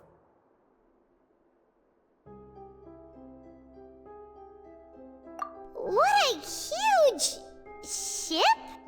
This is also a production zone that Paimon's never seen before. What's going on? How much do you know about Fontainian history? Not much at all. Well, then maybe you haven't heard the story of ancient Lemuria. To give you a quick rundown, Fontaine used to be ruled by the Lemurian dynasty. According to legend, the Lemurian king Remus came to this land after being inspired by divine revelation and found the seer Sibila, who had taken on the form of a golden bee. Taking the golden bee with him and riding on a huge ship, the Fortuna, he created his nation above the surging waves. He called his nation Lemuria, and used the Fortuna to incessantly search for new tribes and islands, calling on them to join his empire. There's a ship in this story too? Where there's water, there'll be ships. People believe that hope can always be found at the end of a voyage. Do you believe that too? To a point, I think. As you've already seen, I have a whole factory's worth of labor, materials, and technology at my disposal. Certainly can't hurt to give it a try. So the moment I began to speculate that the primordial sea might lie underneath the gate, I also began this project. Were you inspired by the legendary Fortuna? Maybe. Fontainians need something to hold on to cope with the impending disaster. Were the workers to find out the truth behind this ship, riots would destroy the fortress faster than any catastrophe.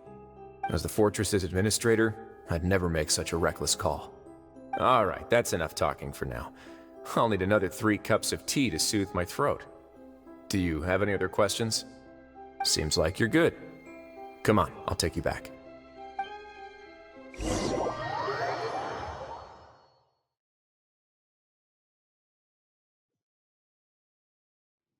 I'll leave you here for now. Oh, thank you so much. No worries. But don't forget, it's up to you whether or not you want to share what you just saw. What you do from here on out will likely affect those 3 as well.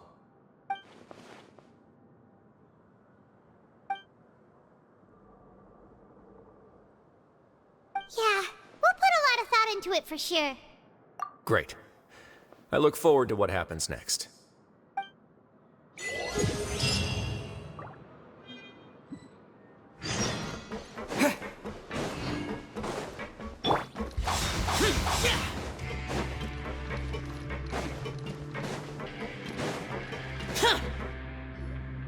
We're back! Welcome back. Do you want a cup of tea? How can you be so much like Risley, always drinking tea? Huh. Actually, now that you mention it, I just remembered something now. While I was sedated, I could still barely hear 2 people talking next to me.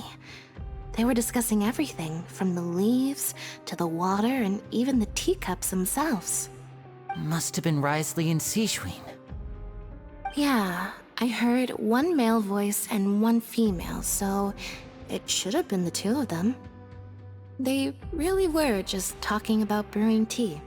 I really can't make sense of this place. So, Traveler, Paimon, were you able to learn anything from Risley? Yeah, he explained everything. Very well. Then, would you mind checking your answers against my speculations? Yeah, I took the time to rest, so I'm feeling a lot more relaxed now. Nobody else is around, and Miss Sijuin is also busy with something or other, so let's just talk here. All right, then I'll posit my theories. I asked myself 3 questions.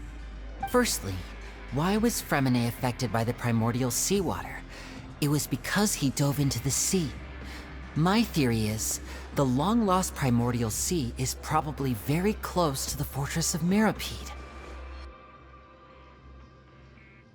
Ooh, he's good. He got that right on the first try. That's our Lenny. Secondly, Risley's attitude changed dramatically during the course of our stay here. He ignored us completely at first, then suddenly roadblocked us. Why? I spent quite a long time thinking about this.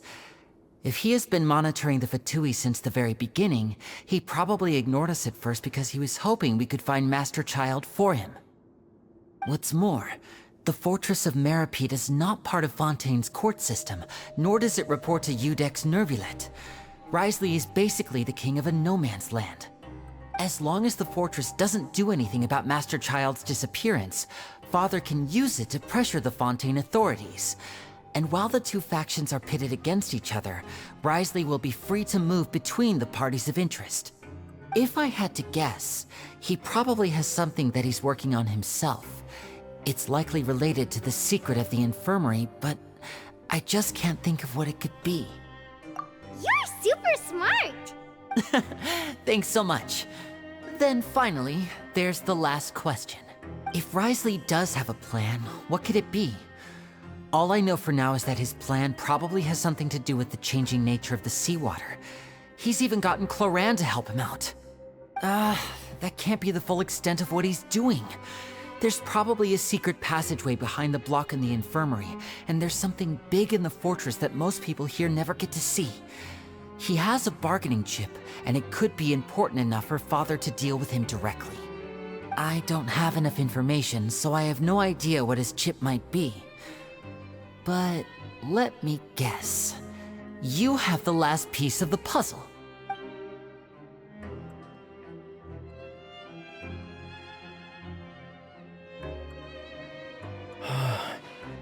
I can't believe it.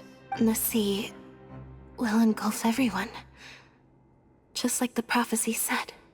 Could Risley have wanted to meet Father to figure out a way to deal with this crisis? If you remember, I once mentioned that Father sees the House of the Hearth as her base of operations, and she truly wants to resolve the crisis. But how could Risley have known that? Or perhaps he didn't know, and just wanted to bring Father over to his side? Which could be why he said he just wanted to negotiate. Yeah, that makes sense to me. I understand your concerns as well, Traveler. I'll figure out a way to pass this on to our father. No matter what, we're on your side. The two of you have already aided us far too much. We probably wouldn't be standing here right now if not for you. If you ever need anything else going forward, please come to the House of the Hearth at any time. Though you may not share the sentiment, after all that we've gone through together, the three of us basically see you as family now. You have my gratitude. Thank you for protecting Linny when it really mattered. And thank you for sharing the secrets of the fortress with us. We didn't think you were going to do it. Why are you being so formal all of a sudden? Given your strength, you might not need our help at all. But if you are ever in danger, we will try our best to protect you. Aww, the sound of that makes Paimon feel all warm and safe inside. Paimon's hungry. Oh, you've done so much already. Go get some food. Alright, then we'll catch you guys another time.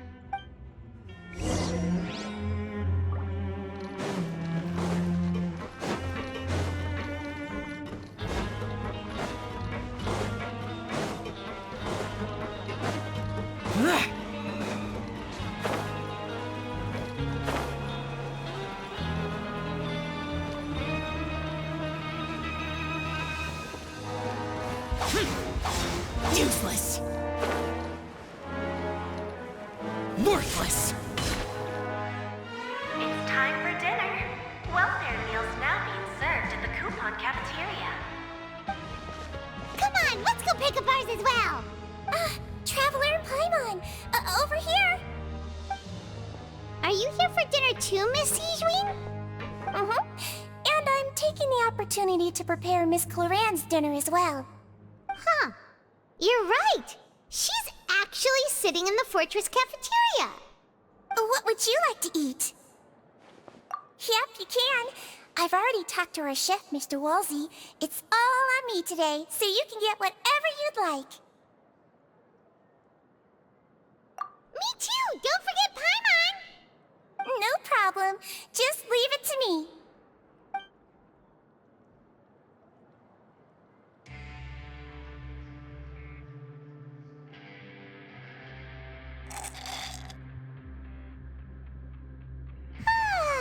So delicious.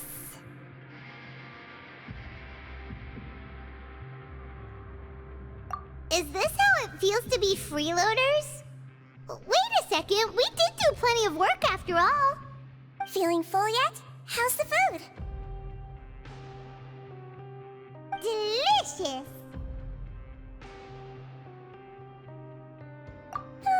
I'm so glad to see you all so happy. Oh, see, the expression on your face just now? The muscle here just moved, which suggests that you're feeling quite relaxed at the moment. Sijween, do you do this to help your patients or to better understand human beings? A bit of both, I suppose. I'm a Melusine, which means I'm very different from human beings. I must know what you're thinking if I want to take good care of you. You're really good at taking care of people. Even though you're so short, you still talk and act like an older sister. Really? You're reminded of an older sister? That's great to hear. Oh, and what did you mean back in Risley's office? When you said that you were protecting Linny and his siblings as well? Oh, that. I just just asked His Grace to look out for those children, especially that diver boy. I was getting a bit worried after hearing that something was wrong with the water. Thankfully, Glorand is very strong and managed to save him in the nick of time. His Grace also sealed the pipes after Glorand left, to make sure that Linne wouldn't impulsively chase after his brother. Although the path was blocked, we still stationed some guards there to stop anyone from approaching. They were instructed to only open the door once Miss Glorand had returned. Oh, and I was keeping an eye on Mr. Linne as well. We had to press him, but we couldn't allow him to be in any real danger. You were all super considerate and really thought everything through. It's just what we do down here at the fortress. At least this has been His Grace's style for as long as he's been the leader. Oh, I really wish Monsieur Nervula would come down here more often too. I feel like he'd like it here, with all the darkness and chaos.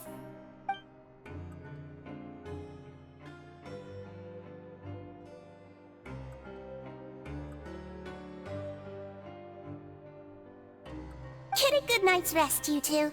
You both worked very hard.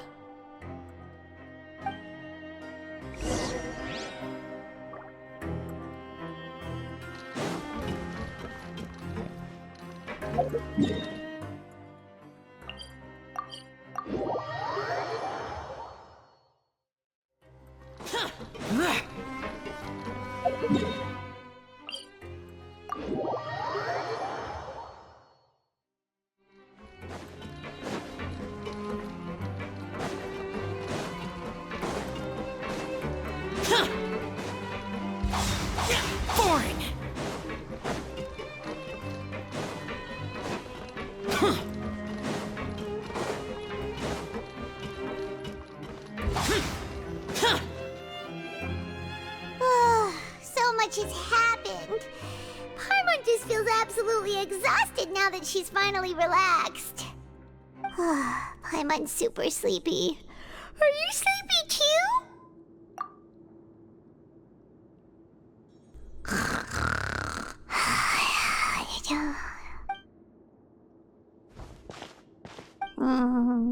Delicious. Paimon wants seconds for free.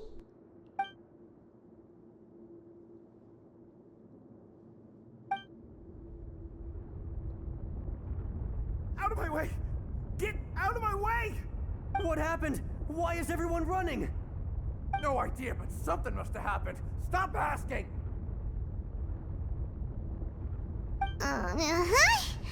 Who's yelling? Paimon still wants to sleep.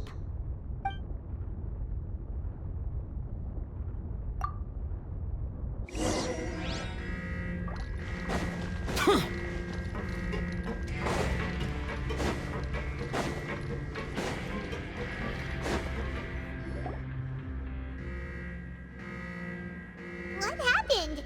Why is everyone running around? Hey, what are you doing? No time to explain, mate. Goodbye. Hey, wait! What's wrong with these people? They won't even talk to us. They're here! There you are! Oh, thank goodness! Quisto and Lavaroon, do you know what happened here? We came here especially to inform you. Something seems to have gone terribly wrong just now. His Grace is telling everyone to evacuate and get out of here. Lavaroon was saying you two are new here and you don't have many friends, so you might slip through the cracks. Haven't you heard all the stories like that? An evacuation is successfully completed, yet you only find out once you do a head count that 1 or 2 people are missing. Wait, weren't you the one who brought that up? Why is it suddenly my idea? Hey, shut up! Okay, whatever. The point is, you should come with us. Yeah, he said to get as far away as possible, upwards and outwards. Oh no, it can't be that thing! Whoa, wait, what? What? Hey, where are you going? We have to go find the Duke! You two just go and get out! Go on without us! Hey, hey! Be careful! Attention!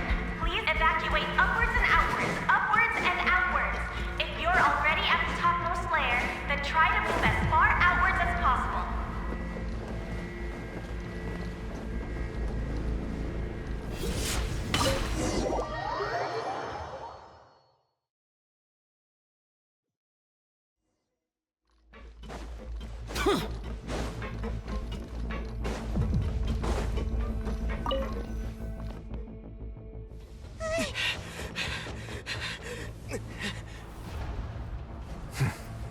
They're here. Just like I said. We have it! Huh.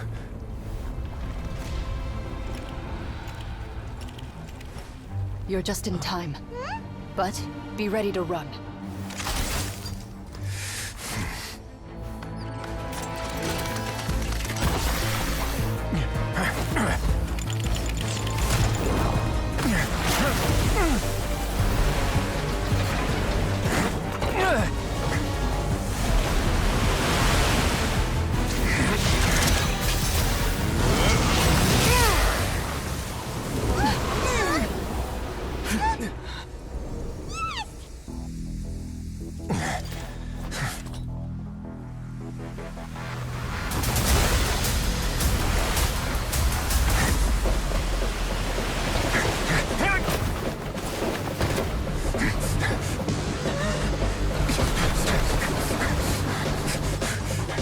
Three, 2, 1.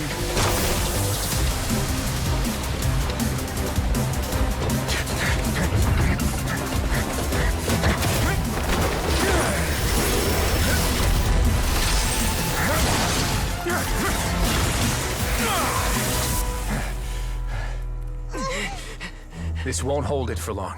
Find Neuvillette. Tell him the defenses are about to collapse. Then what will happen to you? Until he arrives, we're the last line of defense.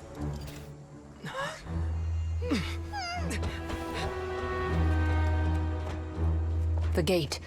How long do you think it'll hold? That depends on us.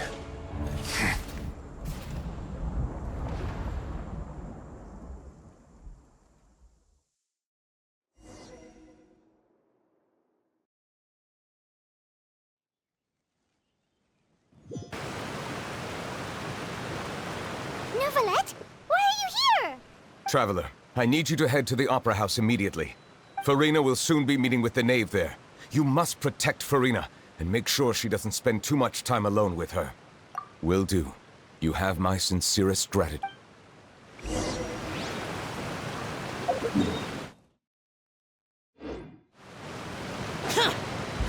Useless.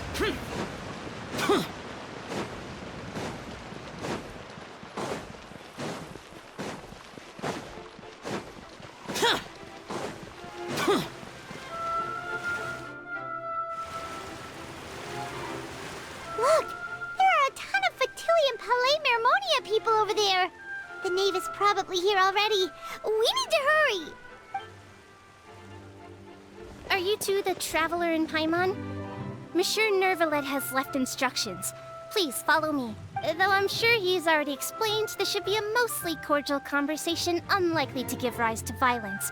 But it would be most appreciated if you could protect Lady Farina to the best of your abilities.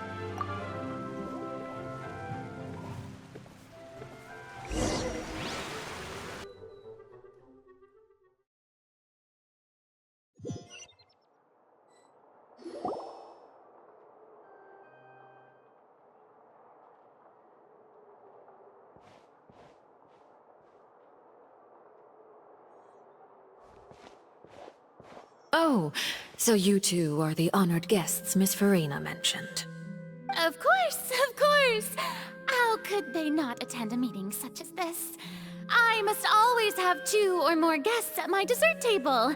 Otherwise, the occasion would be too lonely and unbecoming of my station. It is my pleasure to make your acquaintance, traveler.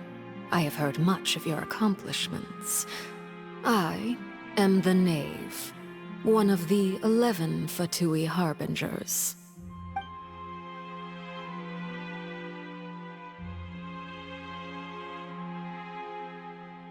I've already prepared seats for you. Come, sit beside me. Perhaps you two are unaware of how Miss Farina and I do things. You see, we actually recently agreed to get together for tea when we had the time.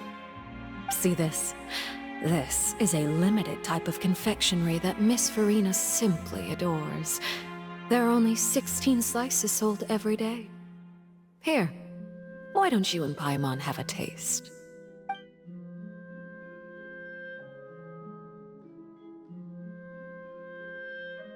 Traveler, what do you think of this cake? That's good to hear. So what Child said was on the mark after all. You do share a taste in desserts with Farina and I. I wonder how he's doing nowadays. You must have heard, right? He's suddenly gone missing. I'm really worried about his safety, you know. Here's to hoping that he's an excellent swimmer. Since we're talking about him, I feel like I should add something. His martial prowess really looked certainly pretty impressive, yeah.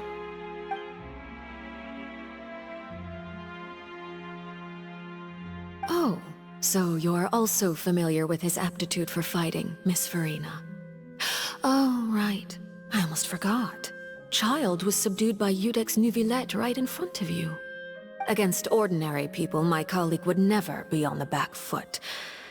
But alas, he just never imagined he'd run into such a person.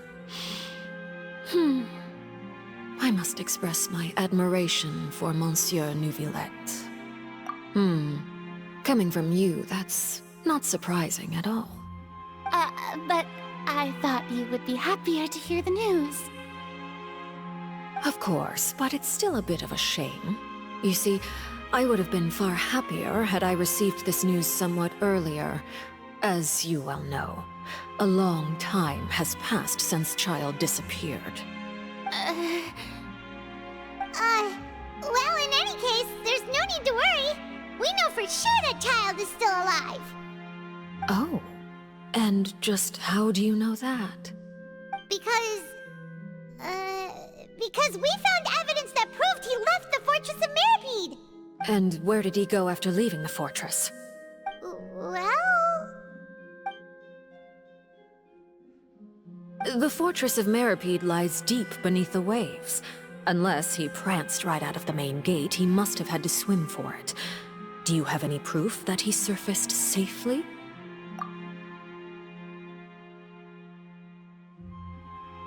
Ah, that is good news at least. His sister Tonya sent a letter to Fontaine not too long ago. Since he was unfortunately unavailable, I picked it up on his behalf. Do you have any idea how he usually writes back to his family? Dear Tonya, your letter made me feel like we were still enjoying our time in Snezhnaya together. I'm currently admiring the scenery on the streets in front of the Opera House. Is it something like that?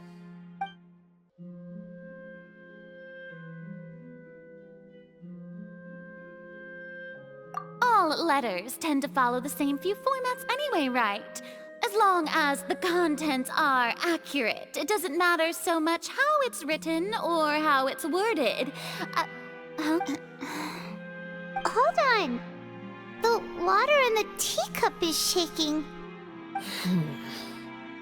I suppose this is also a sign of things to come, Miss Farina. I don't quite understand what you're trying to say. Have we entered into the next stage of the prophecy?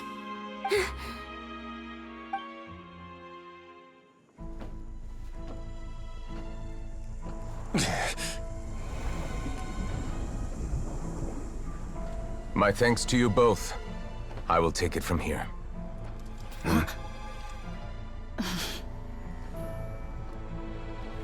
Sure you don't need a hand? Quite sure. Wow. So, what's your secret, huh? Let me guess. Nah, who knows? Maybe it's just your sense of responsibility. Sounds about right.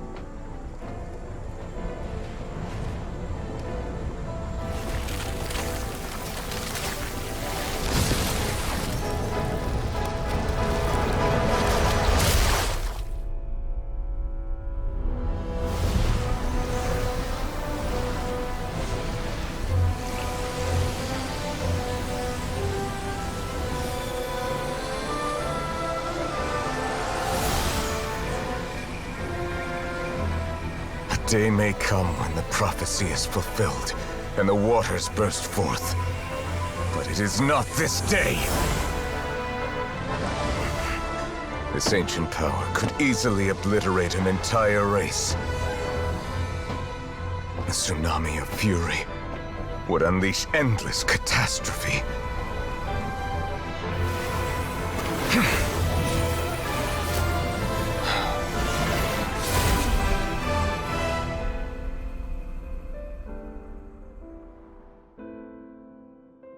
This sentence is too severe.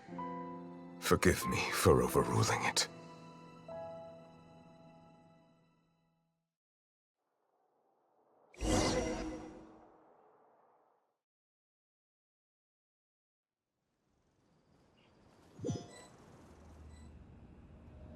All right. Seems like the problem inside has been suppressed. Let me guess, we're safe for now. Indeed. But only for now. I win this bet. You owe me a present. Very well. It was indeed just as you said. You made a bet? We made a bet on the size of your entourage. Cloran thought you wouldn't come down by yourself. I figured you would have at least brought a few people along for appearance's sake. It appears I underestimated just how confidential the mission was. Shouldn't you have gotten used to confidential missions by now? That's just how the courts operate. So what gift must the loser give? Tea? He already has tons of tea in his office. I'm thinking about a set of legal codices. That wouldn't happen to be a dig at my lack of legal awareness, would it? Well, I'm sure His Grace doesn't consider the fortress to be outside the law. I was under the impression the residents of a place like this would be uninterested in the legal codices. That was obviously a joke. Anyway, you've still got some unfinished business to attend to in the overworld, correct? No need to stay here if you have a pressing matter. We all know you can't leave Palais Mermonia for long. Thank you. I hope everything went smoothly with the Fatui Harbinger.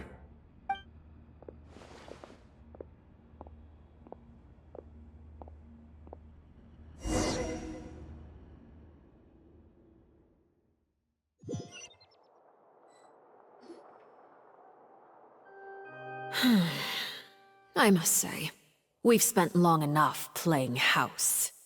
Miss Farina, as the Hydro Archon, I am sure you understand the exact meaning of the phenomenon we just witnessed. Or should I say, that's what I originally thought. But looking at your expression, was I wrong? And you haven't a clue? What are you trying to say? At this point, I don't think there's any more need to speak as diplomatic representatives. Allow me to speak to you now as just a Fontainian. You know the prophecy by heart, and also that every part of it is being proven true. Yet, here you are relaxing, drinking tea, and eating desserts as if it's all nothing more than a few stray bugs in your garden. Do you really think that's acceptable? The prophecy's hanging above our necks like a guillotine. Every faction is looking for a way to either avert the disaster or save their own. Even the orphans of the House of the Heart have devoted everything to saving their homeland. But you? It beggars belief just how nonchalant and carefree you have been.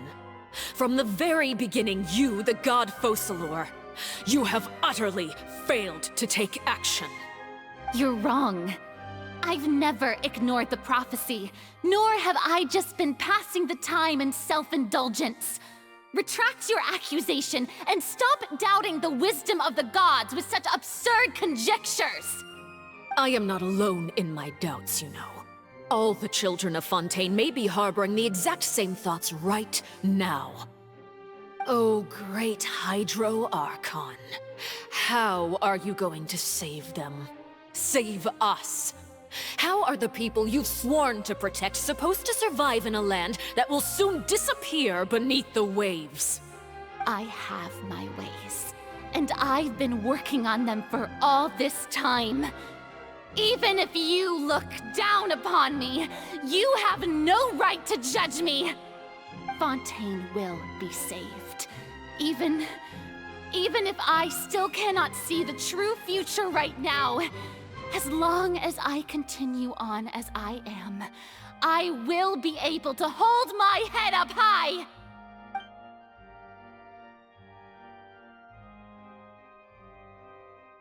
Then I ask you, Miss Farina, just what have you been working on? Where can we see it, and what is it doing to help?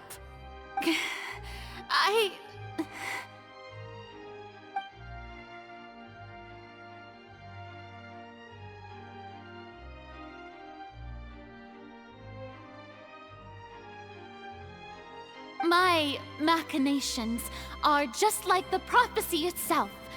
They will only reveal themselves at the fated time. It is just that beings like yourselves are unable to perceive them as of yet. I see. As a god, the proof of your labor always lies beyond prying mortal eyes. Allow me to be so bold as to ask another way. Would it be possible for you to tell us the parts of your plan that are not confidential? Such as your emergency response plan for the impending disaster? An emergency response plan? Oh, that look in your eyes. Have you not even prepared one of those? The emergency response plan is also strictly confidential. Then allow me to jog your memory. Miss Farina, what is the purpose of your Oratrice Mécanique d'Analyse Cardinal? And what do you plan to do with the massive amounts of indemnitium that has accumulated over the years? The Oratrice? It's just like it appears to be. So you also have no idea. If I'm not mistaken, someone's using it to prepare for something. But unfortunately, it would seem that someone is not you, Miss Farina. I first caught wind of this when Linny tried to investigate the Oratrice in the Opera House. You see, even just getting close to the core contaminated him with an extremely large amount of indemnitium. But even if that had nothing to do with you, then what could you possibly be working on, oh great Hydro Archon? Oh, right. I almost forgot. Udex Nouvillette is not at the tea party with us today. Miss Farina, I suppose you must have ordered him away to take care of some troublesome business. Yeah, yes, that's exactly right. Please keep it a secret for me. Of course I will. Although, I must say, Miss Farina, you seem quite insecure without the Udex by your side. Oh, very well. Let's stop that conversation here. There are still a few slices of cake left, so please, help yourselves, everyone.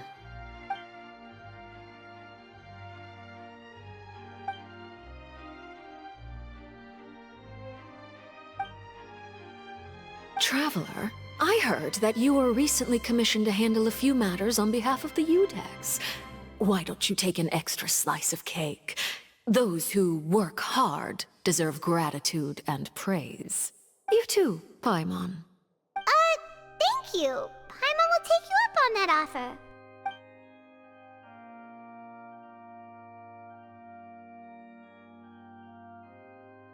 Oh, Paimon's super full. That cake was great.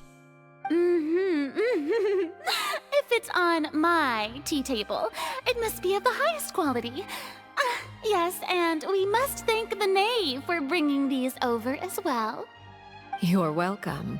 I'm sure the cake also felt greatly honored to be featured at Miss Farina's table. And I was merely catering to Miss Farina's tastes, seeking a chance to chat over tea. It is getting late. Why don't we call it a day? There are still a few matters that I need to take care of, so I must take my leave now. Very well. We'll end it here. Mind seeing me off, Traveler? We could use the opportunity to discuss Child before I must be on my way. Paimon's coming too!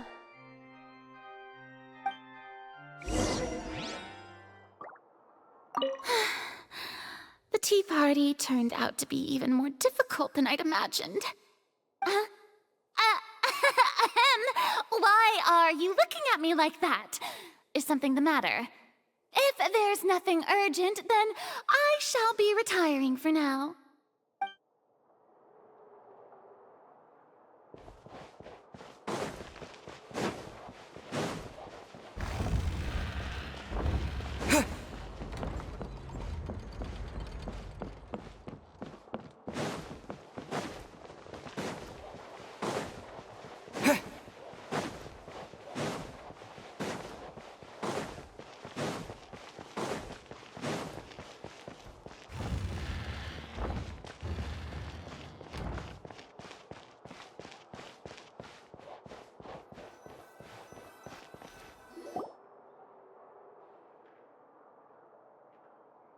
I'm glad that you were willing to come with me. Of course, Child was just an excuse. I have no interest in your dealings with him. That's what Paimon thought. You lent your aid to the children of the House of the Hearth. As their father, I would like to express my gratitude. Do I look like an irresponsible father to you? The House of the Hearth is very important to me. You should know that I care deeply about my children. That was all. Formal topics should be discussed in formal settings, and informal topics in informal settings. I know you just returned from the fortress of Meripede. Relax. I have no intention of trying to get anything out of you.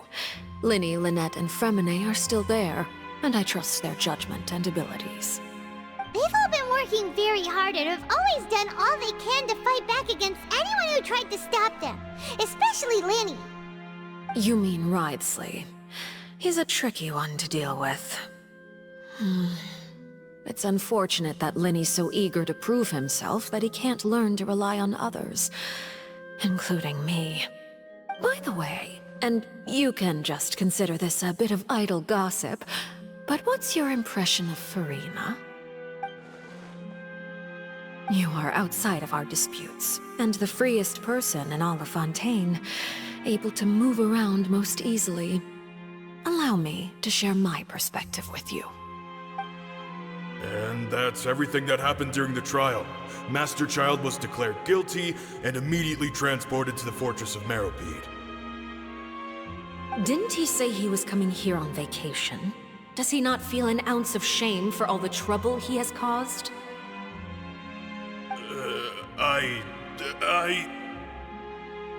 Forget it. He did give us an opportunity. I will be meeting someone shortly. Do you require help with any preparations? No need. I will take care of it myself. I need to meet with Furina, the Hydro Archon.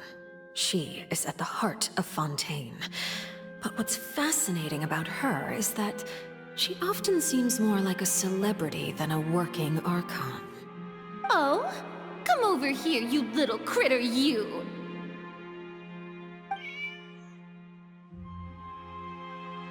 You dare to run from me? Stop right this instant! My goal is just to discover the location of the Gnosis. But I didn't expect the chance to approach Furina to be handed to me on a silver platter. This is so easy, it's actually making me a bit suspicious. Anything left unguarded is usually just bait. But no one will blame someone for taking the bait. After all, from the moment it was attached to the hook, the bait is meant to be sacrificed. It's just as I guessed in the second before I struck. The Hydronosis is not currently held by the Archon. In fact, this Archon doesn't seem like a god at all. And I sense that she's under some kind of curse. Who are you? And what are you trying to do? Please don't kill me! I'm begging you, please! The fear in her pupils is genuine, so perhaps she's not bait after all. Either way, targeting her has lost all meaning. I left the scene with ease. Nobody came looking for me, and nobody could serve as a witness to my near assassination of Focalor. I suspect even Farina dares not mention this incident to anyone. Not long after, my informants confirmed what I had guessed. After returning to her quarters, Farina quietly cried alone. She was so scared that she could not sleep that night, nor could she even bring herself to eat her cake. There's no doubt that there's something wrong with her. I began to entertain the possibility that she is not the true Hydro Archon. Perhaps Iudex Neuvillette is actually the genuine article. I have to find the Gnosis. If the Neuvillette hypothesis is correct, he is probably in possession of it. Alternatively, it might have been hidden in a place that's hard for ordinary people to access. Yes, Father. My dear children, please speak. News from the Fortress of Meripede. Master Child has gone missing. On top of that, the contacts and guards we bribed at the fortress have all gone quiet as well. Probably the handiwork of that Ridesley. I'm afraid so. This is a good opportunity. The value of a Harbinger is much higher than most would imagine. We now have an excuse to exert diplomatic pressure on the Fontaine authorities. Set up a meeting for me. I would like to meet the Hydro Archon and Iudex Neuvillette. Oh, and I have an additional mission for you three. Yes, Father. Tartaglia's disappearance was not a part of my plan, but I can use it to make a breakthrough. With this as my excuse, I can ask for an official audience and continue my investigation of Farina and Iudex Neuvillette. The initiative belongs to the House of the Hearth. My wish to investigate the Fortress of Meripede will be a front. Linny and his group will be responsible for the actual intelligence gathering.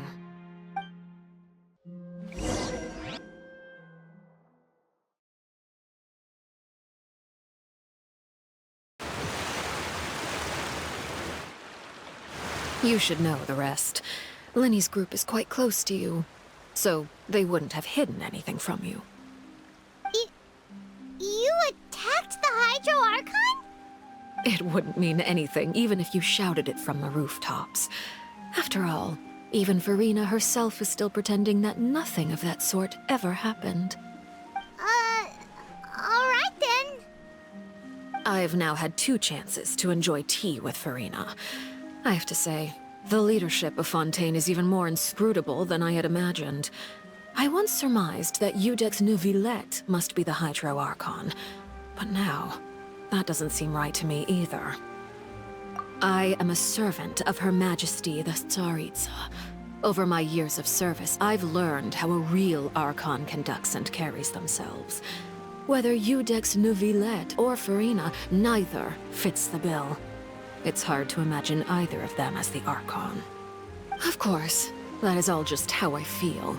Gut feelings often do not require justification. It is, however, quite amusing to me that after all my years working in intelligence gathering, I've come to realize I am at a complete loss regarding the identity of the god of the land of my birth. Don't you think Fontaine is quite intriguing? A catastrophe looms, yet many secrets have yet to rise to the surface. It looks like Fontainians will have no choice but to save themselves. Ultimately, though, one must survive in order to do anything else. Should the need arise, I would be happy to cooperate with you. You don't need to commit to anything right now, of course. I have a feeling that the situation will continue to evolve, and as your name is often connected with noble deeds, I'm sure we will work together someday.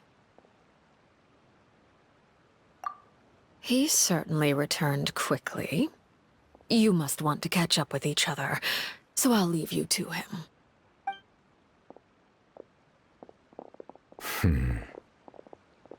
Neuvillette, is it over? For now, yes. But this issue will prove quite thorny in the long term. I am concerned that sooner or later the prophesized events will occur. Thank you for protecting Farina. To put it simply, I used my power to force back the primordial sea and reseal the sluice gate.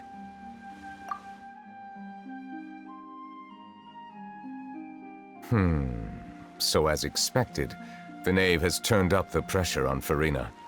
She's trying to feel her out, though I'm still unsure as to her motives. Permission granted. Whoa. It can't be that you're the real Hydro Archon, right? But that's just a speculation on our part, though. You can't tell us? Then that's okay. We can talk about something else. We won't try to force you. You guys in Fontaine are super strange. If by the phrase, you guys, you are referring to Farina and I, then although I'm not sure just what you are trying to imply, I must clarify that I do not share her positions on a multitude of topics. I believe so. The fortress has a long and complex history. It has seen much grief and suffering. And now, another catastrophe will soon be upon us. I mourn this turn of events. Huh? Why is it raining all of a sudden?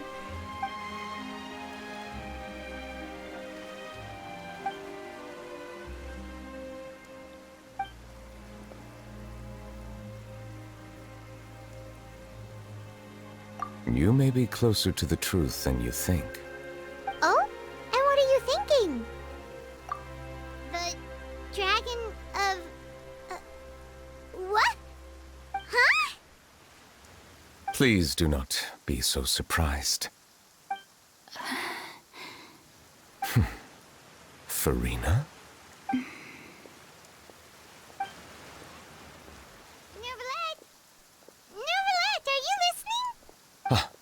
My apologies. We were just guessing randomly. We didn't guess right, did we?